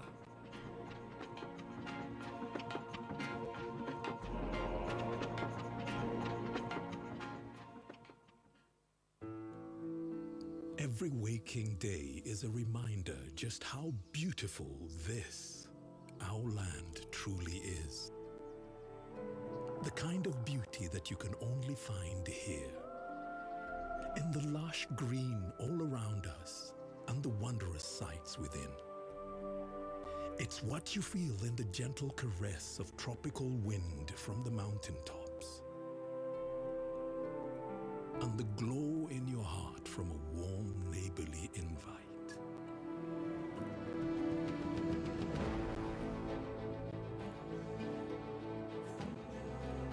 It's in the distinct aroma of our cooking to the taste of food that takes you on a journey. In the sound of homecoming and the sound of Mother Earth.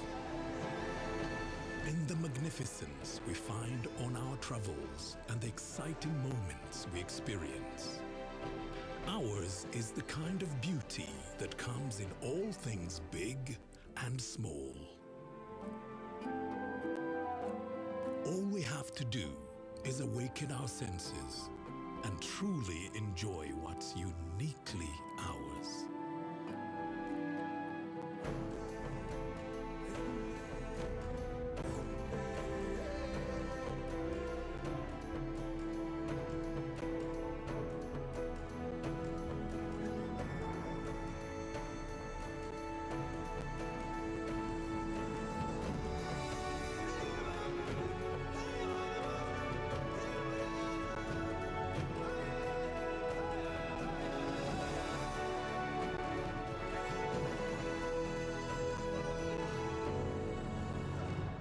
Explore Uganda, the Pearl of Africa.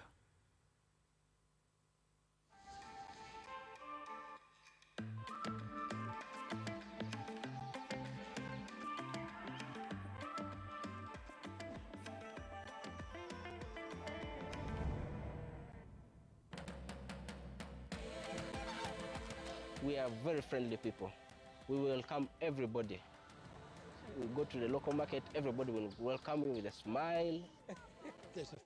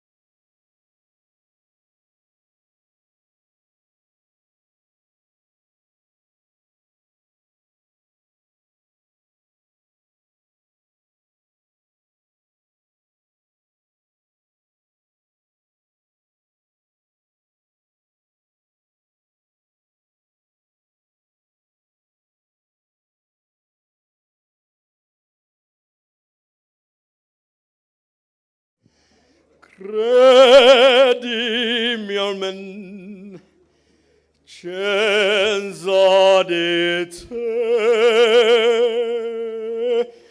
languiscer caro mio ben, caro mio ben, cenzadite, languiscer il tuo feder sospira ogno cessa crudel danto rigo, cessa crudel danto rigo, danto rigo, caro mio ben, credimiamen, cessa di te, lanto rigo.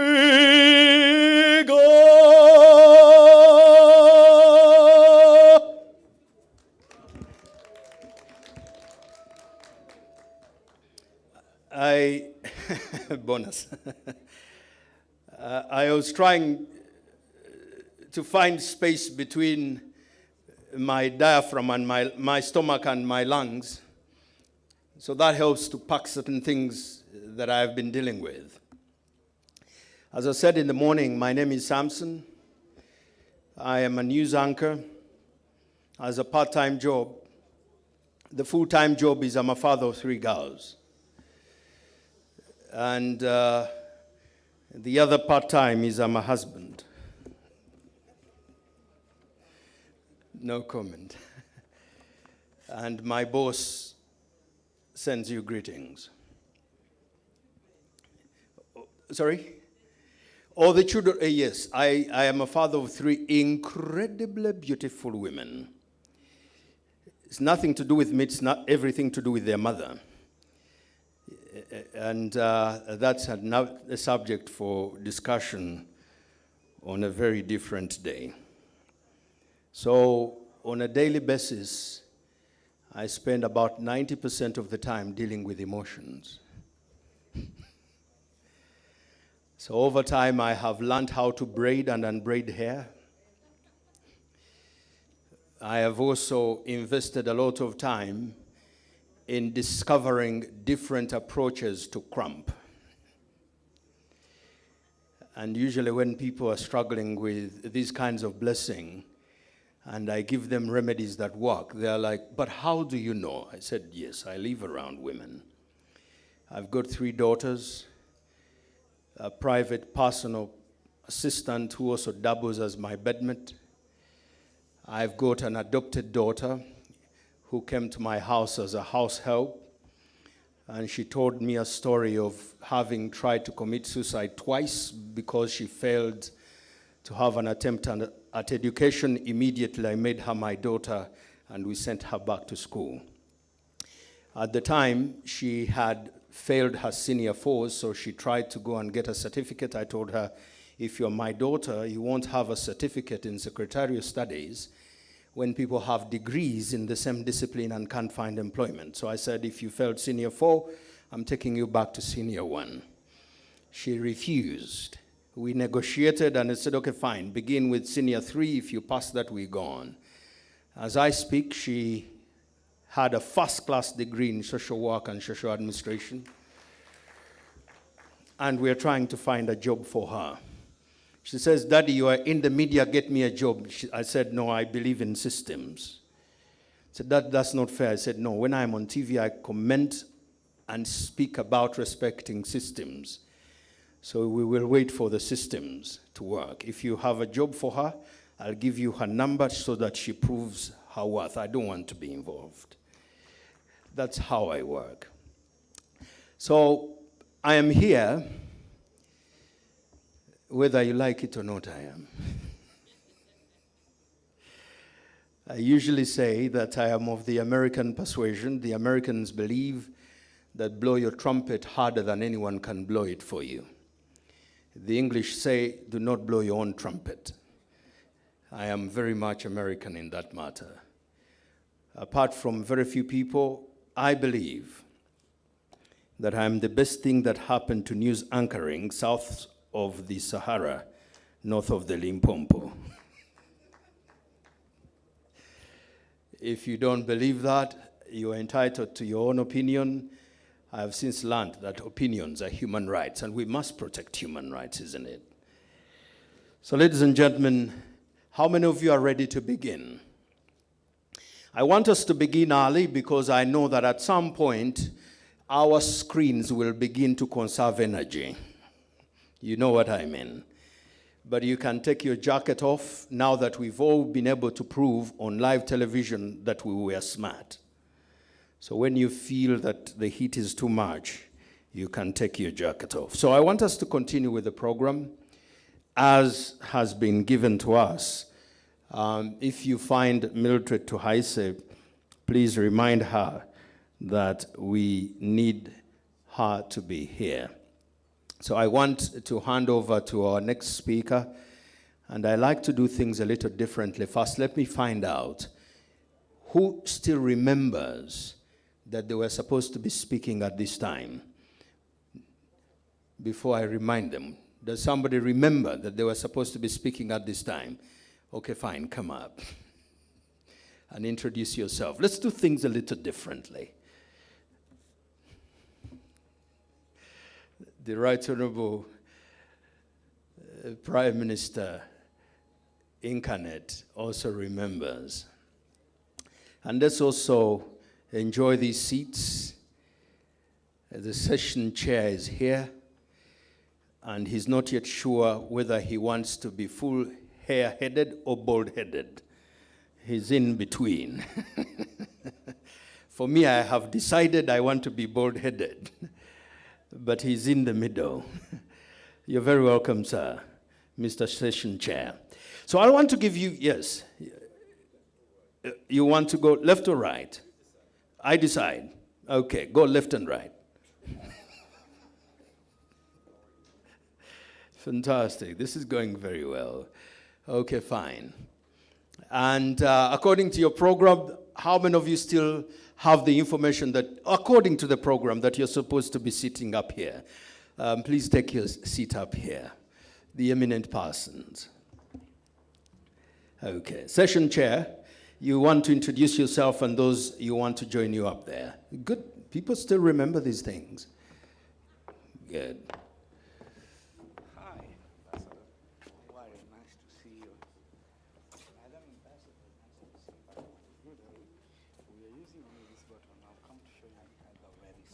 It's good to see us hugging each other again after COVID-19.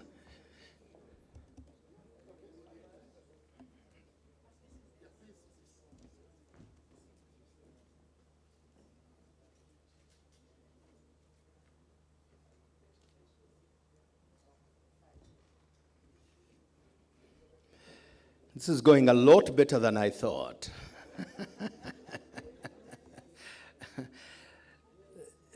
You know, I believe in difference.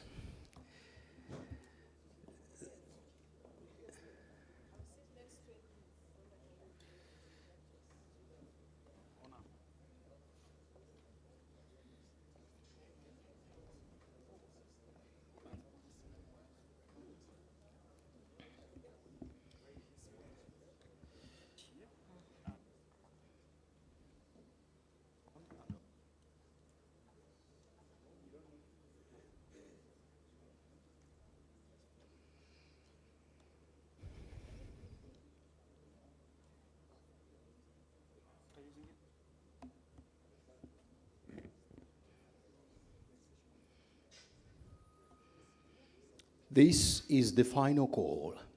Passengers heading to the afternoon session, please proceed to the gates. Your flight is now boarding.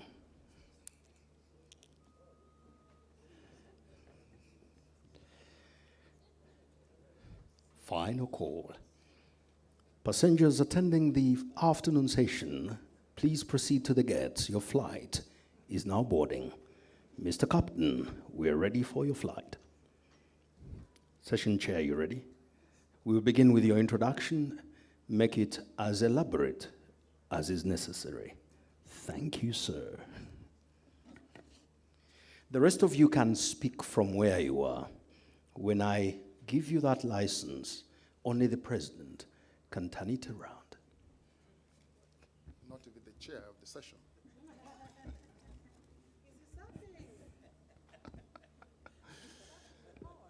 Good afternoon, Your Excellencies, ladies and gentlemen. I understand we have just an hour for this session, and there's another session after this one, and then we have, I think, the cocktail later in the evening.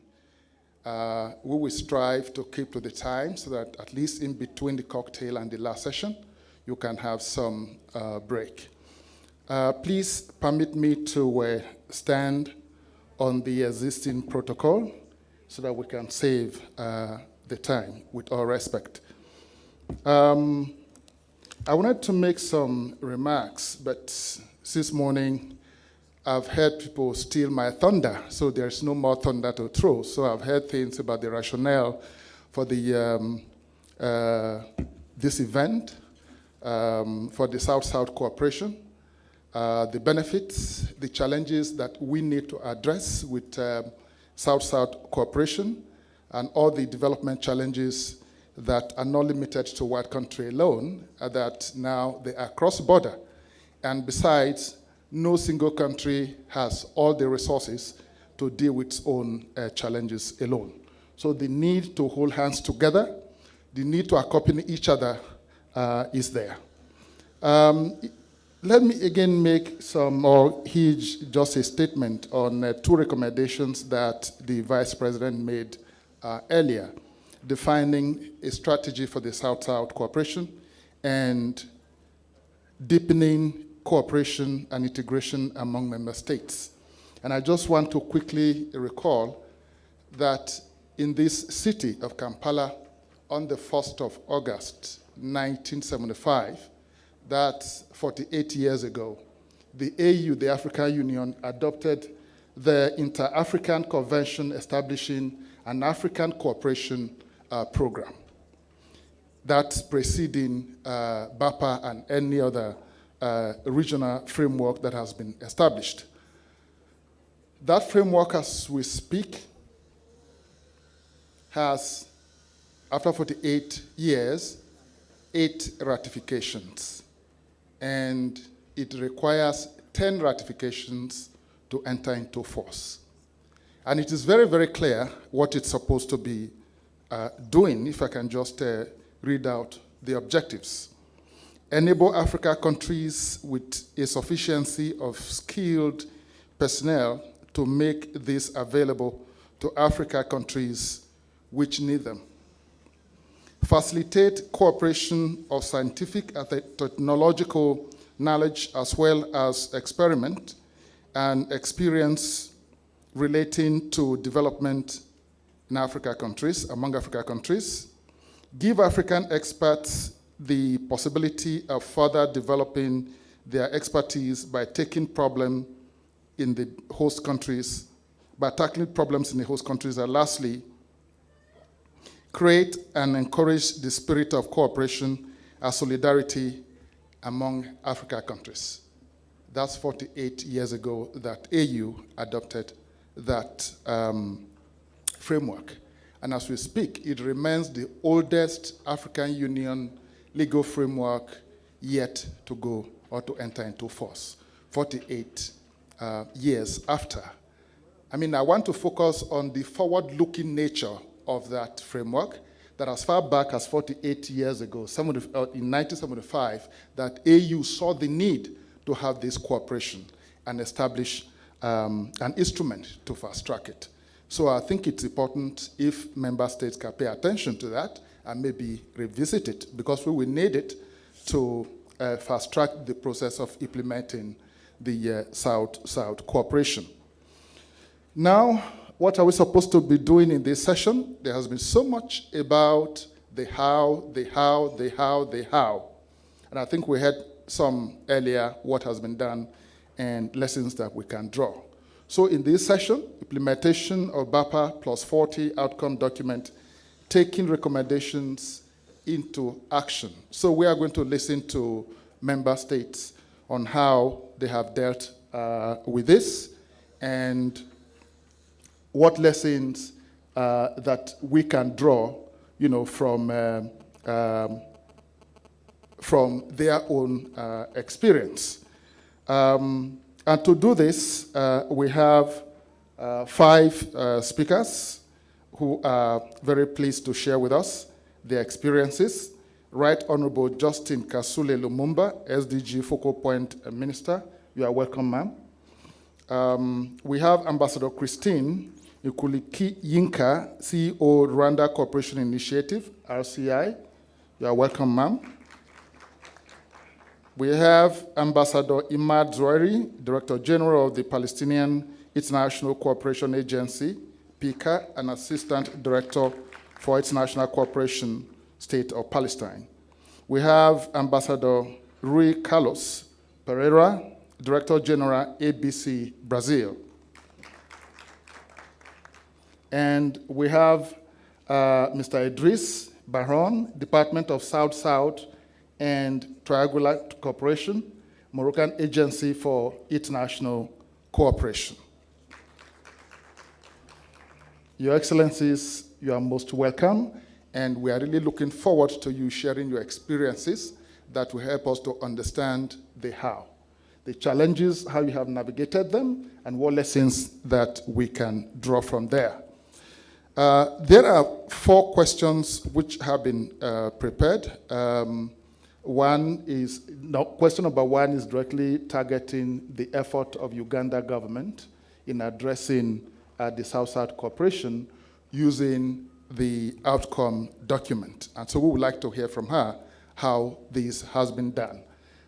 Ma'am, if you wish to come here to talk to us, please, you are most welcome. You will have about 5 minutes, and we will watch it closely because you have been here.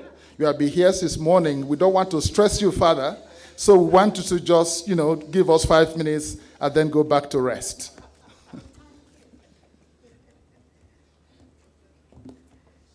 Thank you so much, Chair.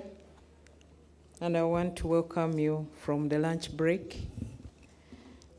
I'm a teacher by qualification, a practicing politician. I will also stand by the protocol so that we can manage time.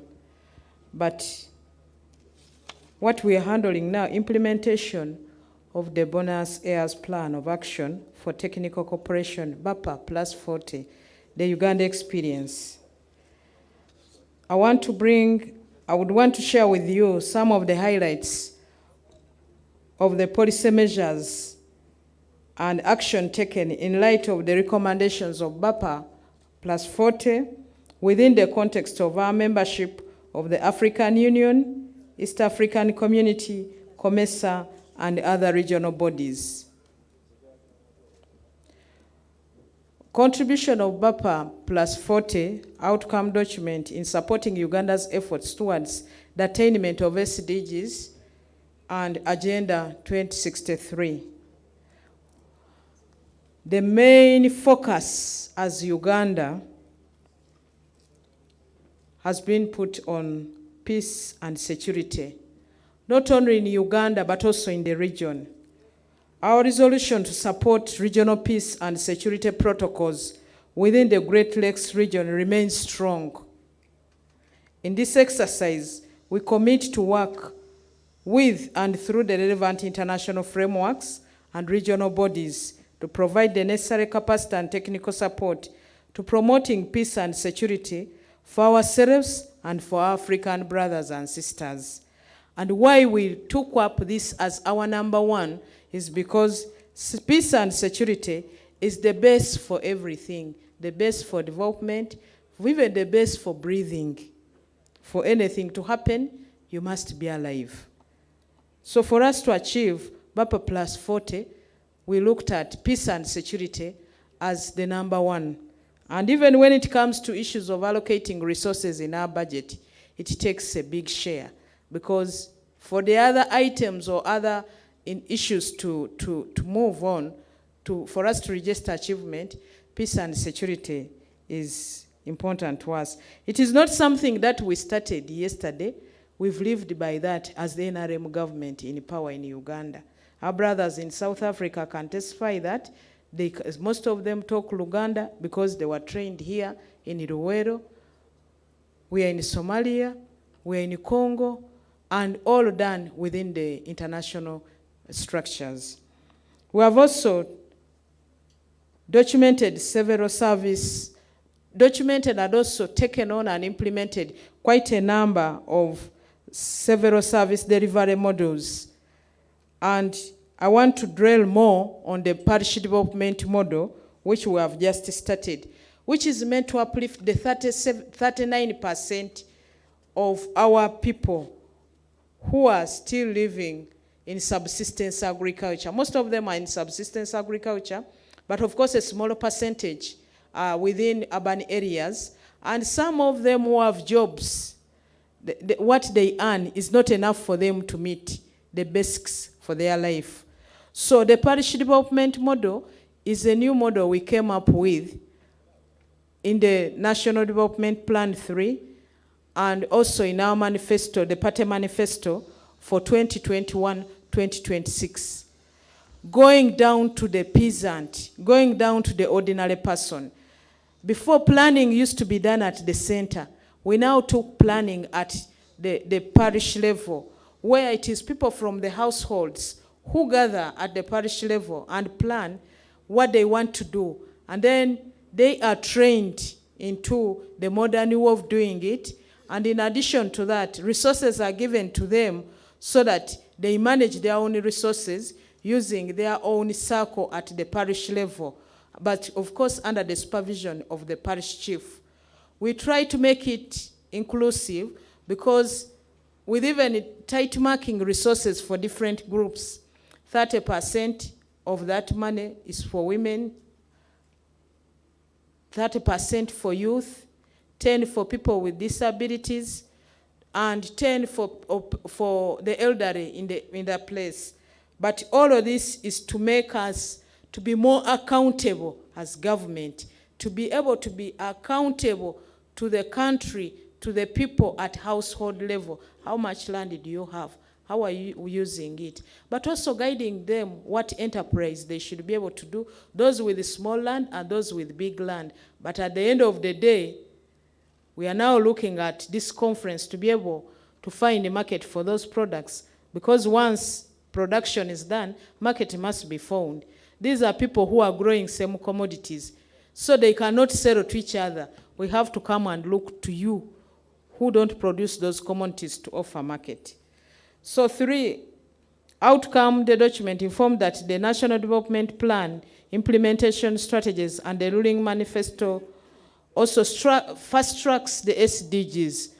Our Development Plan 3 is about 99% aligned to SDGs, and our party manifesto is 94% aligned to the SDGs. So we are in the international community. We are not living in isolation. We are part of you, you are part of us, and we should move together. The next question: how has your country been able to establish institutional mechanisms to coordinate South-to-South trade programs and activities for sustainable development? We approved a very robust governance structure, which includes 2 cabinet ministers, Minister for General Duties and focal point minister for SDGs in the office of the Prime Minister, and that is me.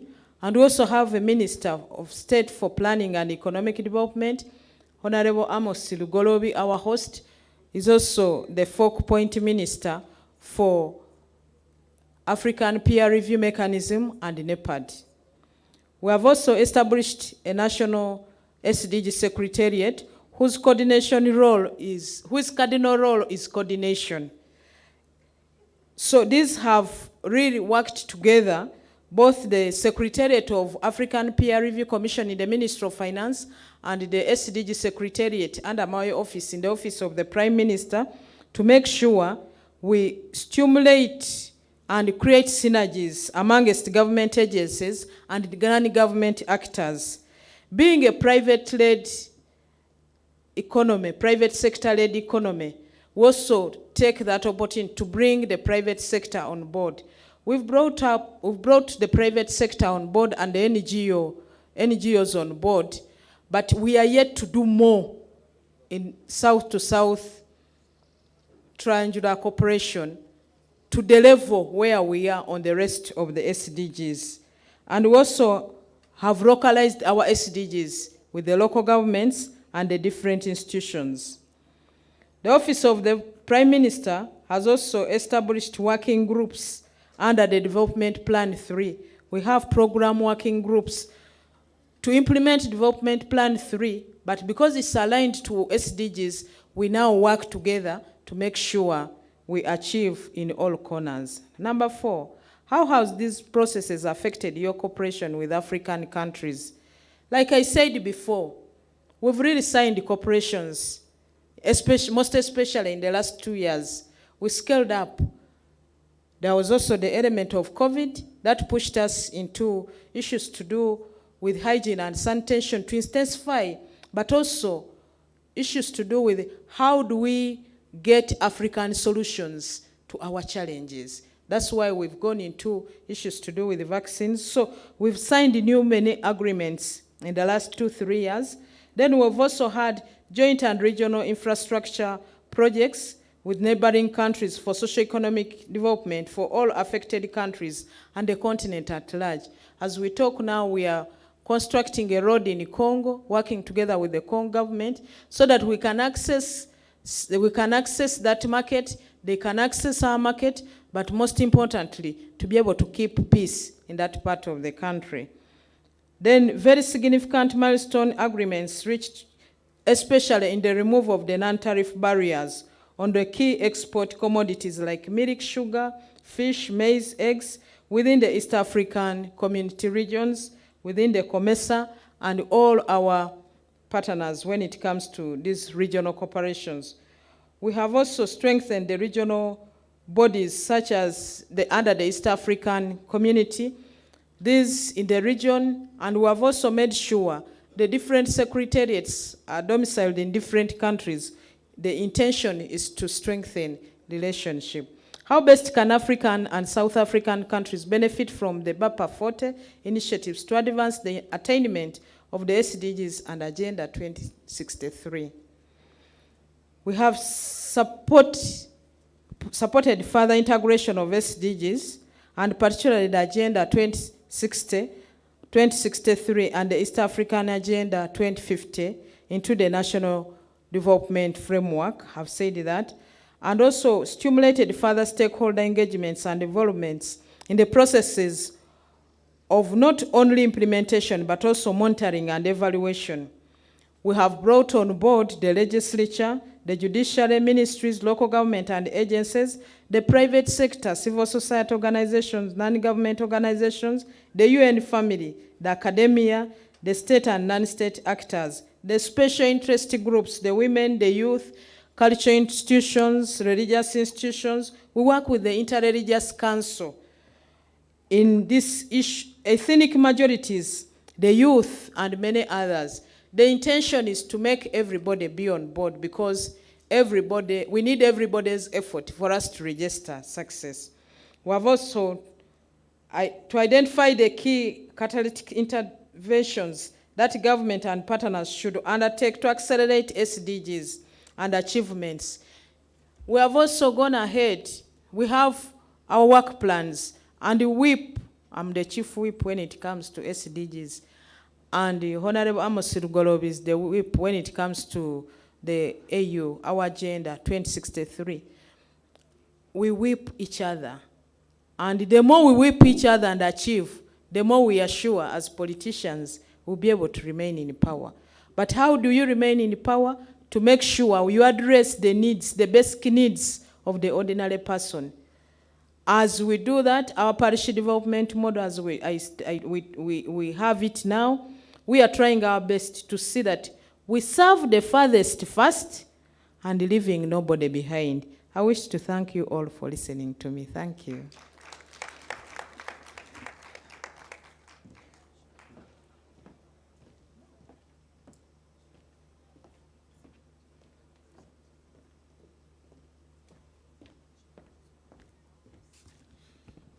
Thank you so much, Your Excellency.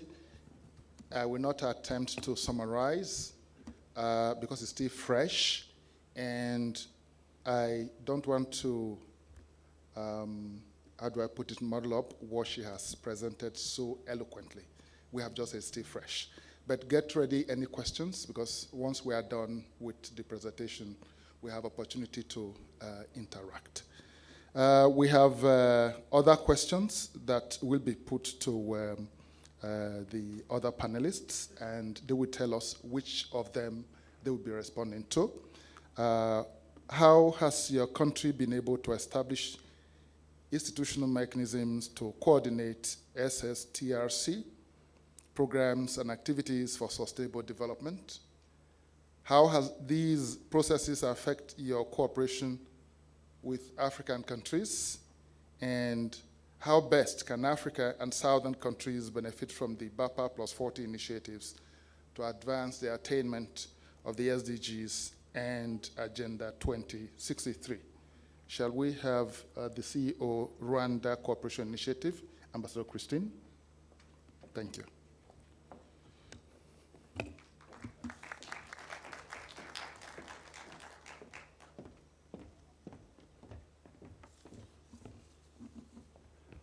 Thank you, Chair. Right Honorable Kasule, Excellencies, esteemed delegates, all protocol observed. I want to join the previous speakers and wish you a happy new year. And also thank the Uganda government for hosting this important forum, also for the great hospitality we've been enjoying since we arrived. I think I will also need to leave some parts of the presentation to be able to try to respect the time given to me for this presentation, and I will respond to two of the questions you've just mentioned. So BAPA Plus 40 key outcome document highlights the importance of strengthening linkages between institutional capacities of countries in the Global South in putting into action the Agenda 2030 for Sustainable Development. It analyzes the extent to which South-South cooperation has been integrated into national development plans and progress made on building national and regional centers of excellence in Africa. For the case of Rwanda, good progress has been made in integrating South-South and Triangular cooperation into its national development plans by creating a centralized coordination mechanism through the establishment of Rwanda Cooperation Initiative, an institution that I have the great honor to share. Rwanda Cooperation Initiative is the institution solely in charge of SSTRC and was created in 2018 by the government of Rwanda, and it was born out of a need for the country to play a more proactive role in South-South and Triangular cooperation. So Rwanda Cooperation acts as a hub for foreign partners interested in understanding the innovative development initiatives that have propelled Rwanda's development trajectory that we also call Rwanda Transformation Journey. So over the past 2 decades, our transformation of Rwanda has been fueled by 2 major approaches. The first one is what we call the Rwanda homegrown initiatives, Those are initiatives and programs that are designed to address our development challenges. They are inspired by our culture and traditions that have been readapted and also adapted to today's modern context we live in. And we have this kind of initiatives in different sectors, be it in socioeconomic development, fighting poverty, good governance, to name a few. The second part of approach is what we call the good practices. It has been mentioned, no country is an island.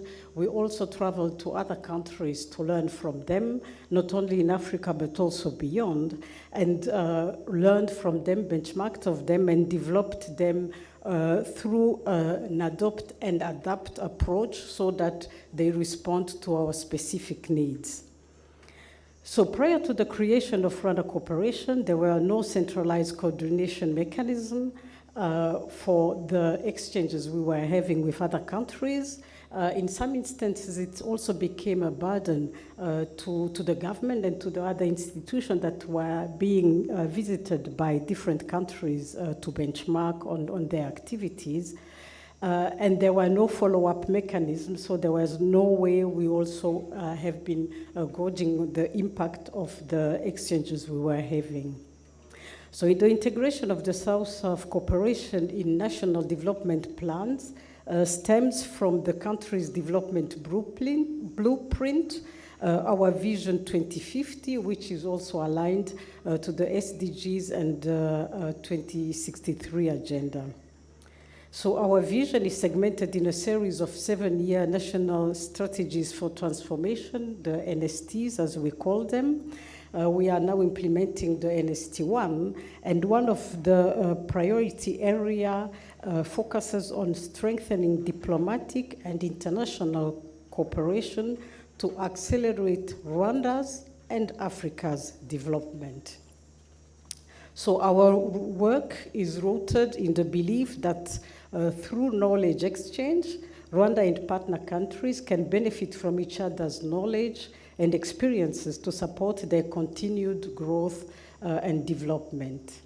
So we are mandated with streamlining Rwanda's South-South cooperation activities through a number of knowledge-sharing modalities that include study visit coordination and training programs, advisory and project implementation, and the latter building our bulk of technical cooperation. So at Rwanda Cooperation, we work with governments, with development partners, and non-state actors to implement the South-South cooperation and triangular cooperation. As I mentioned, that we also work with development partners, but also other institutions. So in our work, partnership is key, particularly also in capacity building and identifying the gaps we have as an institution, but also this has been mentioned in how we can address all the gaps with other countries. So now quickly to the next question on how far this process has affected our cooperation with other African countries. South-South cooperation enables requesting developing countries to source and access more and broader range of resources, expertise, and capacities that they identify as needed to achieve their national development goals and internationally agreed sustainable development goals. So these processes has allowed Rwanda to strengthen its bilateral and multilateral cooperation with other countries, with which we share similar contexts and challenges and historical background in accelerating Africa's development, Africa development through knowledge exchange of Rwanda's innovative development initiative, as I mentioned them, the homegrown initiatives and the good practices. But as Rwanda, we are not yet also where we want to be, and we are also still developing ourselves. And as we exchange our experiences and share our knowledge, we also learn from other delegations that are visiting Rwanda's and learn from their own experiences and also improve ours.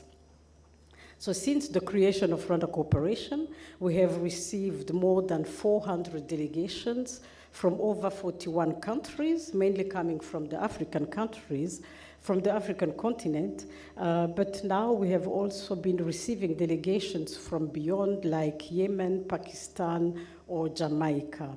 And they come to benchmark on many different areas, be it governance, be it healthcare, gender, youth, you name it. So in many different areas where we share our knowledge and our experiences in Rwanda. In whatever we do, partnerships are key. For our work. We have more than 15 agreements with governments, with other cooperation institutions, and we are also in discussions with other institutions that we also would like to work together with them. We work with development partners, mainly in a triangular setting. Here I can say, of course, the UN organization, UNDP, but also the like GIZ and JICA or Enabel. We all work with them in the different activities we have, and also the World Bank when it comes to implementing concrete projects in other countries where we send our experts. For example, the digitization of the tax system, the digitization of the justice system, or the digitization of public finance management. All these are done with Rwandan experts, but then in a triangle setting, the fundings are coming from development partners as we know them. So I think I have to stop here to keep the time, but I look forward to continuing the discussions on how. It's very important. I look at you, you have been insisting on that, and it's really true that we know what to do, but how do we get there and how we do it so that we work together. And as I mentioned, at Rwanda Cooperation and Rwanda in general, we are ready to learn, we are ready to share our experiences and work with you as we take together this journey of building the Africa we want. Thank you.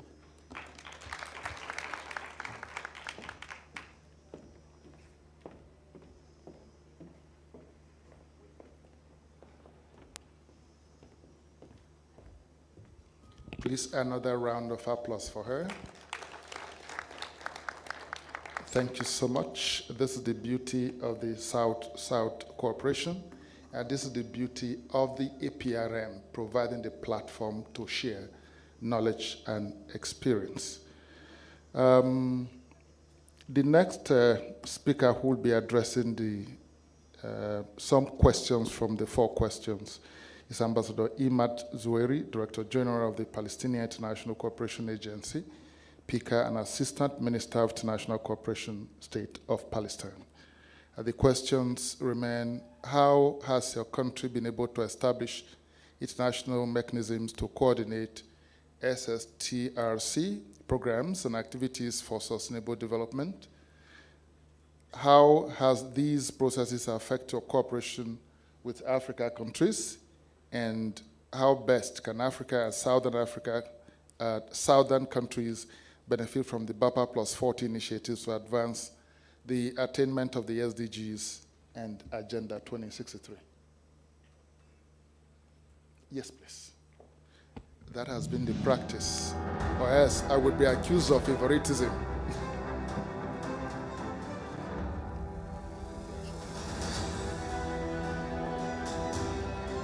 That's yours? Okay. I thought you were showing the thing. Yeah.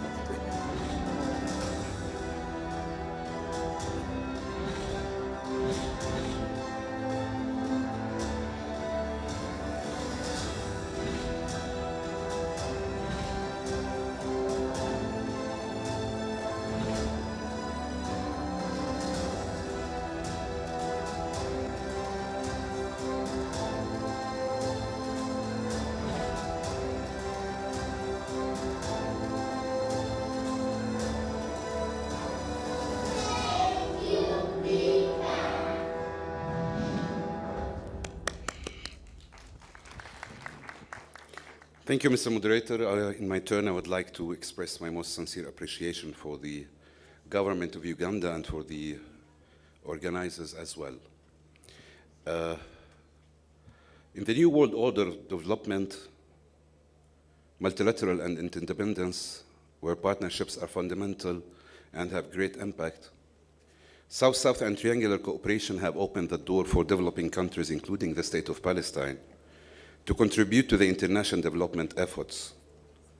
The BAPA Plus 40, which was signed by 138 states, was primarily intended to promote technical cooperation among developing countries in recognition of the growing importance of South-South relations and the increasing demand for equitable and sovereign participation in international relations. An international scenario in which developing countries sought a greater voice and alternative solutions to the prevailing economic and political order, the BAPA Plus 40 aimed to foster interest in technical cooperation, defined as an instrument capable of fostering the exchange of successful experiences between countries that share close historical realities and similar challenges. The role of the State of Palestine in international development is represented by the Palestinian International Cooperation Agency to achieving the Sustainable Development Goals. PICA adopts South-South and triangular cooperation as means to contribute to the global efforts aimed at addressing the regretfully increasing development challenges worldwide. Since its creation by presidential decree in January 2016, the main objective of the Palestinian International Cooperation Agency has been to work towards the creation of South-South and triangular cooperation approach in order to identify and share innovative development solutions in line with the 2030 Agenda and its 17 SDGs. To further support the initiatives on South-South and triangular cooperation, PICA collaborated together with the members of the Global Partnerships Initiatives, GPI, ISDB, the OECD, like-minded organizations and agencies, on the production of several publications, namely Triangular Cooperation in the Era of the 2030 Agenda, sharing evidence and stories from the field. PICA has established itself as a prominent player in promoting South-South cooperation, leveraging the unique experience and expertise to provide support and technical assistance to developing countries through its partnerships with more than 50 countries across various thematic areas, including rapid response and recovery following natural disasters, healthcare, agriculture, private sector engagement, and energy. PICA has achieved a number of notable successes. The agency has particularly focused on Africa and Latin America, drawing from its on-the-ground experience addressing local development needs in a challenging and resource-constrained environment to provide agile and cost-effective solutions. Between 2016 and 2022, PICA implemented sustainable development projects in more than 23 African countries, among which Côte d'Ivoire, Guinea-Conakry, Sierra Leone, Mali, Djibouti, Chad, Botswana, Namibia, Lesotho, Mozambique, Kenya, and Sudan. Currently, the agency is working on different projects in this beloved continent. In a post-context, technical cooperation among developing countries will offer fertile mechanism for peer-to-peer learning and strengthening of partnerships that will help us to build back better.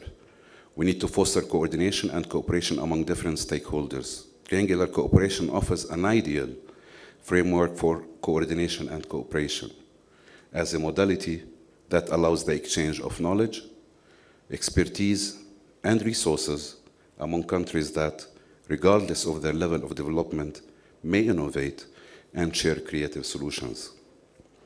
African and Southern countries can leverage the BAPA Plus 40 initiatives in order to advance the attainment of the SDGs and the Agenda 2063 by utilizing a multi-pronged approach that encompasses a variety of key strategies and actions. Some of these include utilizing South-South cooperation as a means of sharing development solutions, transferring knowledge, and providing mutual support and technical assistance. securing funding and other resources through partnerships with international organizations, the private sector, and other stakeholders. Building capacity through targeted capacity building programs and technical assistance. Promoting regional integration as means of addressing common development challenges and fostering economic cooperation. Enhancing resilience to climate change and other shocks through disaster risk reduction and climate change adaptation strategies. Prioritizing inclusive growth and shared prosperity through inclusive development strategies that ensure that all members of society can benefit from economic growth. In summary, BAPA Plus 40 initiatives can provide African and Southern countries with a comprehensive framework and guidance for achieving the SDGs and the Agenda 2063, as well as access to funding resources and capacity building to support their efforts via a multi-pronged approach that prioritizes cooperation, mutual support, capacity building, and inclusivity. It is very true that Palestine is still under occupation, but it is very true that we have 7 million Palestinians that are in the diaspora. Those people are of great support to the Palestinian International Cooperation Agency, and with whom we realize different programs. They are of great value to us, among which we have the experts, private sector, businessmen. I would like to thank them for enabling us to proceed in realizing our programs. I would like to thank, finally, all our partners, Islamic Development Bank, ATCT, AMSI, AXI, ABCO Brazil, and others. And we're looking forward to work together to promote triangular and South-South cooperation. Finally, Africa is capable, the South is capable. Long live Africa, long live the friendship between Palestine and Africa. Thank you.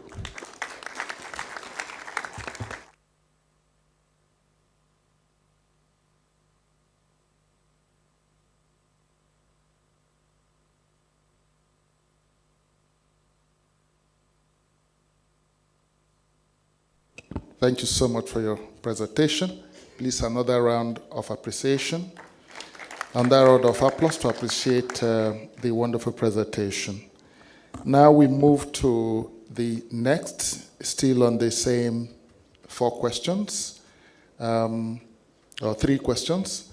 How has your country been able to establish institutional mechanism to coordinate South-South and triangular cooperation, programs and activities for sustainable development?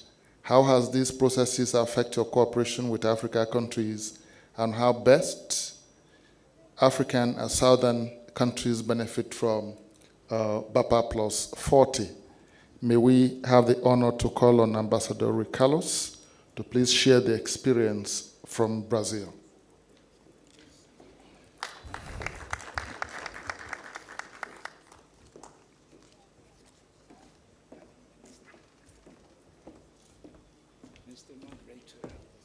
Thank you very much.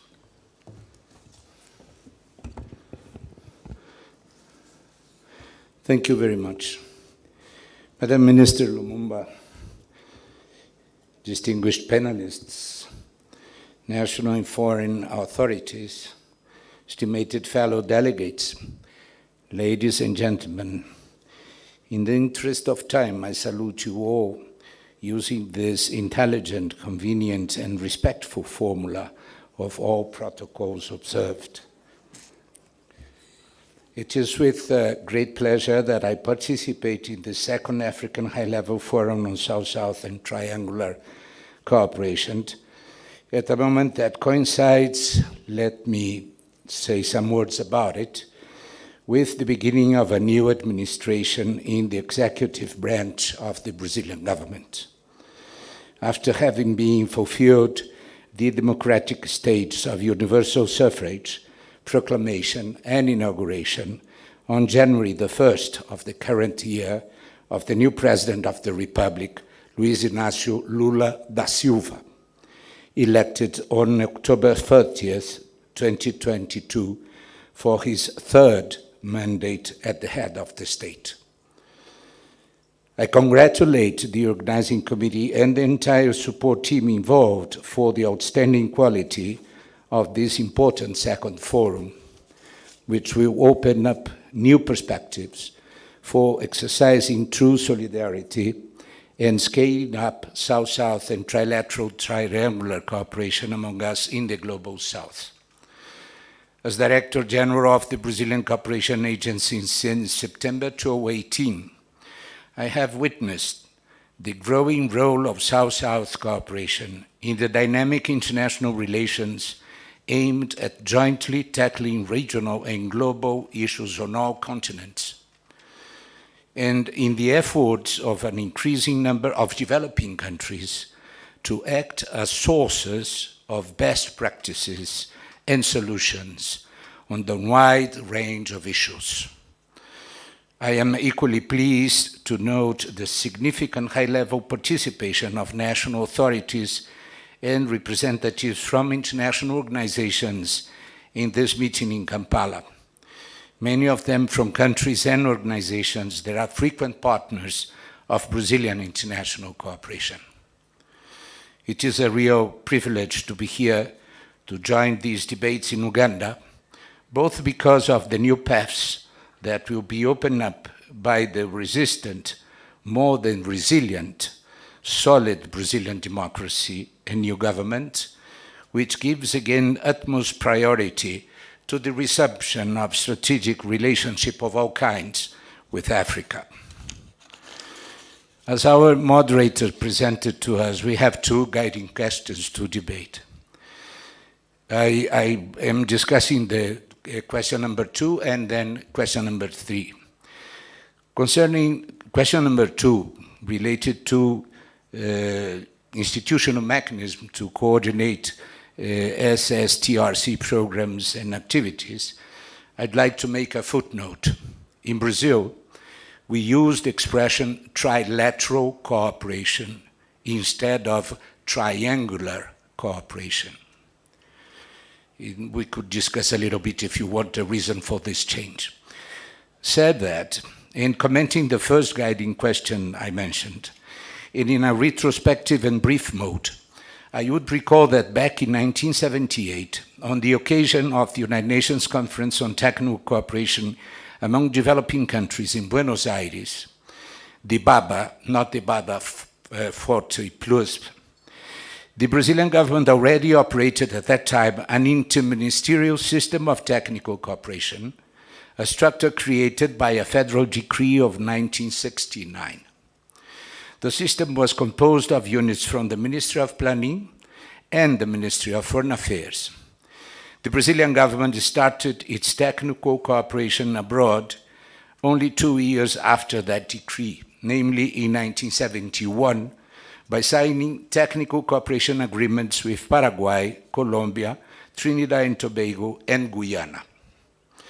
The evolution of the public institutions in charge of international cooperation in Brazil coincided with the Brazilian participation in the main multilateral forums, defending common values shared by us, the developing countries.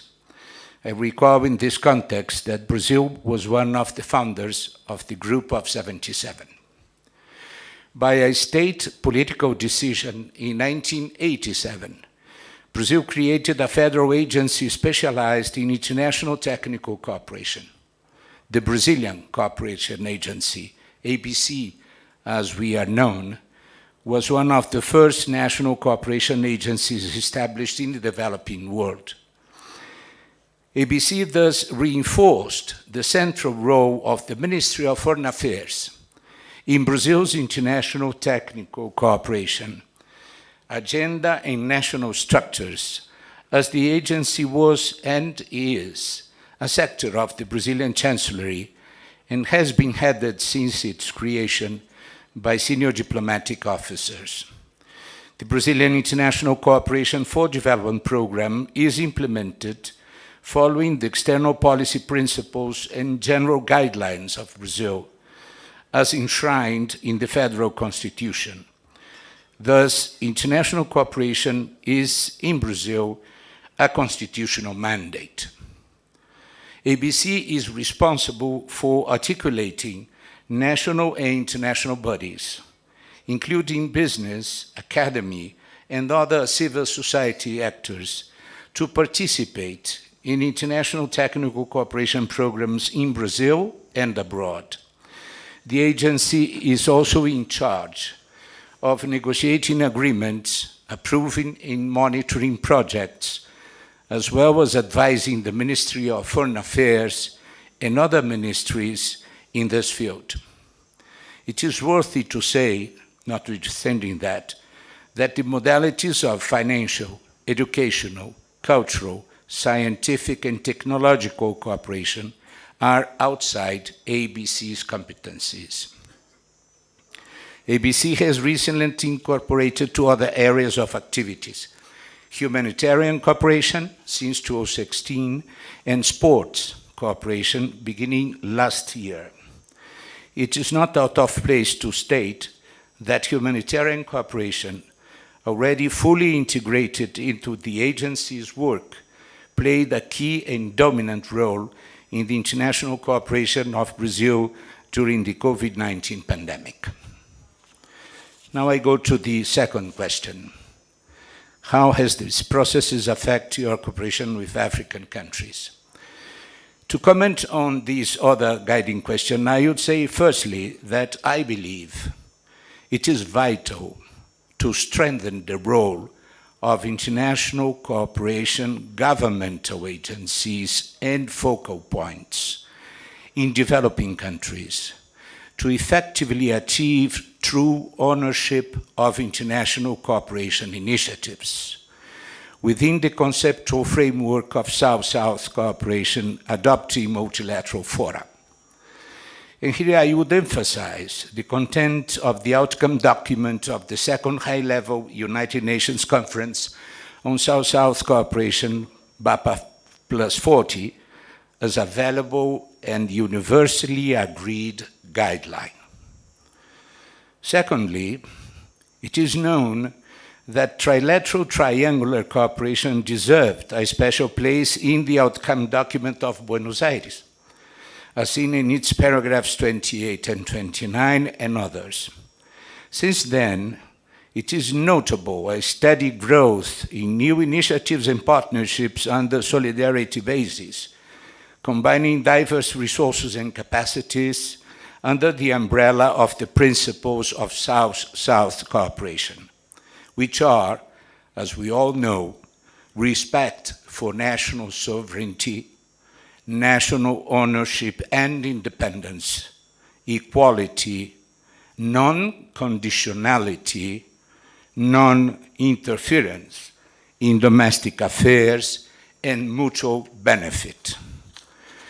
Thirdly, I find it necessary to have efficient political and institutional coordination of these international initiatives, supported by governance instruments capable of assuring that their activities really correspond to the public policies decided by national governments, and that their deliveries and their social and economic impacts are in fact those expected by our peoples.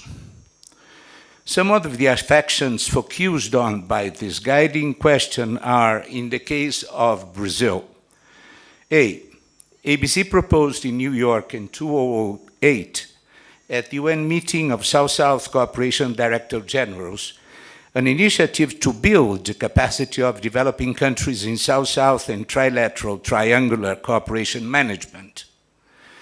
This initiative was built in partnership with the United Nations and the government of Japan. Since 2014, more than 40 countries across the Global South participated in it.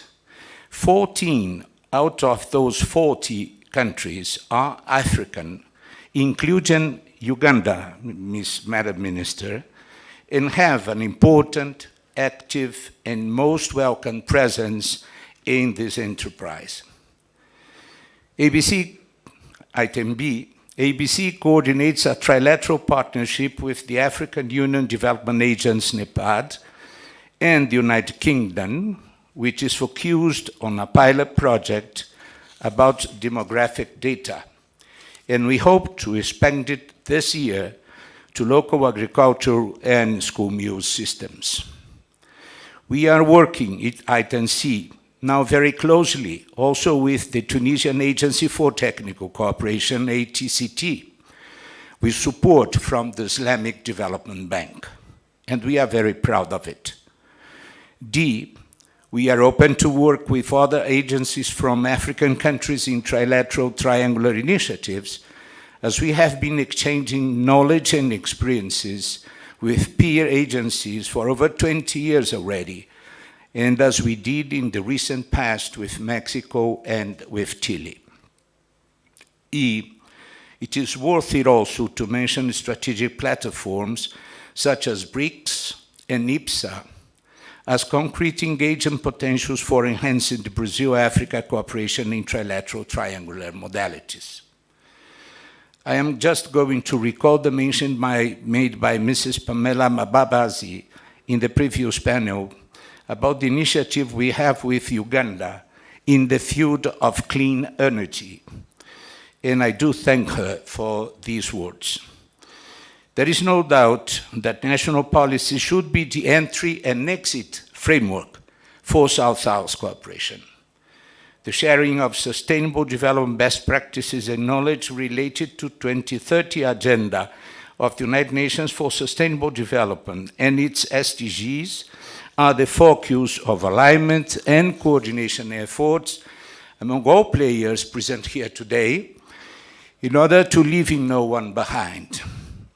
We acknowledge that the Agenda 2063, the Africa we want, constitute a similar and additional framework for the countries of this region, including those which are with us here today.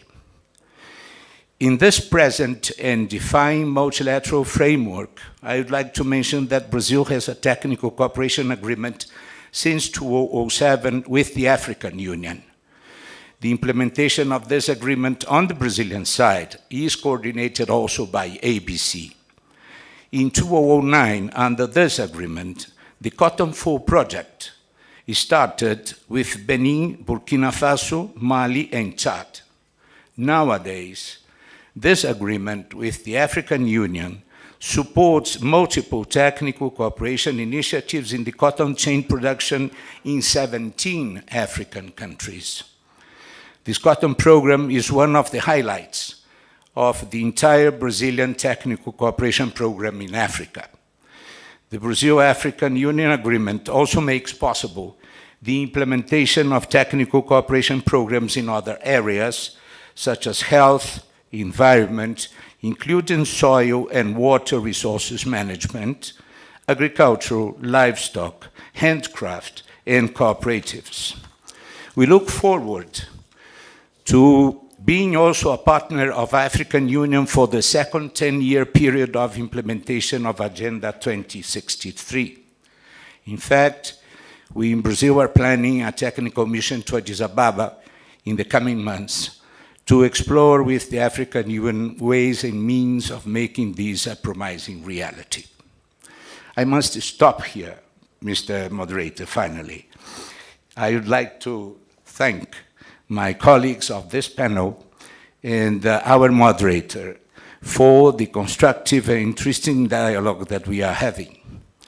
Before closing my intervention, I would kindly invite everyone to visit ABC's booth at the exhibition area, where you will find deeper and enlarged information about the Brazilian cooperation experiences and best practices in text and audiovisual formats. I'll also invite you all to visit the Observatory of International Development Cooperation, OCID, a free global digital platform developed by ABC in 4 languages, Portuguese, Spanish, French, and English, where you may find ample information about international development cooperation of all origins, not only Brazilian. Thank you very much for your attention. Thank you.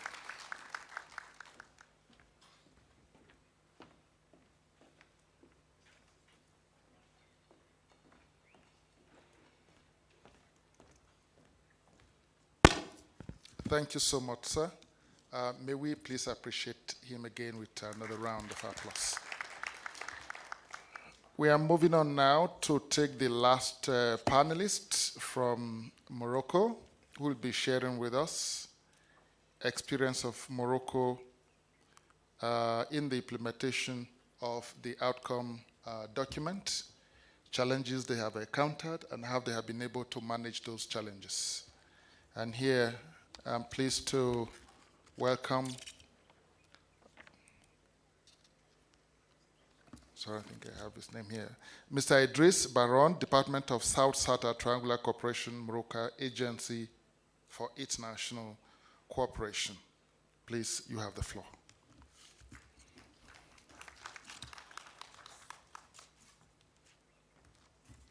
Good afternoon. I'm pleased to be among you. Excellencies, ladies and gentlemen, I would like first to seize this occasion to thank the African Peer Review Mechanism, the African Union Development Agency, the United Nations Development Programme, the United Nations Office for South-South Cooperation, and the Islamic Development Bank for organizing this event in this charming and marvelous city of Kampala. I would like also to thank the APRM for extending this invitation to the Moroccan Agency for International Cooperation to take part in this high-level event for South-South and Triangular Cooperation for Sustainable Development. The theme chosen for this second session is of utmost importance to the Kingdom of Morocco, in the sense that it concerns the implementation of the Buenos Aires Action Plan Plus 40. To which Morocco has been committed since the beginning through a number of initiatives and also commitments to fulfill its objectives. Before tackling this, please allow me to present you some of the aspects that illustrate somehow how Morocco perceives the model of South-South and Triangular Cooperation. I would like to emphasize here that the country's policy, in this respect, is guided by the royal vision, which is a far-sighted vision, by the way, of His Majesty the King, who places the human development at the core of all the actions and initiatives of the kingdom. Excellencies, ladies and gentlemen, the Kingdom of Morocco has been fully committed to the BAPA Plus 40, contributing to the preparation of the 2019 final document that was adopted in Buenos Aires, and working on a number of initiatives in the same vein. For instance, Morocco, through its International Agency for Cooperation, has been working for the establishment of a national network for South-South cooperation in order to ensure a larger and more efficient South-South triangular cooperation. The main objectives are to federate all Moroccan actors involved in the South-South triangular cooperation, to provide a platform for communication, exchange of information, and expertise on the matter, to develop capacity building programs on the actors, for the actors involved, and to promote and mobilize innovative financing for South-South cooperation, as well as to give visibility to the actions of cooperation at national, regional, and international levels. This network also developed in partnership with government, private, and civil society actors within an inclusive approach, will have a digital platform for the promotion of its actions and for the sharing of expertise and know-how. I would like to recall here that a similar initiative has been launched at the level of the organization of the Francophonie, where the Kingdom has been chairing since October 2019 the network of Francophone actors of South-South cooperation. Excellencies, ladies and gentlemen, once the Buenos Aires Action Plan document has been adopted in Argentina, the Kingdom of Morocco pursued its actions which go in line with the stipulations of the previously mentioned documents, notably in the fields of health, agriculture, climate change, human development, among others. In this respect, the Kingdom spared no effort to provide assistance to African brotherly countries during the COVID-19 pandemic. As in application of the High Royal Instructions, the Moroccan Agency for Cooperation, for International Cooperation, has been designated in June 2020 to work in coordination with the Ministry of Foreign Affairs to provide emergency medical assistance to 21 African countries in order to strengthen their efforts in the fight against the pandemic. The delivery of this medical aid to all these countries that I have mentioned, which represent the 5 sub-regions of the continent, consisted of preventive medical equipment made in Morocco, for example, face masks and many other material that has been produced, within the national territory, in order to support them in their efforts to fight and to face the coronavirus. Besides, Morocco also launched a manufacturing plant for COVID-19 and other vaccines, a structuring project with an investment of 500 million euros, which in the long term will contribute to ensure the vaccine sovereignty of the kingdom and the African continent as a whole. So Africa will have self-sufficiency and will no longer be dependent in this respect. This public-private project has been established to serve, as I said, this self-sufficiency by producing more than 3 million doses per month, which is huge. In the field of agriculture and in light of the latest developments, especially in Ukraine and the crisis that caused, a shortage in many agricultural products. So the Sherifian Office of Phosphates, which is the national office for phosphates, you know that Morocco is the largest exporter of phosphates in the world, so decided to make a donation of 183,000 tons and 370,000 with a preferred price to African countries. This is in July 2022. At that time, it represented like 16% of African needs. And later on, this initiative has been, extended. Morocco, decided to extend its commitment to 4 million tons of fertilizers to be offered to benefit 44 million farmers in around 35 African countries. Finally, in the field of renewable energy, another example can be the gazoduc pipeline between Morocco and Nigeria, which aims to create a development route and improve the lives of nearly 400 million people. This 5,600 kilometer project, estimated at $25 billion US, will provide gas from Nigeria to West African countries through Morocco and subsequently to the European continent. Excellencies, ladies and gentlemen, in a rapidly evolving world, challenges are being multiplied in every continent, obviously, including in ours, Africa. For that reason, more solidarity, mutual assistance among peoples, and more ethics from economic and also financial institutions around the world is required.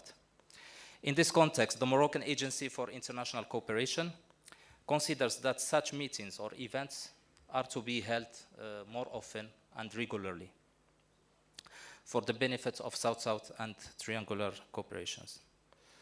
Efforts are to be further deployed from all of us in order to carry on this work and accelerate the realizations of these objectives of the 2019 Buenos Aires Action Plan Plus 40. Once again, I would like to thank the African Peer Review Mechanism, the Republic of Uganda, the African Union Development Agency, the United Nations Development Programme, the UN Office for South-South Cooperation, and the Islamic Development Bank. And I hope I haven't forgot any other institutions for organizing this fruitful event. Thanks a lot for your attention.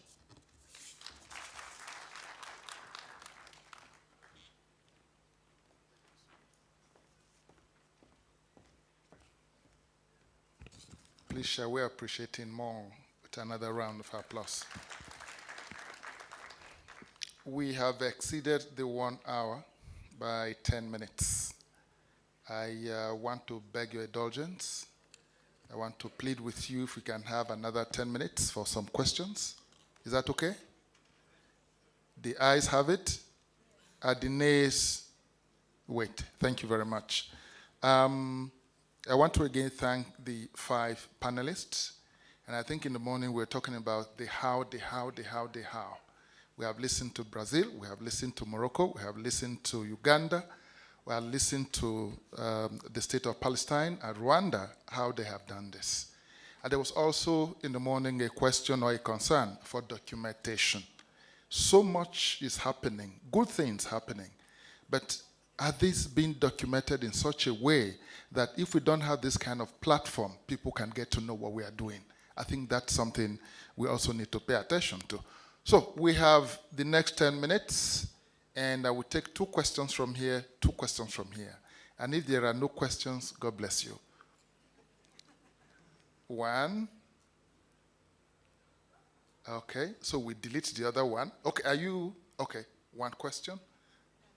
2. Who else? So let's start with the 2. Okay, sir, introduce yourself and straight to the question. Thank you.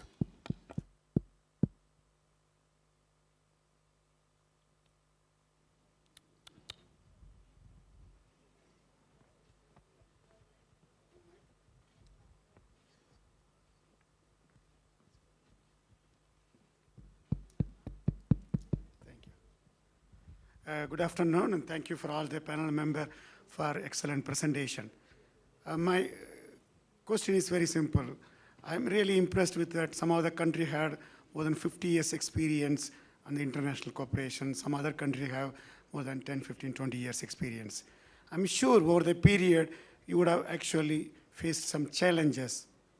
So in moving forward on the international cooperation, what kind of challenges you faced? How did you overcome some of those challenges? What lesson one can learn that such a lesson would be useful for some country, southern country, if they really wanted to establish a similar international cooperation agency offices in the coming years? So the lesson from you would be helpful to the country, new country which is going to establish similar international cooperation offices, institution. Thank you. Thank you very much for your question. Yes, Sarah?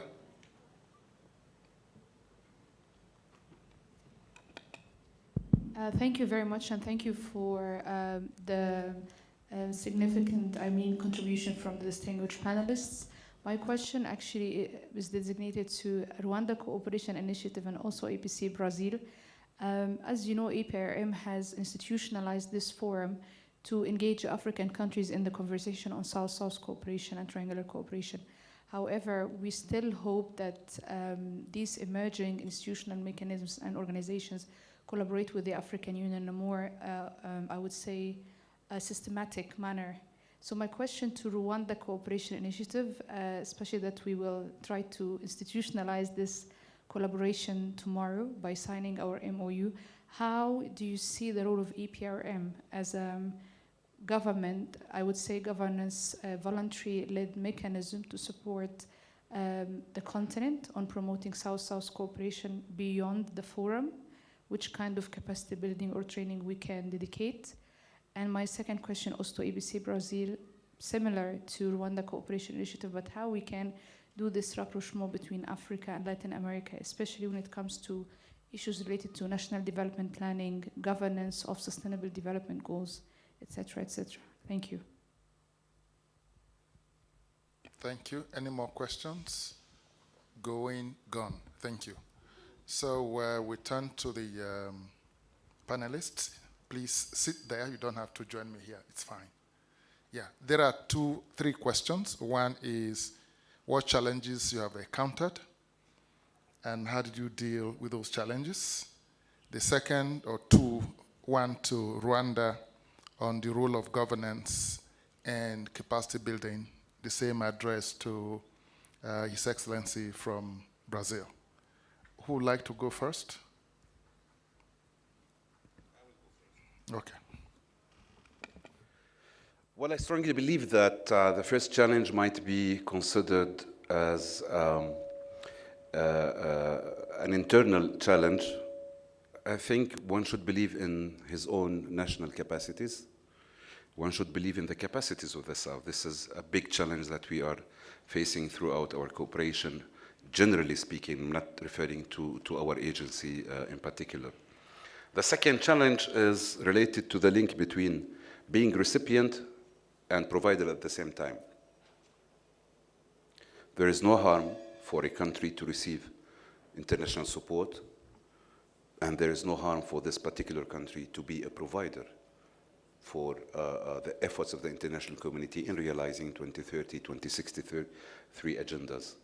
The third challenge is related to the capacities, the national capacities to create a national ecosystem that promotes triangular and South-South cooperation, where TRC is part of the strategies of the national governments.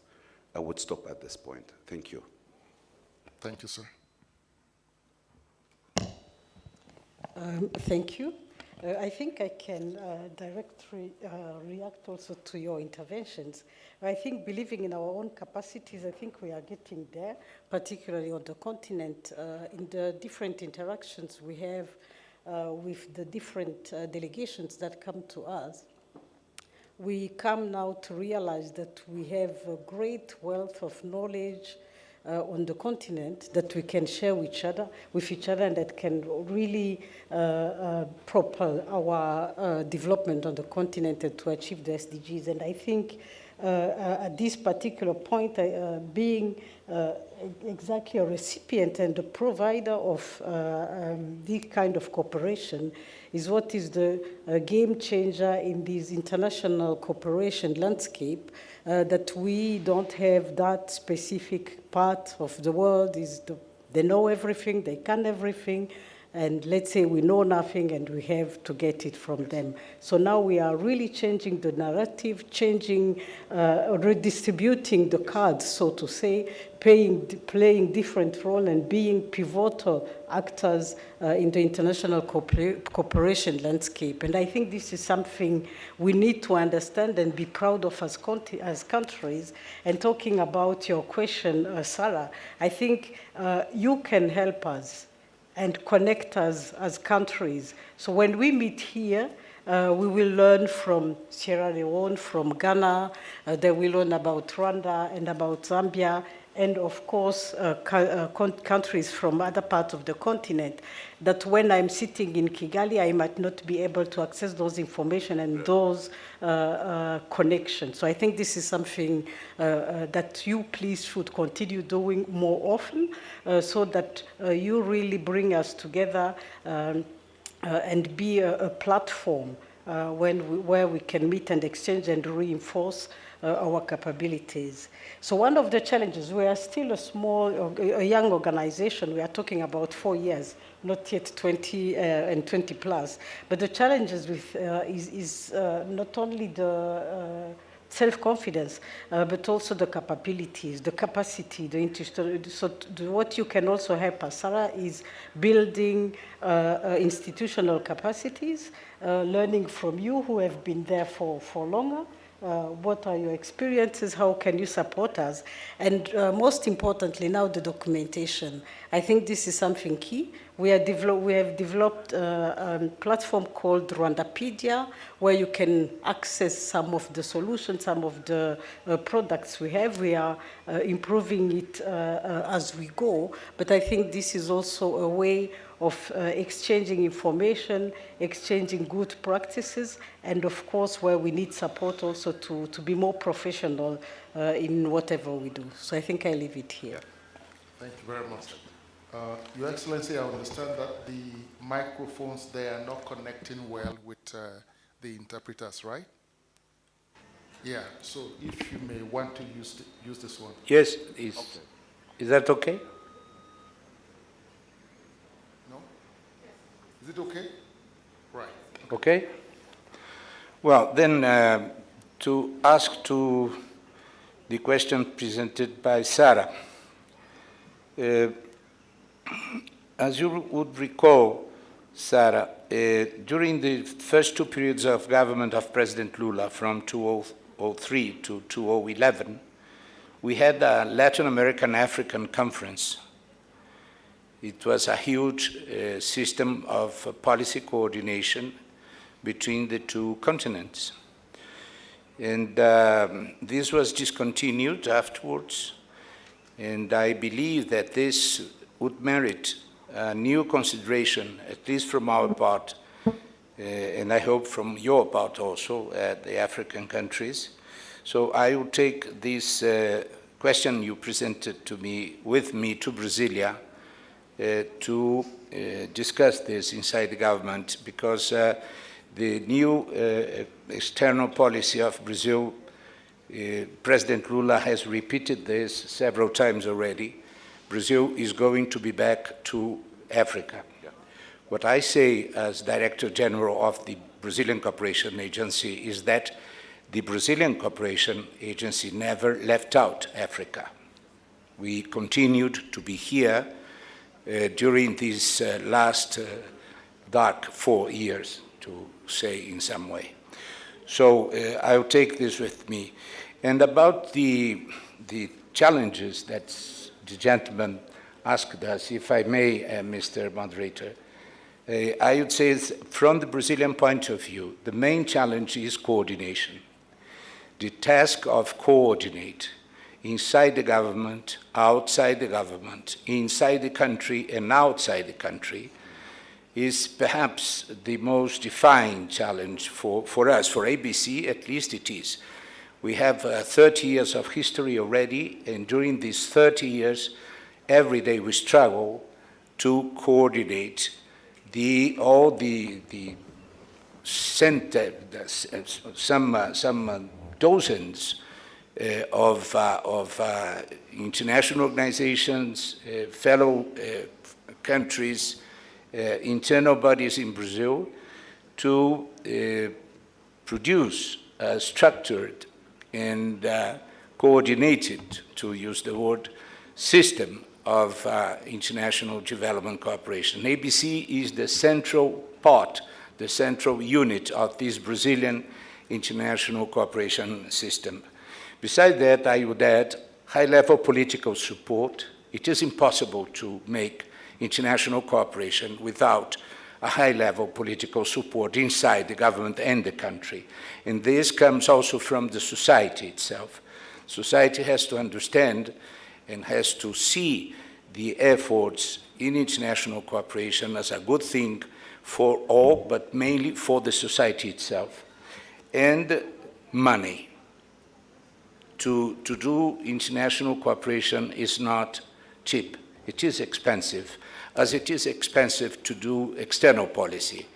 And so it is necessary to have some money, at least, to work year after year. Thank you very much.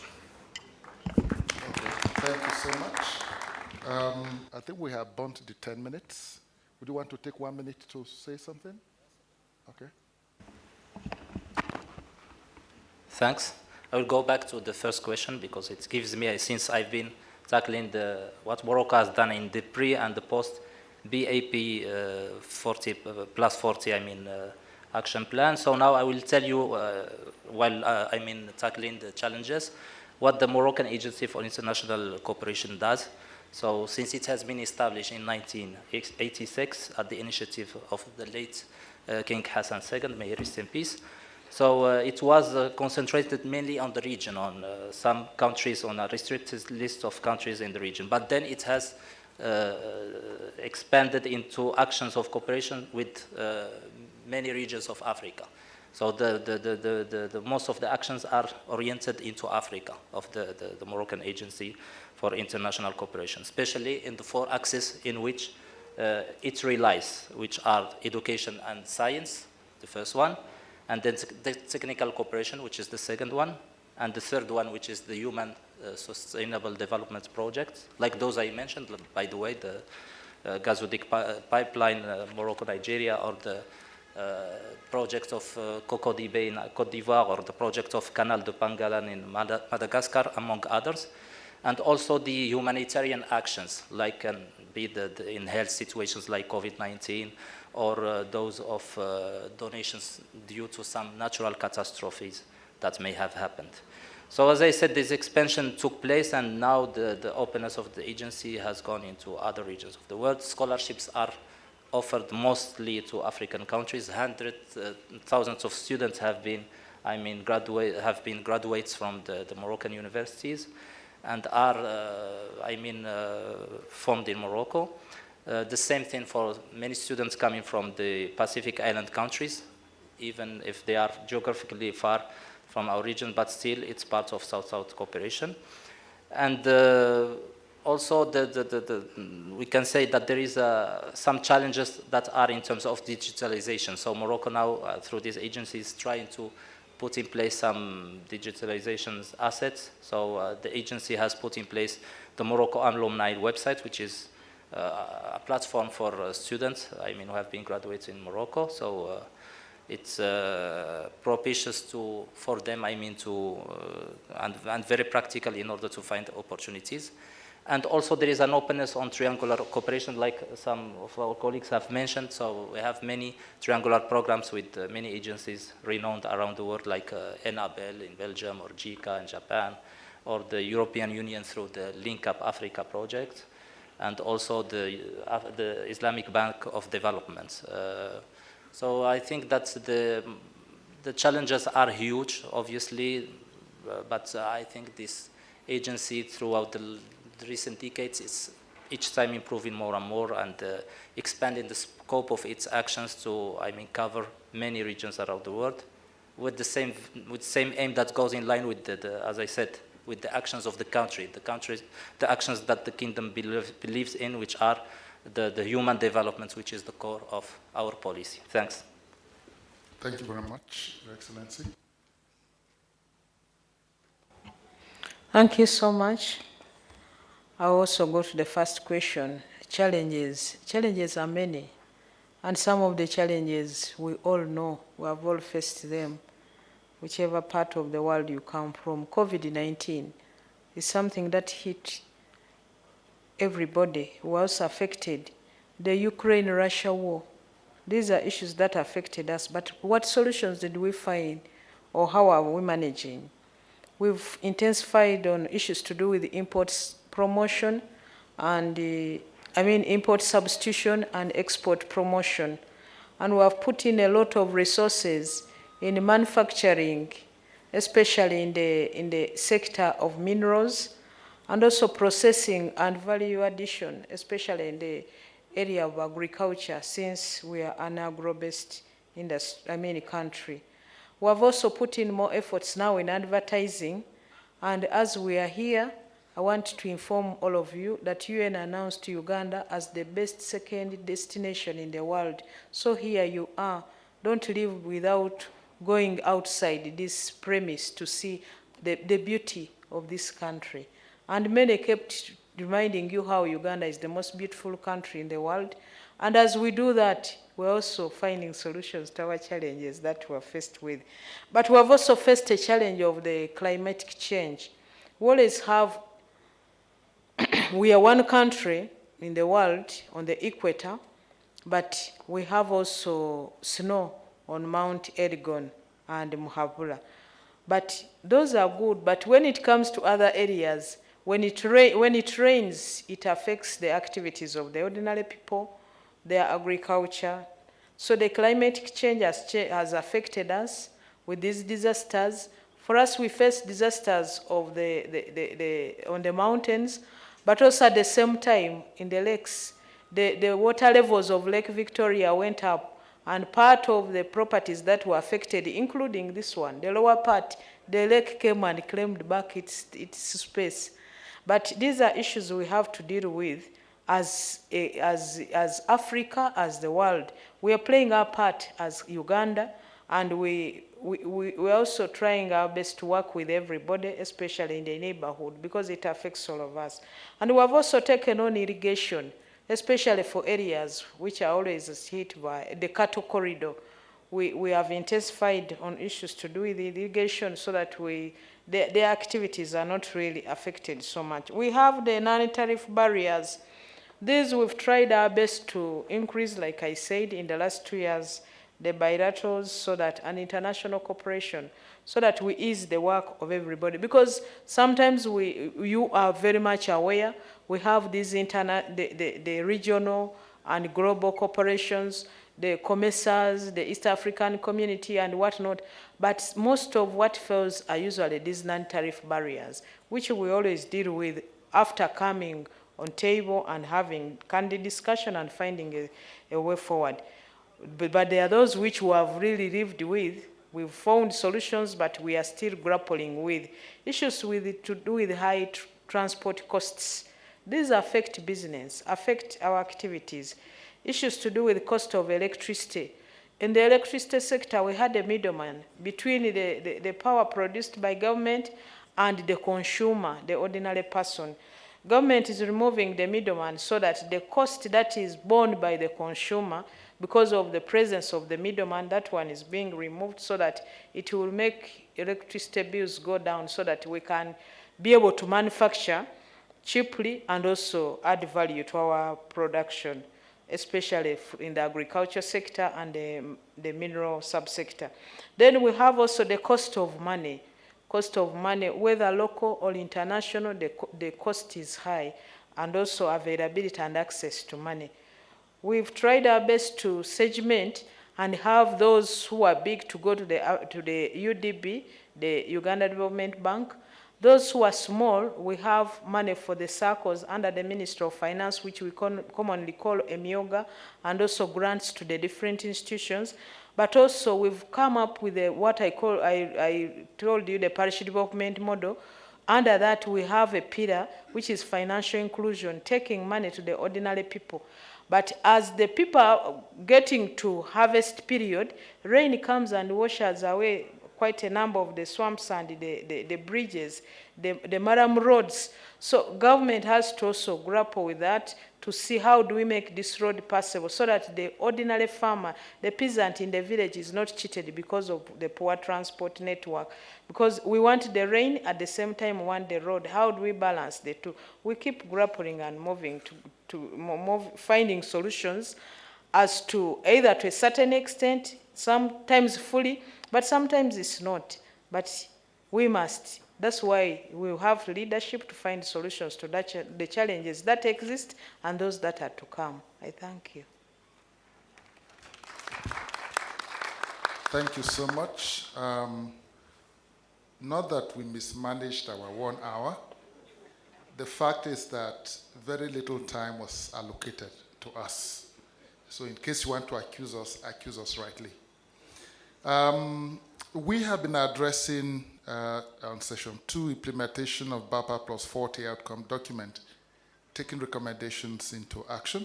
And we have listened to Uganda, we have listened to Morocco, to Rwanda, to the state of Palestine, and Brazil.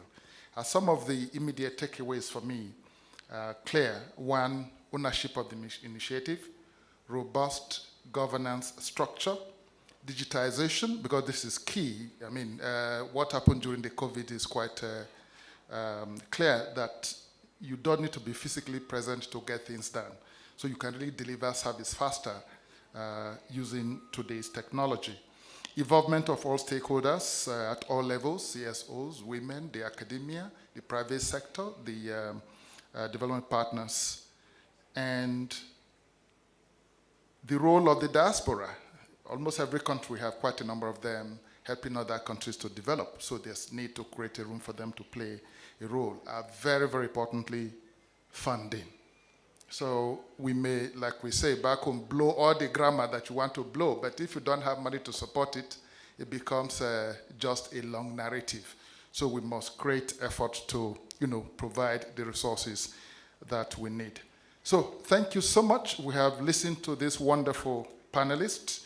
And now we want to bring it to a close and then allow the next session to start. Again, thank you so much, Your Excellencies. We have enjoyed your presentation and definitely so much that we are taking from you home. Thank you.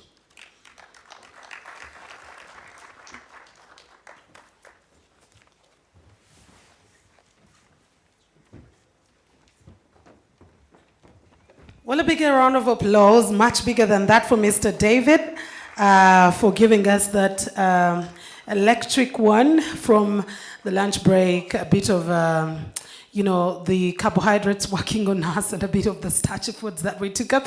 I am going to request before we get our next, this is going to be the last session, and it's going to be as brief as it can be, so you do not have to worry. But I'm going to just request that we all stand up for just a minute. We've been seated quite a while from the time that we had a lot of carbohydrates that have turned into some unused energy in the body and not being very important for us. Before we get our next speaker, I am just waiting for everyone to be on their toes, right? For everyone to be on their feet.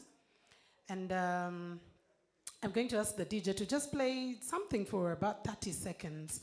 And I just want you to shake and stretch out. And please stretch to your right.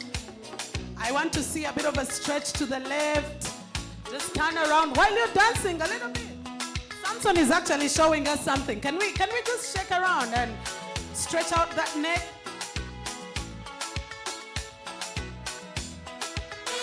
Hello, I'm not seeing you dance. Shake a little bit.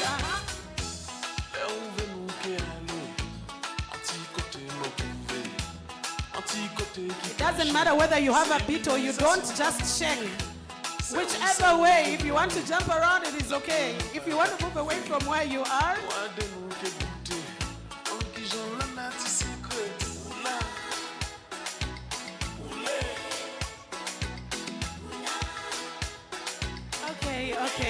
okay, DJ, that's just enough. Now we're going to intentionally stretch. Let's keep standing. We're going to intentionally stretch because when we ask some people to dance, some decided to spectate by just looking at us. So let's all go to the right. Let's stretch to the right. Some people don't know which one their right is, but whichever it is, stretch to the right. And let's go to the left. Remember, I'm facing you, so my left is your right, right? And okay, we'll go to the back a bit. And try to touch your toes. I know the ladies are in their heels, so they may not as well be able. So just go maybe to your knees, okay? Not your toes, but to your knees. The neck is very important, so let's stretch it a bit. Okay, so we can get seated and just take you on our next session, which is going to be very brief, so we can give you enough time to enjoy the lake. It's a beautiful lake, to enjoy the breeze and to be able to exchange pleasantries. But we also have an exhibition out there, the beautiful products that you will get at a very, very beautiful price. So without any further ado, ladies and gentlemen, I love that in the last discussion, our focal point minister in charge of SDGs talked about climate change, which is real. It is something that we're grappling with. It is not only a problem in Uganda, but across the world. That is why we're having discussions like the Conference of Parties that is particularly paying attention to that. But I also loved Ambassador Roy from Brazil, who talked about developing efficient political institutions as well as governance systems, because that is where it all starts from. It is okay to have the discussions, but the next point of action comes with institutions and the governance structures that you've put in place. So our next and very last discussion for today is going to be about building national ecosystems for the South-South Triangular Cooperation in Africa. Building those national ecosystems, because it starts from the countries, what we can be able to do. I loved when Ambassador from Rwanda talked about the Rwandapedia. You literally have all the information there like Wikipedia. You just, this time we say you just Google. I think this time we just Rwanda something, and you have all the information that you need. So without any further ado, allow me to invite Mr. Yannick Ekoman, who from the Ministry of Foreign Affairs from Cameroon, to take on this session. Ladies and gentlemen, let's give him some hype. This is the very last session that we are having, and within no time, we'll be concluding this and we'll return tomorrow. Over to you, Mr. Yannick. Take over. Whichever way you want, this entire podium is yours, so I will actually get to leave as well.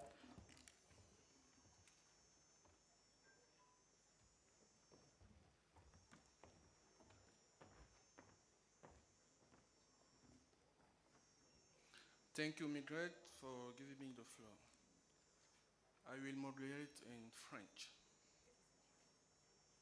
Okay. Please take your translator.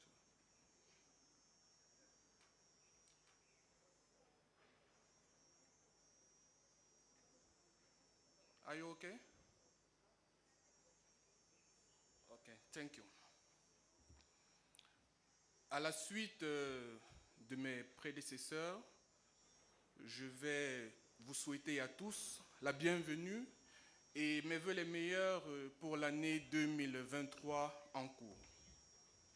Qu'il me soit permis de remercier le gouvernement de la République du Rwanda, de l'Ouganda, je vous en prie, qu'il me soit permis de remercier le gouvernement de la République de l'Ouganda pour la qualité de l'accueil, ainsi que pour toutes les facilités qui ont été prises pour la tenue du dit forum.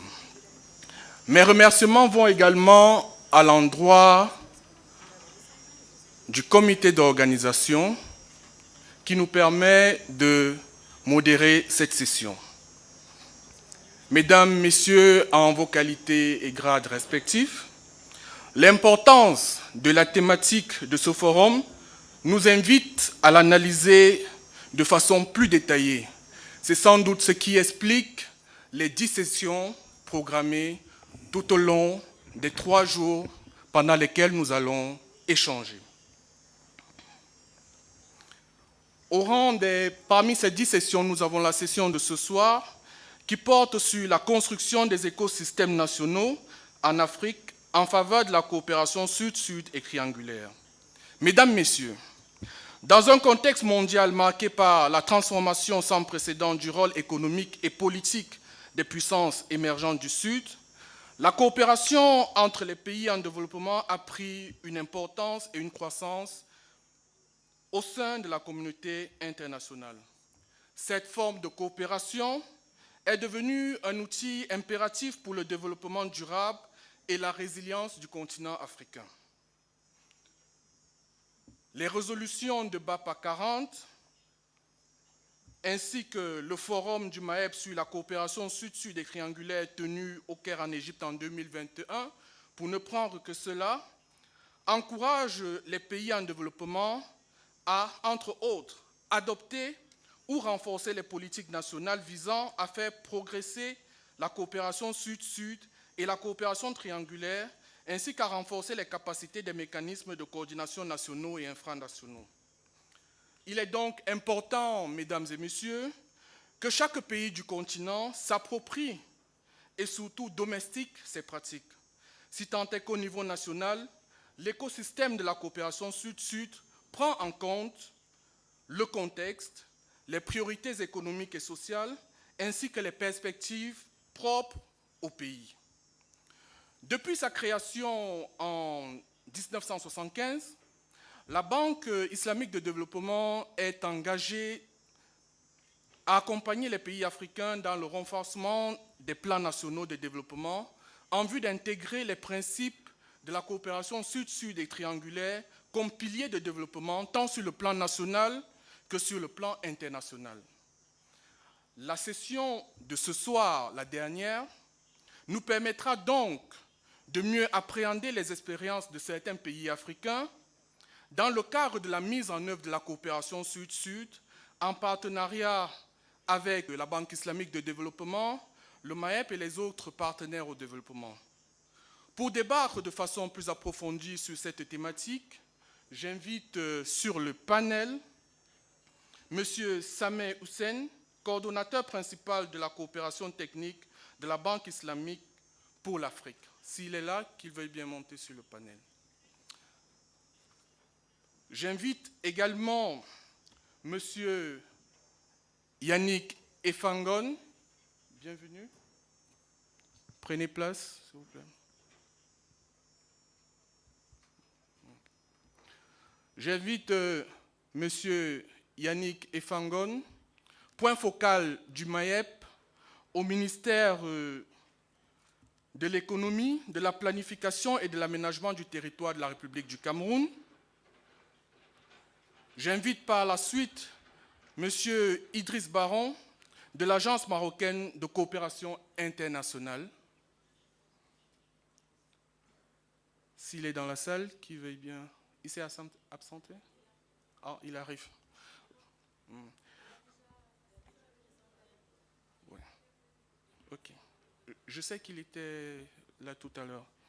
J'invite M. Mohamed Blidi, directeur général AI de l'Agence tunisienne de coopération technique. Monsieur.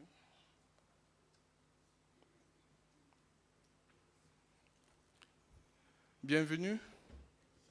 Prenez place. J'invite enfin Madame Fatoumia Alibazi, directrice de l'Agence comorienne de coopération internationale.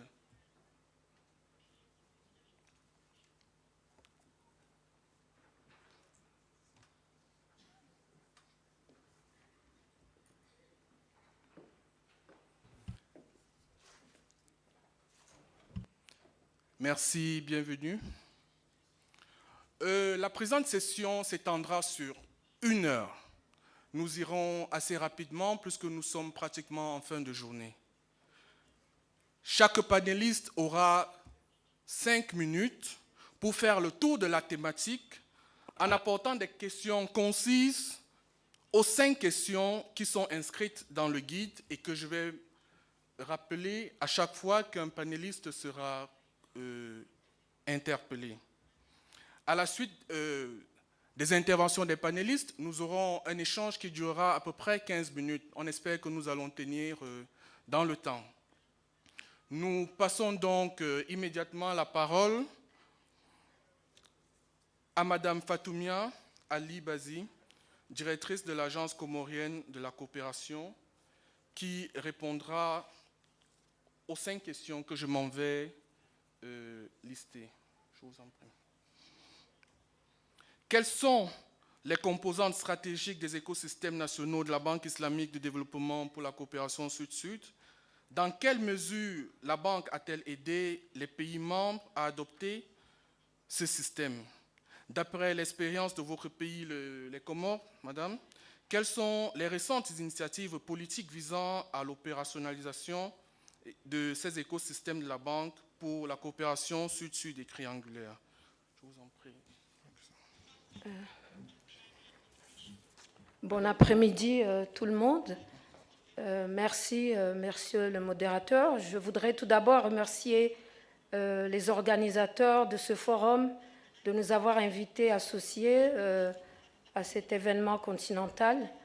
Je remercie également le gouvernement ougandais pour l'accueil et les dispositions prises dès notre arrivée hier dans ce beau pays. Je suis très ravie et contente d'intervenir ici et de parler de ce sujet qui nous intéresse depuis 2017, où la CCI, l'Agence comorienne de coopération internationale, a été créée par décret présidentiel et sous la tutelle du ministère des Affaires étrangères et du ministère des Finances. Cela dans le cadre des réformes administratives qui étaient engagées aux Comores en 2016. Comme vous le savez, le Comore est un petit État insulaire en développement, pays africain, arabe et francophone. La coopération Sud-Sud est un des instruments qui nous intéressent et je tiens, pour avoir cette occasion, à remercier la Banque islamique de développement.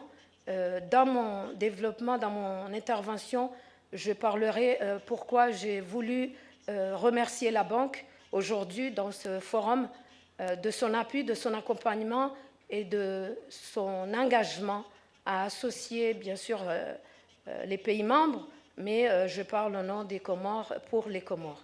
Donc, on parle dans ce panel de l'écosystème national. Je vais, monsieur le modérateur, si vous me permettez, de parler brièvement de... j'ai parlé de l'existence de la CCI qui est assez récente par rapport aux agences de coopération dont vous avez eu l'occasion d'entendre depuis ce matin. Donc on a pratiquement 4 ans, 5 ans. Mais je voulais parler rapidement, avant d'arriver à l'écosystème, de réalisation. 2017, la création. Qu'est-ce qu'on a fait? 2018, plan de développement stratégique, identification des axes d'intervention, dont la coopération sud-sud et triangulaire étant une priorité à la CCI. Nous avons eu l'appui du PNUD qui nous a permis de réaliser plan de développement stratégique validé au niveau national et revu en 2021 avec l'appui de la Banque à travers des expertises tunisiennes. Nous avons mené une grande mobilisation au niveau international. Nous sommes heureux d'être là parce que quand on vient des îles, on est très loin du continent. Donc la deuxième action que nous avons faite était de sortir et de montrer aux pays, au monde, que ce soit le continent et au-delà, que nous avons une agence, nous sommes dans la coopération, dans la promotion, le développement. Donc nous avons rencontré les agences dans le Maghreb, je cite la Tunisie, le Maroc, je parle de la Turquie, je parle de l'Amérique du Sud, ABC, je suis ravie de les voir aujourd'hui ici, avec qui nous comptons développer une grande coopération. Mobilisation auprès des partenaires, à l'UNOSC, à New York, mobilisation en Tanzanie, auprès des partenaires basés en Tanzanie pour les Comores. Donc cette mobilisation a permis une grande visibilité et des partenariats au niveau international. Au niveau national, on a fait de la sensibilisation.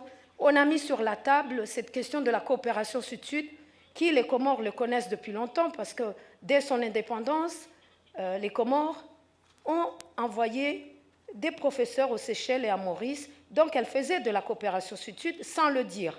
Aujourd'hui, elle le fait plus ces derniers temps au niveau régional, à travers les organisations régionales. Et grâce à l'agence, nous avons mis la question sur la table et on en parle. On a fait de la sensibilisation et du plaidoyer auprès du gouvernement, auprès des partenaires, ce qui a permis de signer un accord avec le programme des Nations Unies pour le développement pour accompagner l'agence dans la promotion et le développement de la coopération sud-sud dès 2020. En 2021, nous avons eu l'UNFPA, qui aussi, comme agence des Nations Unies, accompagne l'agence dans la promotion aussi de la coopération sud-sud. 2018, au niveau international, là j'avais oublié, premier accord avec l'agence tunisienne, première agence africaine. Donc on a signé en 2018 avec l'appui de la banque. 2020-2021, nous avons signé avec l'agence égyptienne de coopération. Nous avons signé également avec l'agence palestinienne. Nous célébrons chaque année la journée de la coopération sud-sud. Donc au niveau national, la mobilisation, que ce soit le secteur privé, la société civile, les institutions de l'État, les ministères y consortent, sont tous mobilisés et on en parle de la coopération sud-sud. Maintenant, la question qui a été évoquée sur ce panel, c'est les écosystèmes nationaux.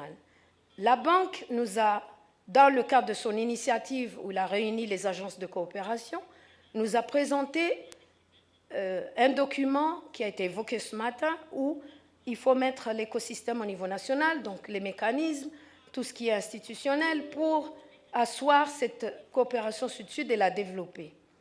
Donc cet écosystème comporte 7 piliers. Dans la volonté politique, nous l'avons déjà. Les acteurs connectés, nous avons dans un préalable la démarche que la CCI a adoptée en 2020, nous avons mis en place une plateforme coopération. C'est pour préparer au niveau national. On ne va pas se lever le matin, leur dire « venez, on va mettre l'écosystème ». On a mis une plateforme où on a mis le secteur privé, la société civile, le monde académique, les institutions, une plateforme qui réunit tout le monde pour partager les opportunités de coopération sud-sud et pour aussi exporter les opportunités de coopération sud-sud. Donc, nous avons les acteurs connectés aujourd'hui. L'organe national de coopération sud-sud, on l'a, c'est la CCI. 3 piliers sont déjà disponibles. Le 4e pilier qui est en cours, c'est l'élaboration de la stratégie nationale de coopération sud-sud qui est en cours d'élaboration avec un appui du PNUD. Donc, il nous reste 3 piliers, mesdames et messieurs, et nous avons dans nos perspectives qu'en 2024, comme on dit, Inch'Allah, nous aurons l'écosystème. Donc voilà, monsieur le modérateur, votre question, je pense que je l'ai répondu. Nous sommes en pleine mise en œuvre ou mise en place de l'écosystème plutôt national. Et si c'est la première question, je suppose que je l'ai répondu. Merci.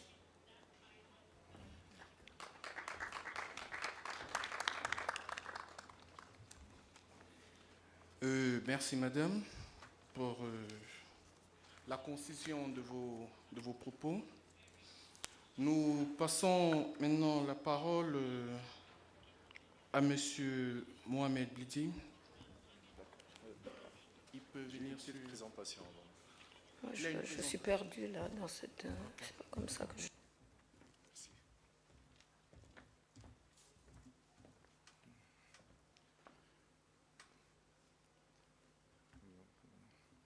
Merci. Donc, tout d'abord, je voudrais remercier donc, les organisateurs et les autorités ougandaises pour l'excellente organisation de ce forum et pour leur accueil chaleureux. Donc, ma présentation porte sur l'écosystème tunisien. Donc, on va passer en revue. En premier lieu, on va voir les piliers de l'écosystème tunisien.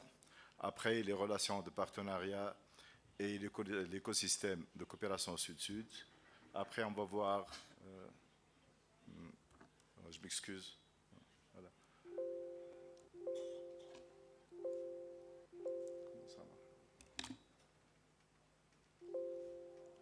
Ah, voilà. Donc, en troisième lieu, c'est les défis à relever, les actions à entreprendre. Et en quatrième lieu, on va voir l'avenir des écosystèmes de coopération sud-sud. Donc, le premier pilier, donc, qui concerne, donc, ils sont 7 piliers. On va commencer par le premier pilier qui concerne la volonté politique. Donc, pour la volonté politique, bien que la constitution tunisienne, la récente constitution de 2022, il n'y a pas une mention explicite sur la coopération sud-sud, mais on réaffirme dans cette constitution l'attachement et l'appartenance de la Tunisie à la nation arabe et au continent africain. Aussi, la Tunisie, donc, depuis son indépendance, a déjà affiché sa volonté de développer cette forme de coopération. On a commencé, bien sûr, par la création de l'Agence tunisienne de coopération technique en 1972. Donc, on a commencé, même avant la création de l'agence, à envoyer des coopérants tunisiens dans beaucoup de pays. On a commencé avec les pays voisins, l'Algérie, la Libye, le Maroc, et puis on est allé à Djibouti, à Vanuatu, etc. Généralement, c'était des coopérants, des enseignants et des personnels de la santé.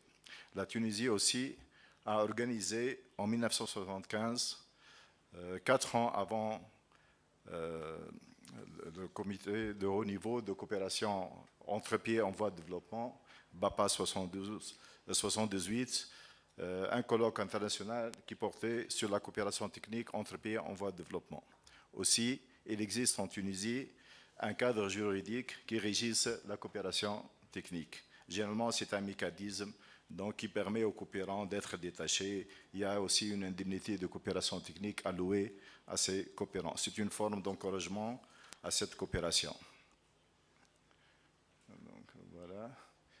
Donc, on passe au deuxième pilier, c'est la stratégie nationale pour la coopération sud-sud. Donc, on n'a pas une stratégie nationale dédiée à la coopération sud-sud, mais on trouve la coopération sud-sud au cœur des plans de développement et des stratégies nationales en matière de coopération internationale et de diplomatie économique. Donc, il y a cette forme de coopération qui existe, bien qu'elle n'est pas explicite dans une stratégie bien déterminée. Il y a une réflexion en cours sur l'élaboration d'une stratégie nationale de coopération sud-sud. Voilà, on passe au troisième pilier, c'est l'organe national de la coordination des interventions de coopération sud-sud.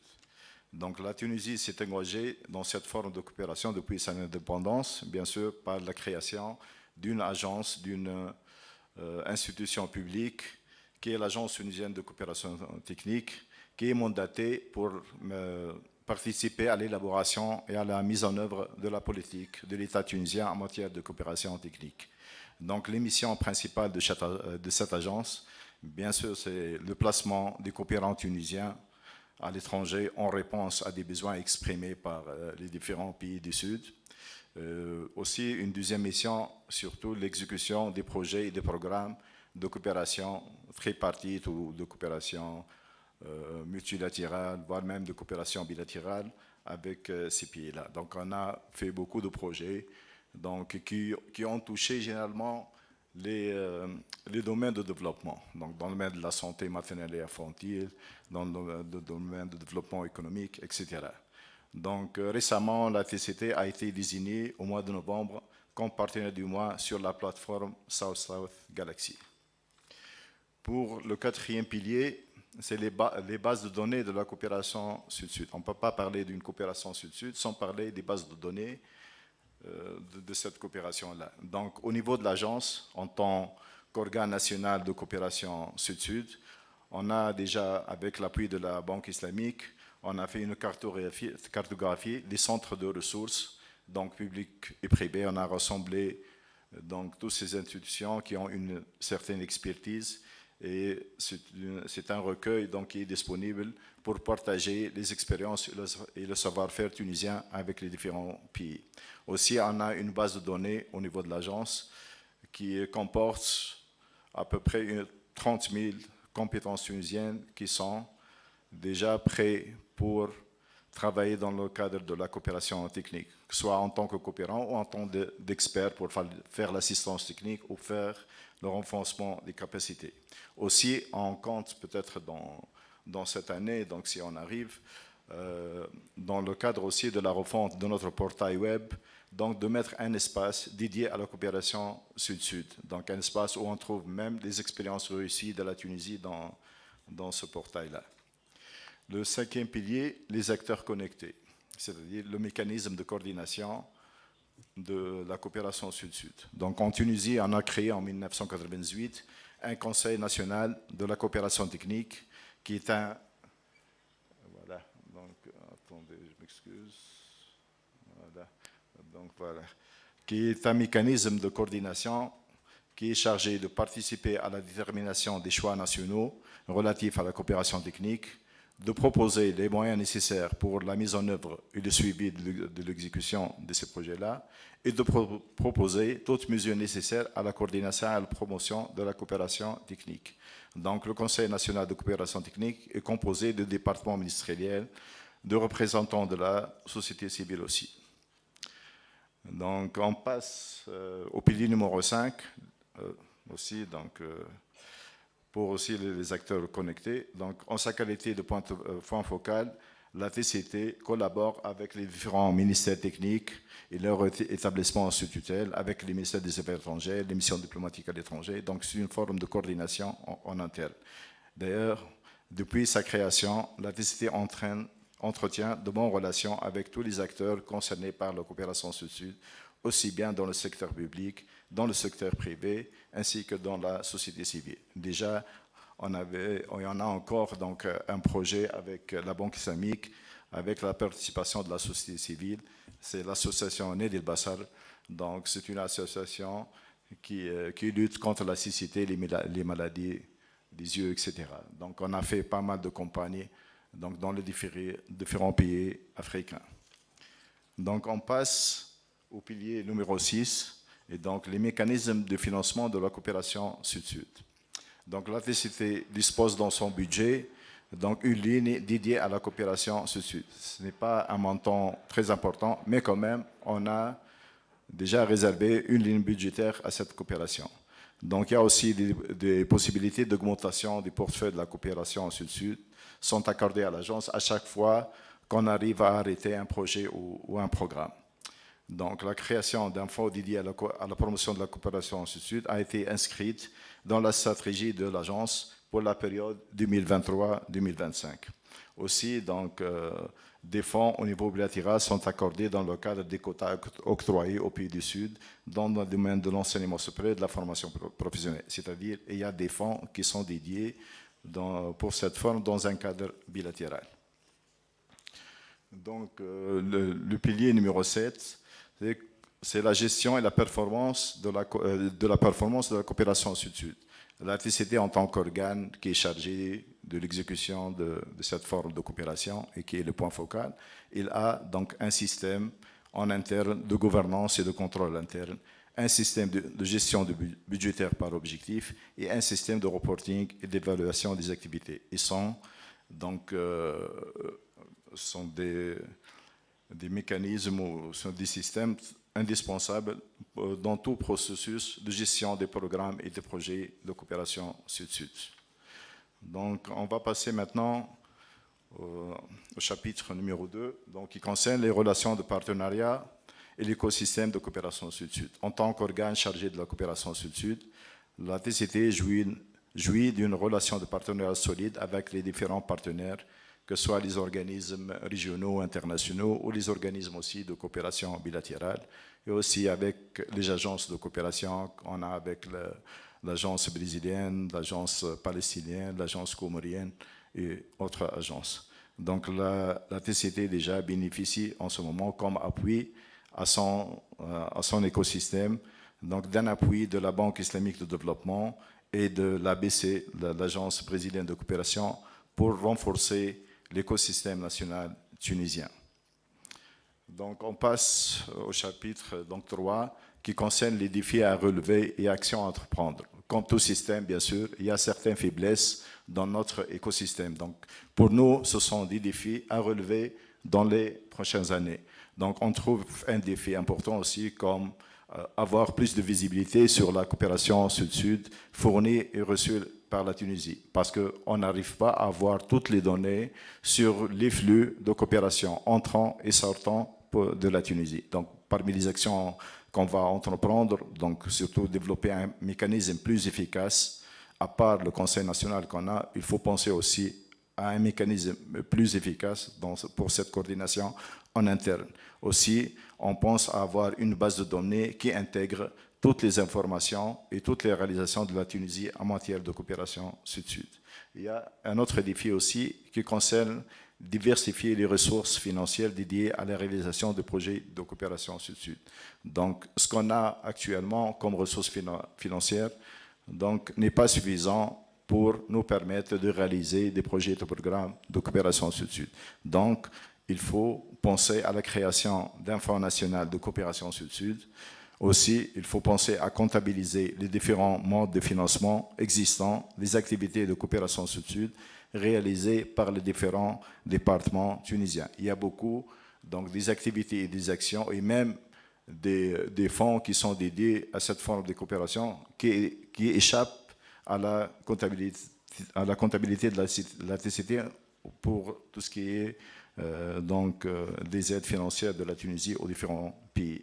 Il y a aussi un troisième défi qui concerne l'amélioration du positionnement de la TCT en tant qu'organe national de coopération sud-sud à l'échelle régionale et internationale. Donc on pense à développer un réseau solide de représentation de la TCT à l'international et aussi développer davantage les relations de partenariat avec les autres agences. Donc, pour l'avenir, comment on voit l'avenir des écosystèmes de coopération sud-sud? Donc, pour nous, on pense que le développement et le renforcement des écosystèmes nationaux de coopération sud-sud est une démarche fondamentale que les pays du Sud doivent entreprendre pour capitaliser sur leur potentiel en matière de coopération sud-sud. Cependant, la dite démarche reste tributaire de 4 éléments. Donc le premier, une forte volonté politique au niveau de chaque pays en matière de coopération sud-sud, la pérennité des ressources dédiées à la coopération sud-sud et la création d'une dynamique des échanges d'expériences entre les pays du Sud pour voir les leçons apprises et le développement des relations de partenariat. Sans ces éléments-là, on ne peut pas parler d'un partenariat des écosystèmes nationaux. Aussi, il faut penser l'existence d'un mécanisme d'amélioration continue de ces écosystèmes.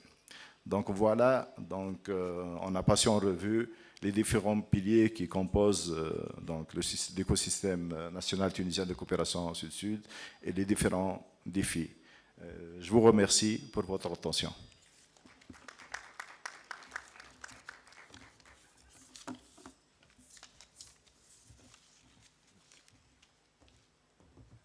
Merci encore. Nous passons immédiatement la parole à M. Sameh Hussein.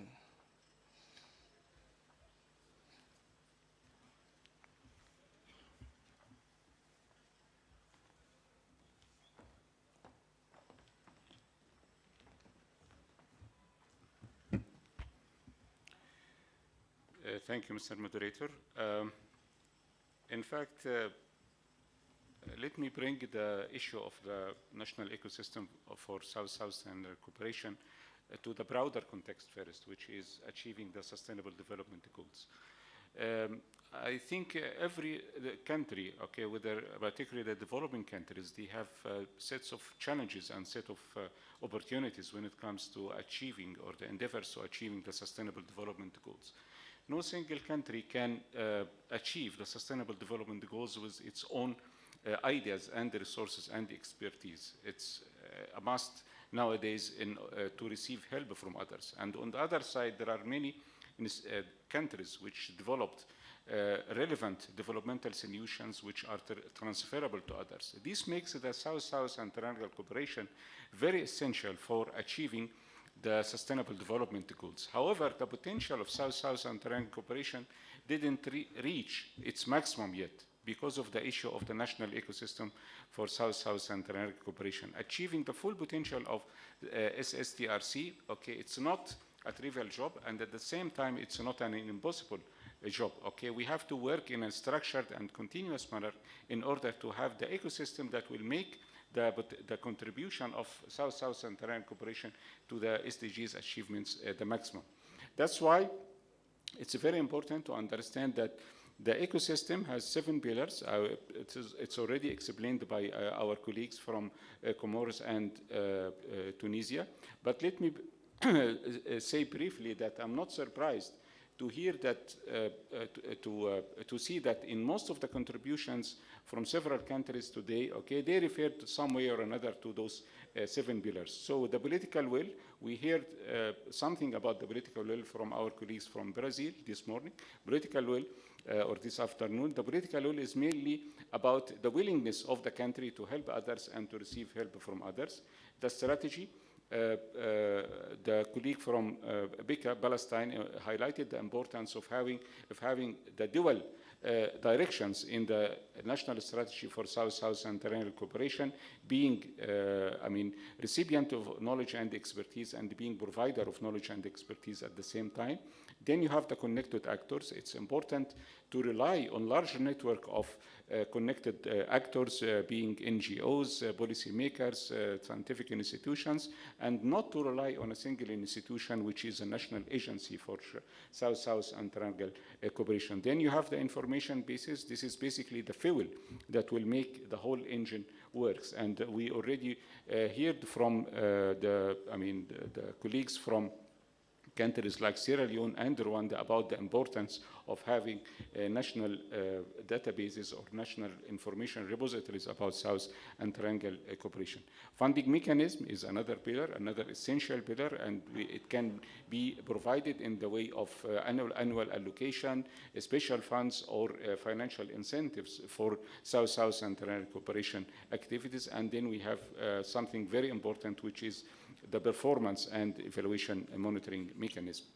Now, the bank published the definition of the framework of the national ecosystem for South-South and Triangle cooperation. Then we started to take some actions in order to put it in action or operationalize it. Okay, we developed the assessment framework. Okay, something very important in order to break down the 7 pillars into sub-pillars and to evaluate them through raising specific questions. And in addition to that, we developed guidelines for developing or formulating the national strategy for South-South and Triangle cooperation, and another guideline about improving the political will. We also started a capacity development program focusing only on enhancing the national ecosystem for South-South and Triangle cooperation. And it just happened that we started implementing this capacity development program at the same time of COVID-19. Okay, and one would expect that a development institution like ISDB would give the full or the main priority to health sectors. However, we managed to maintain the focus and the importance of developing the national ecosystem for South-South and Triangle cooperation in our member countries in the middle of COVID-19 time, in the middle of many other developmental challenges. So we worked with around 7 countries to develop their national ecosystem some way or another. We heard already things about that from Comoros, Tunisia, and also Morocco. We did assessment exercise with them. Pakistan, we are helping Pakistan in establishing its first national entity for South-South and Triangle cooperation. We are working with the Ministry of Foreign Affairs in Nigeria to assess its ecosystem and develop an action plan for enhancing it. Something very important to note is that we have to work on two streams at the same time. Okay, developing the national ecosystem for South-South and Terrain cooperation, and at the same time continue to carry out South-South and Terrain cooperation activities and projects. For example, we are working on Tunisia on having joint activities with the Brazilian Agency for Technical Cooperation, but at the same time, okay, we are working with Tunisia in relevant reverse linkage projects in other countries. The same for Pakistan, for example, okay? We are working on establishing national entity for South-South and Terrain cooperation, but at the same time, we are engaging Pakistani institutions to work with other countries under the umbrella of South-South and Terrain cooperation. So in brief, okay, the main question, which is how to strengthen South-South and Terrain cooperation, the bank provided an answer for it, which is a formulation of the the framework of the national ecosystem for South-South and Terrain cooperation. We took that definition from the conceptual level to the operational level through specific activities in more than seven countries. We are ready in the bank to work with other countries, to work with current and other partners to strengthen the ecosystem, their ecosystem for national ecosystem for South-South and Terrain cooperation, in parallel with supporting specific activities for helping all our member countries and the countries from the South in general to achieve their SDGs in efficient and effective manner. Thank you, Mr. Moderator.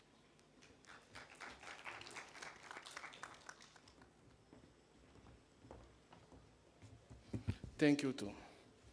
Nous passons maintenant la parole à Monsieur Ifangon du Cameroun.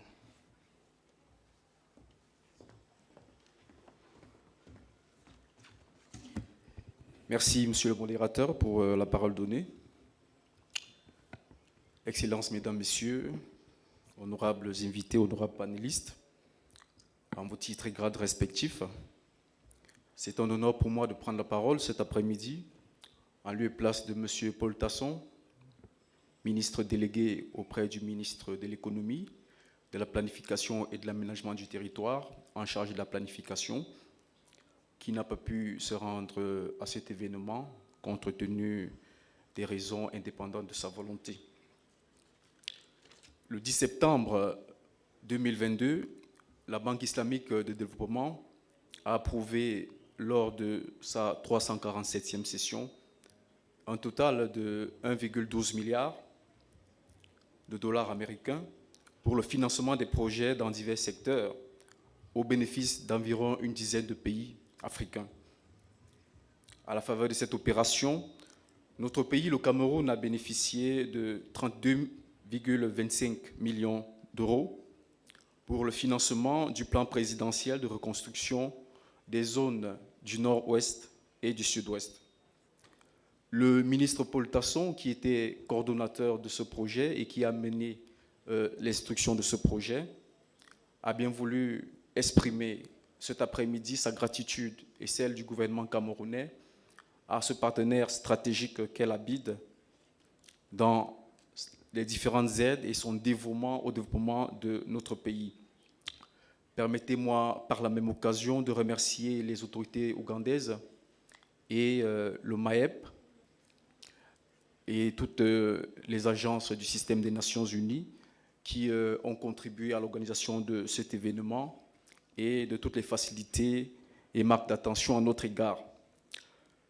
La question se pose de savoir où en est le Cameroun dans la construction d'un écosystème national favorable à la coopération sud-sud et triangulaire.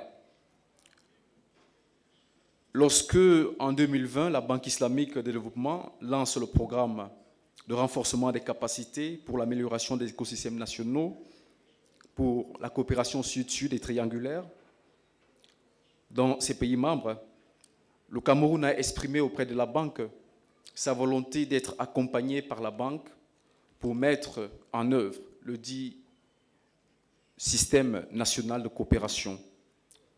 La Banque a répondu favorablement et a été rejointe par l'AODA-NEPAD ainsi que par le MAEP pour accompagner techniquement notre pays dans le renforcement de la mise en œuvre d'un écosystème national de la coopération sud-sud et triangulaire. Après donc un diagnostic de notre pays qui portait sur l'examen des 7 piliers du programme, il s'est avéré nécessaire de mettre en place un écosystème national de la coopération sud-sud et triangulaire, et la priorité devait être donnée à la mise en place d'une institution nationale dédiée à cet effet. Le processus sera donc conduit en 4 étapes. La première étape consistait en un benchmarking et l'évaluation globale de l'écosystème de la coopération sud-sud au Cameroun. Il apparaît qu'il y a une réelle volonté politique parce que la stratégie nationale du Cameroun, comptant pour la décennie 2020-2030, trouve un ancrage sur l'agenda 2030 et l'agenda 2063. Cette volonté politique se traduit également par le fait que, lorsque nous regardons dans les faits, le Cameroun, depuis son indépendance, entretient des relations avec les pays amis du mouvement des non-alignés, des partenaires africains, des partenaires occidentaux, et la coopération sud-sud et triangulaire est une réalité au Cameroun. Parce que nous coopérons avec la COICA, la JICA, le PNUD, et il y a également une dimension bilatérale. Par exemple, avec le Maroc, vous contribuez à la formation des médecins militaires du Cameroun.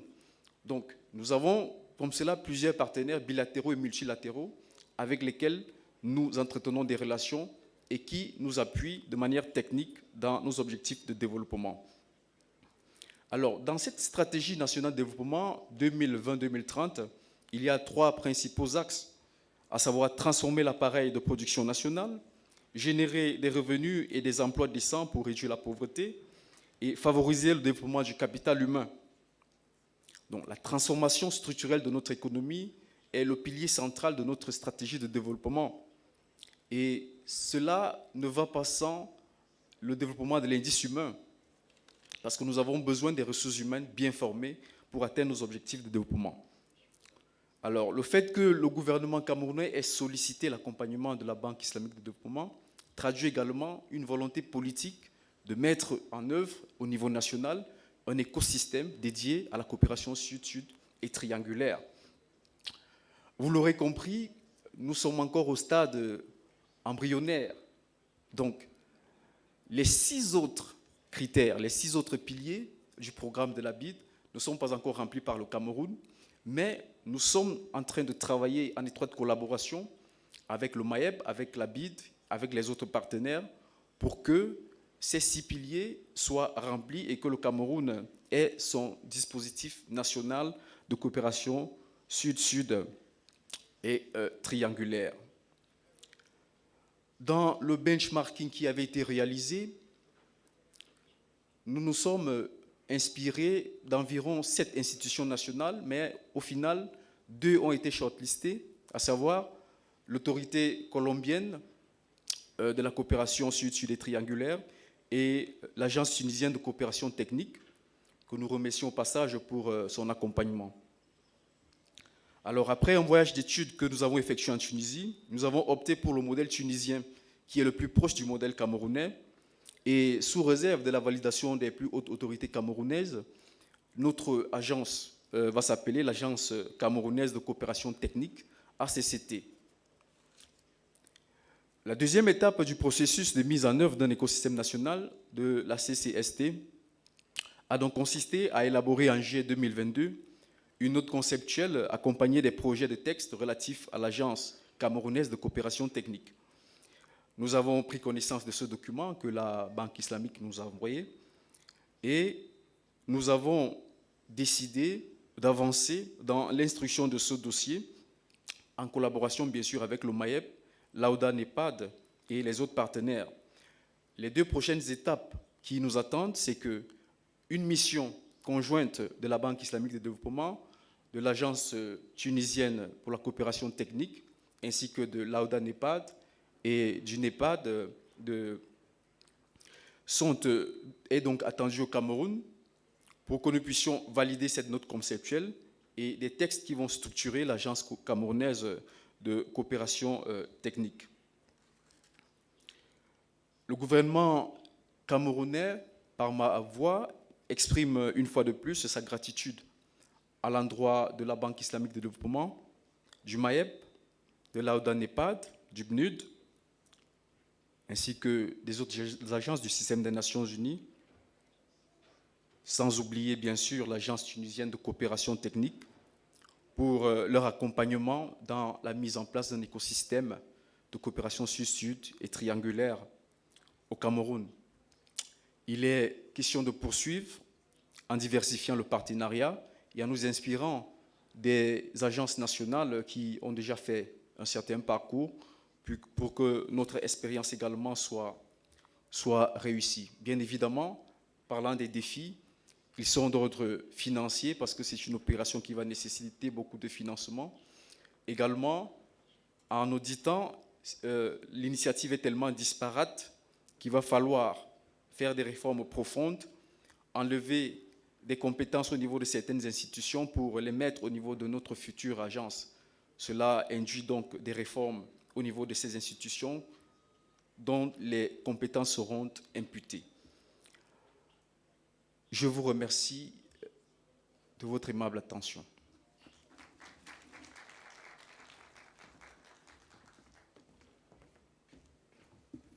Merci. Avant que de passer à la phase des échanges, nous passerons encore la parole à Madame Fatoumia Alibazi, qui a certainement un complément d'information à donner sur le comment. Si. C'est bon. C'est bon. Merci, Monsieur le modérateur. Peut-être que je voudrais, en me référant à ce qui était dit toute la matinée, on a beaucoup parlé, les intervenants qui se sont succédés, comment renforcer cette coopération sud-sud dans nos pays, sur le continent. J'ai envie de dire que nous avons, chacun dans nos pays, nos réalités, notre contexte. Mais si je prends notre cas, pendant 4 ans, on en parle. J'ai salué et remercié la BID de nous avoir mis dans le bain. Mais à un moment donné, on est confronté à un problème au niveau national. Et quand on parle de cette coopération sud-sud pendant 4 ans, les interlocuteurs, les partenaires locaux aussi attendent quelque chose. Et nous, en tant qu'une jeune agence, on a besoin des ressources, on a besoin d'appui, d'accompagnement. Donc là, c'est à la fois un plaidoyer que je voulais dire, mais en même temps une réalité qui pourrait être valable dans d'autres pays, qu'on ne peut pas nous encourager, nous pousser à aller dans un secteur et qu'après, il n'y a pas de résultats. C'est bien, on va mettre l'écosystème, c'est solide, ça va contribuer à pérenniser ce volet. Mais il va de soi que nous avons besoin d'être accompagnés. Et comme je fais le plaidoyer, je voulais dire que nous, on est déjà avec un statut de vulnérabilité. Vous avez beaucoup parlé du Covid qui a démarré, mais 1 an avant le Covid, nous avons eu un grand cyclone qui, depuis 1964, n'est pas passé et qui a beaucoup fait des dégâts. Donc, 2019 et juste après le Covid. Donc, nous, on est dans une situation de vulnérabilité. Comme les Nations Unies le disent, Small Island Development State, les petits États insulaires en développement. Donc là, je suis en train de vous dire, on a besoin, nous, de cette coopération sud-sud qui est basée sur la solidarité, on nous dit. Donc, on a besoin, et là, je vais identifier les secteurs et vous montrer notre disponibilité. La CCI s'inscrit dans la vision du chef de l'État comorien, son Excellence Azali Assoumani, qui a une vision de Comores émergent avec un plan Comores émergent qui a été adopté lors de la conférence à Paris en 2019, en décembre. Nous avons des secteurs phares dont la santé et le changement climatique, la gestion des catastrophes, l'agriculture, l'éducation. Quand on parle de changement climatique avec ses effets, dans les îles, elle a des effets néfastes sur la santé. Donc, je voulais passer ce message que nous sommes disponibles à travailler avec tout le monde dans cette coopération sud-sud, dans ces secteurs.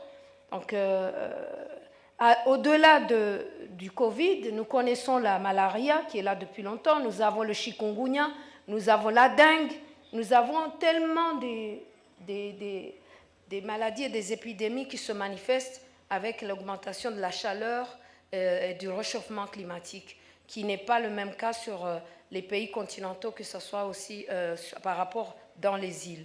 Donc je voulais passer sur ça et puis vous parler aussi des perspectives. Nous sommes, comme je l'ai dit, dans la mise en place de l'écosystème jusqu'en 2024. Nous avons identifié et adopté de travailler sur l'implication de notre diaspora, qui est assez conséquent et qui est présent dans cette coopération sud-sud. Donc nous sommes en train de mettre aussi un outil, la base de données des compétences comoriennes, qui pourront demain être utilisées et qui nous permettra de contribuer au niveau international à cette coopération sud-sud. Donc je m'arrête là, monsieur le modérateur, et merci encore une fois. Merci encore, madame. Je vous prie d'applaudir tout le panel, l'ensemble du panel, une fois de plus. Merci encore à tous.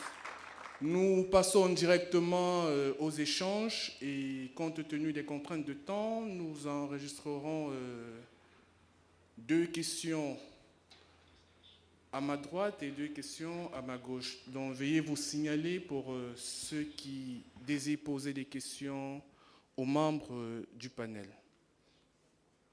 Si le micro est prêt, le mic. S'il y a des questions. Any question for the panel?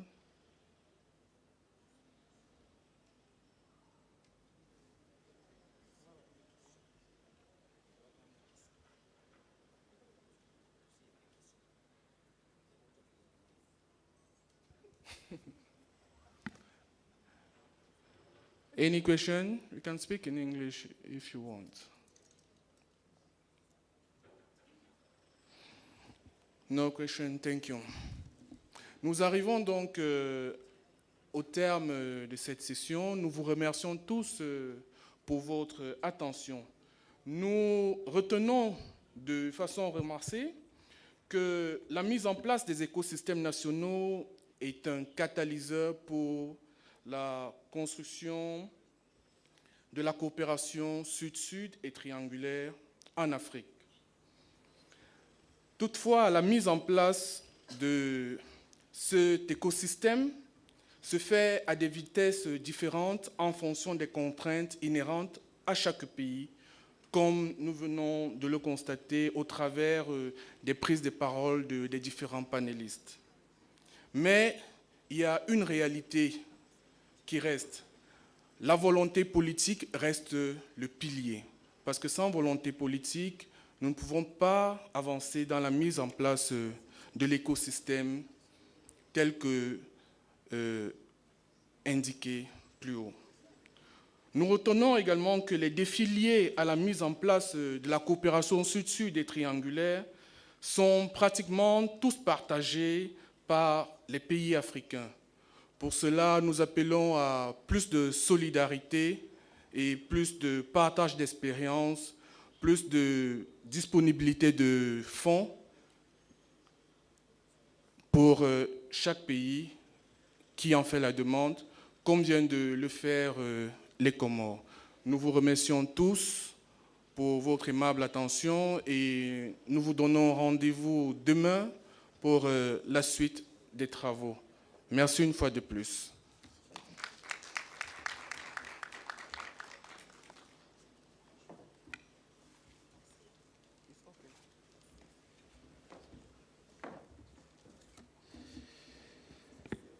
Merci beaucoup, monsieur.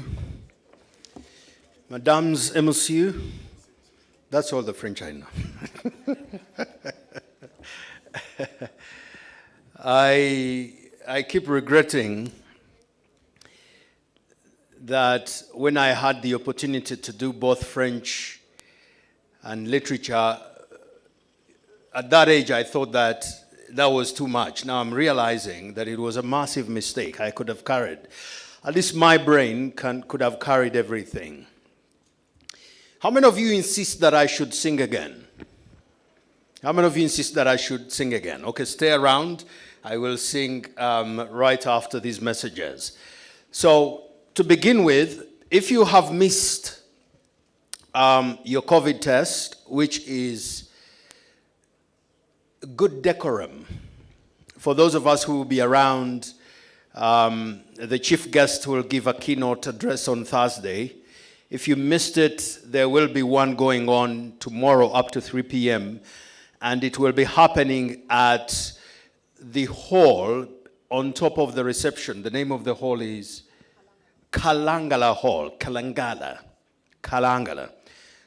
Hall. The main place where we did our booking, check-in, it's called check-in. Our check-in, on top of that, is where the COVID testing will be going on tomorrow between 9 a.m. and 3 p.m.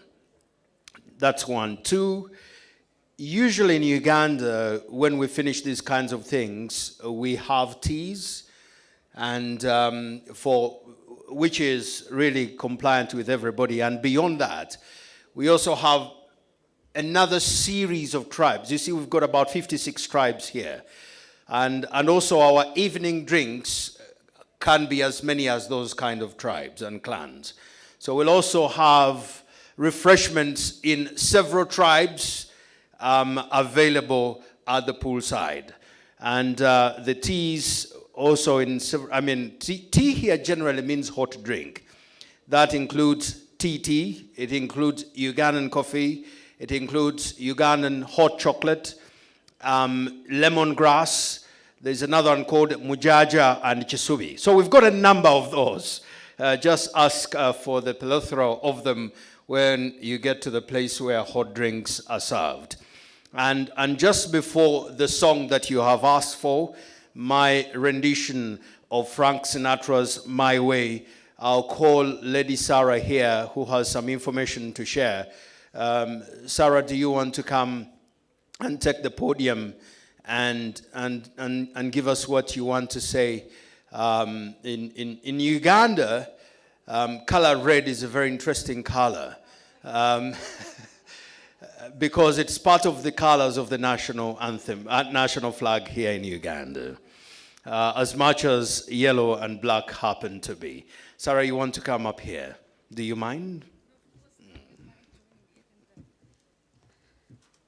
Good afternoon. I hope you are still having some energy after the 3 intensive sessions. A quick update on the DSA and also arrangements for those delegates funded by the African Peer Review Mechanism. Tomorrow at 7 a.m., I kindly request you to have your boarding pass, your passport, and you will be guided by Madame Lydie. She's my colleague. Lydie, can you stand up, please? So everybody can know you. And we are in the 2nd floor of the main hotel, that side. You will be assisted by Madame Lydie and my colleague Nana to sort you out, but make sure you have your boarding pass and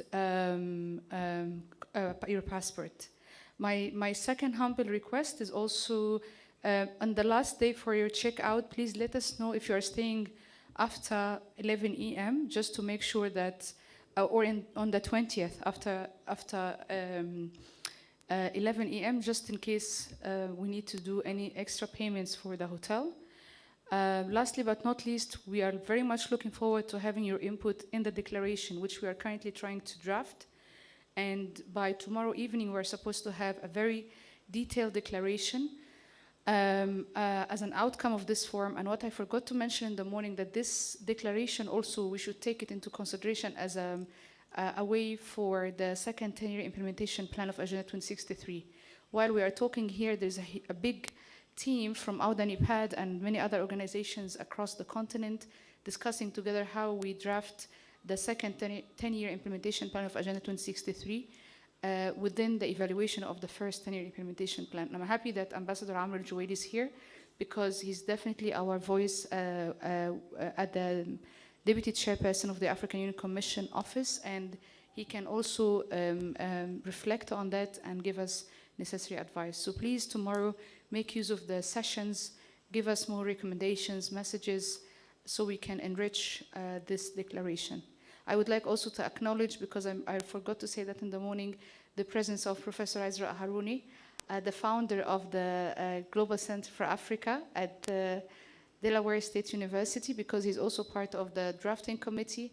Madame Zeminai Lakov, from also a former UNDP expert and senior advisor, and also Professor Rafiu from University of South Africa in Johannesburg. Thank you very much. I leave the floor to my colleague to advise on the cocktail tonight. Enjoy. Sarah, I forgot to say that as part of Ugandan hospitality and decorum, after the conference, usually the MC accompanies the guests back to their destination at their cost.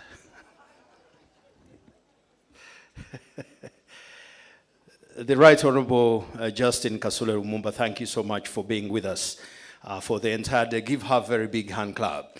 And as well, all the ministers and the delegates, thank you so much for being here. This particular song that I'm going to sing, a rendition of Frank Sinatra's song, is a song that reminds us that when we were created to be originals. Most of the time, our stresses come from the fact that we are too busy trying to become like somebody else, trying to build a house like somebody else has, trying to go to a holiday like somebody else has. And the makeup business is a business that makes a lot of money from the rejection of being individuals. We try to be like anybody else. Please roll that track and let's do this. Wow.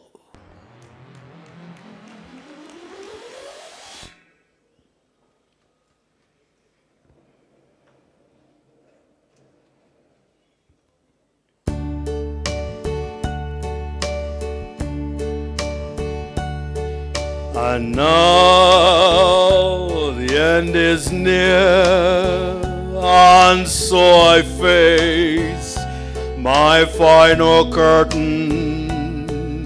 My friend, I'll say it clear, I'll state my case, of which I'm certain. I've lived a life thus full. Well, I've traveled each and every highway. Well, much more than this, I did it my way. Regrets, I've had a few,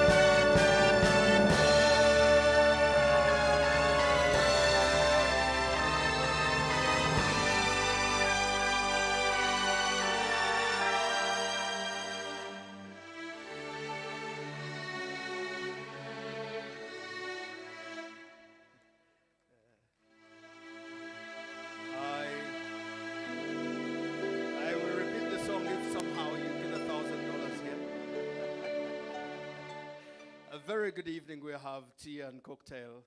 Everything I said was a joke apart from the $1,000. Good evening. We'll see you again tomorrow. Be sure, two things: enjoy Uganda, and two, don't try Uganda at home. It doesn't work that way.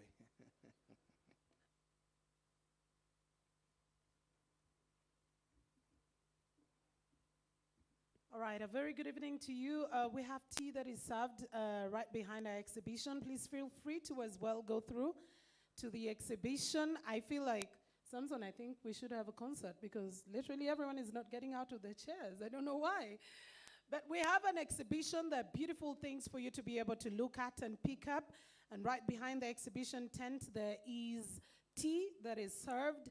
And then the cocktail is going to be, what time is it now? It is it is 6:30, so in the next 1 hour, we will be able to have our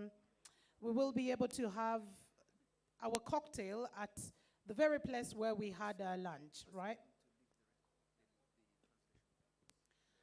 Okay, so our cocktail is going to be at the pool side. That is in about an hour, so at 7:30, please make sure that you are back. I kindly request that you can leave the gadget, the translation gadget on your tables. Probably you could have forgotten and packed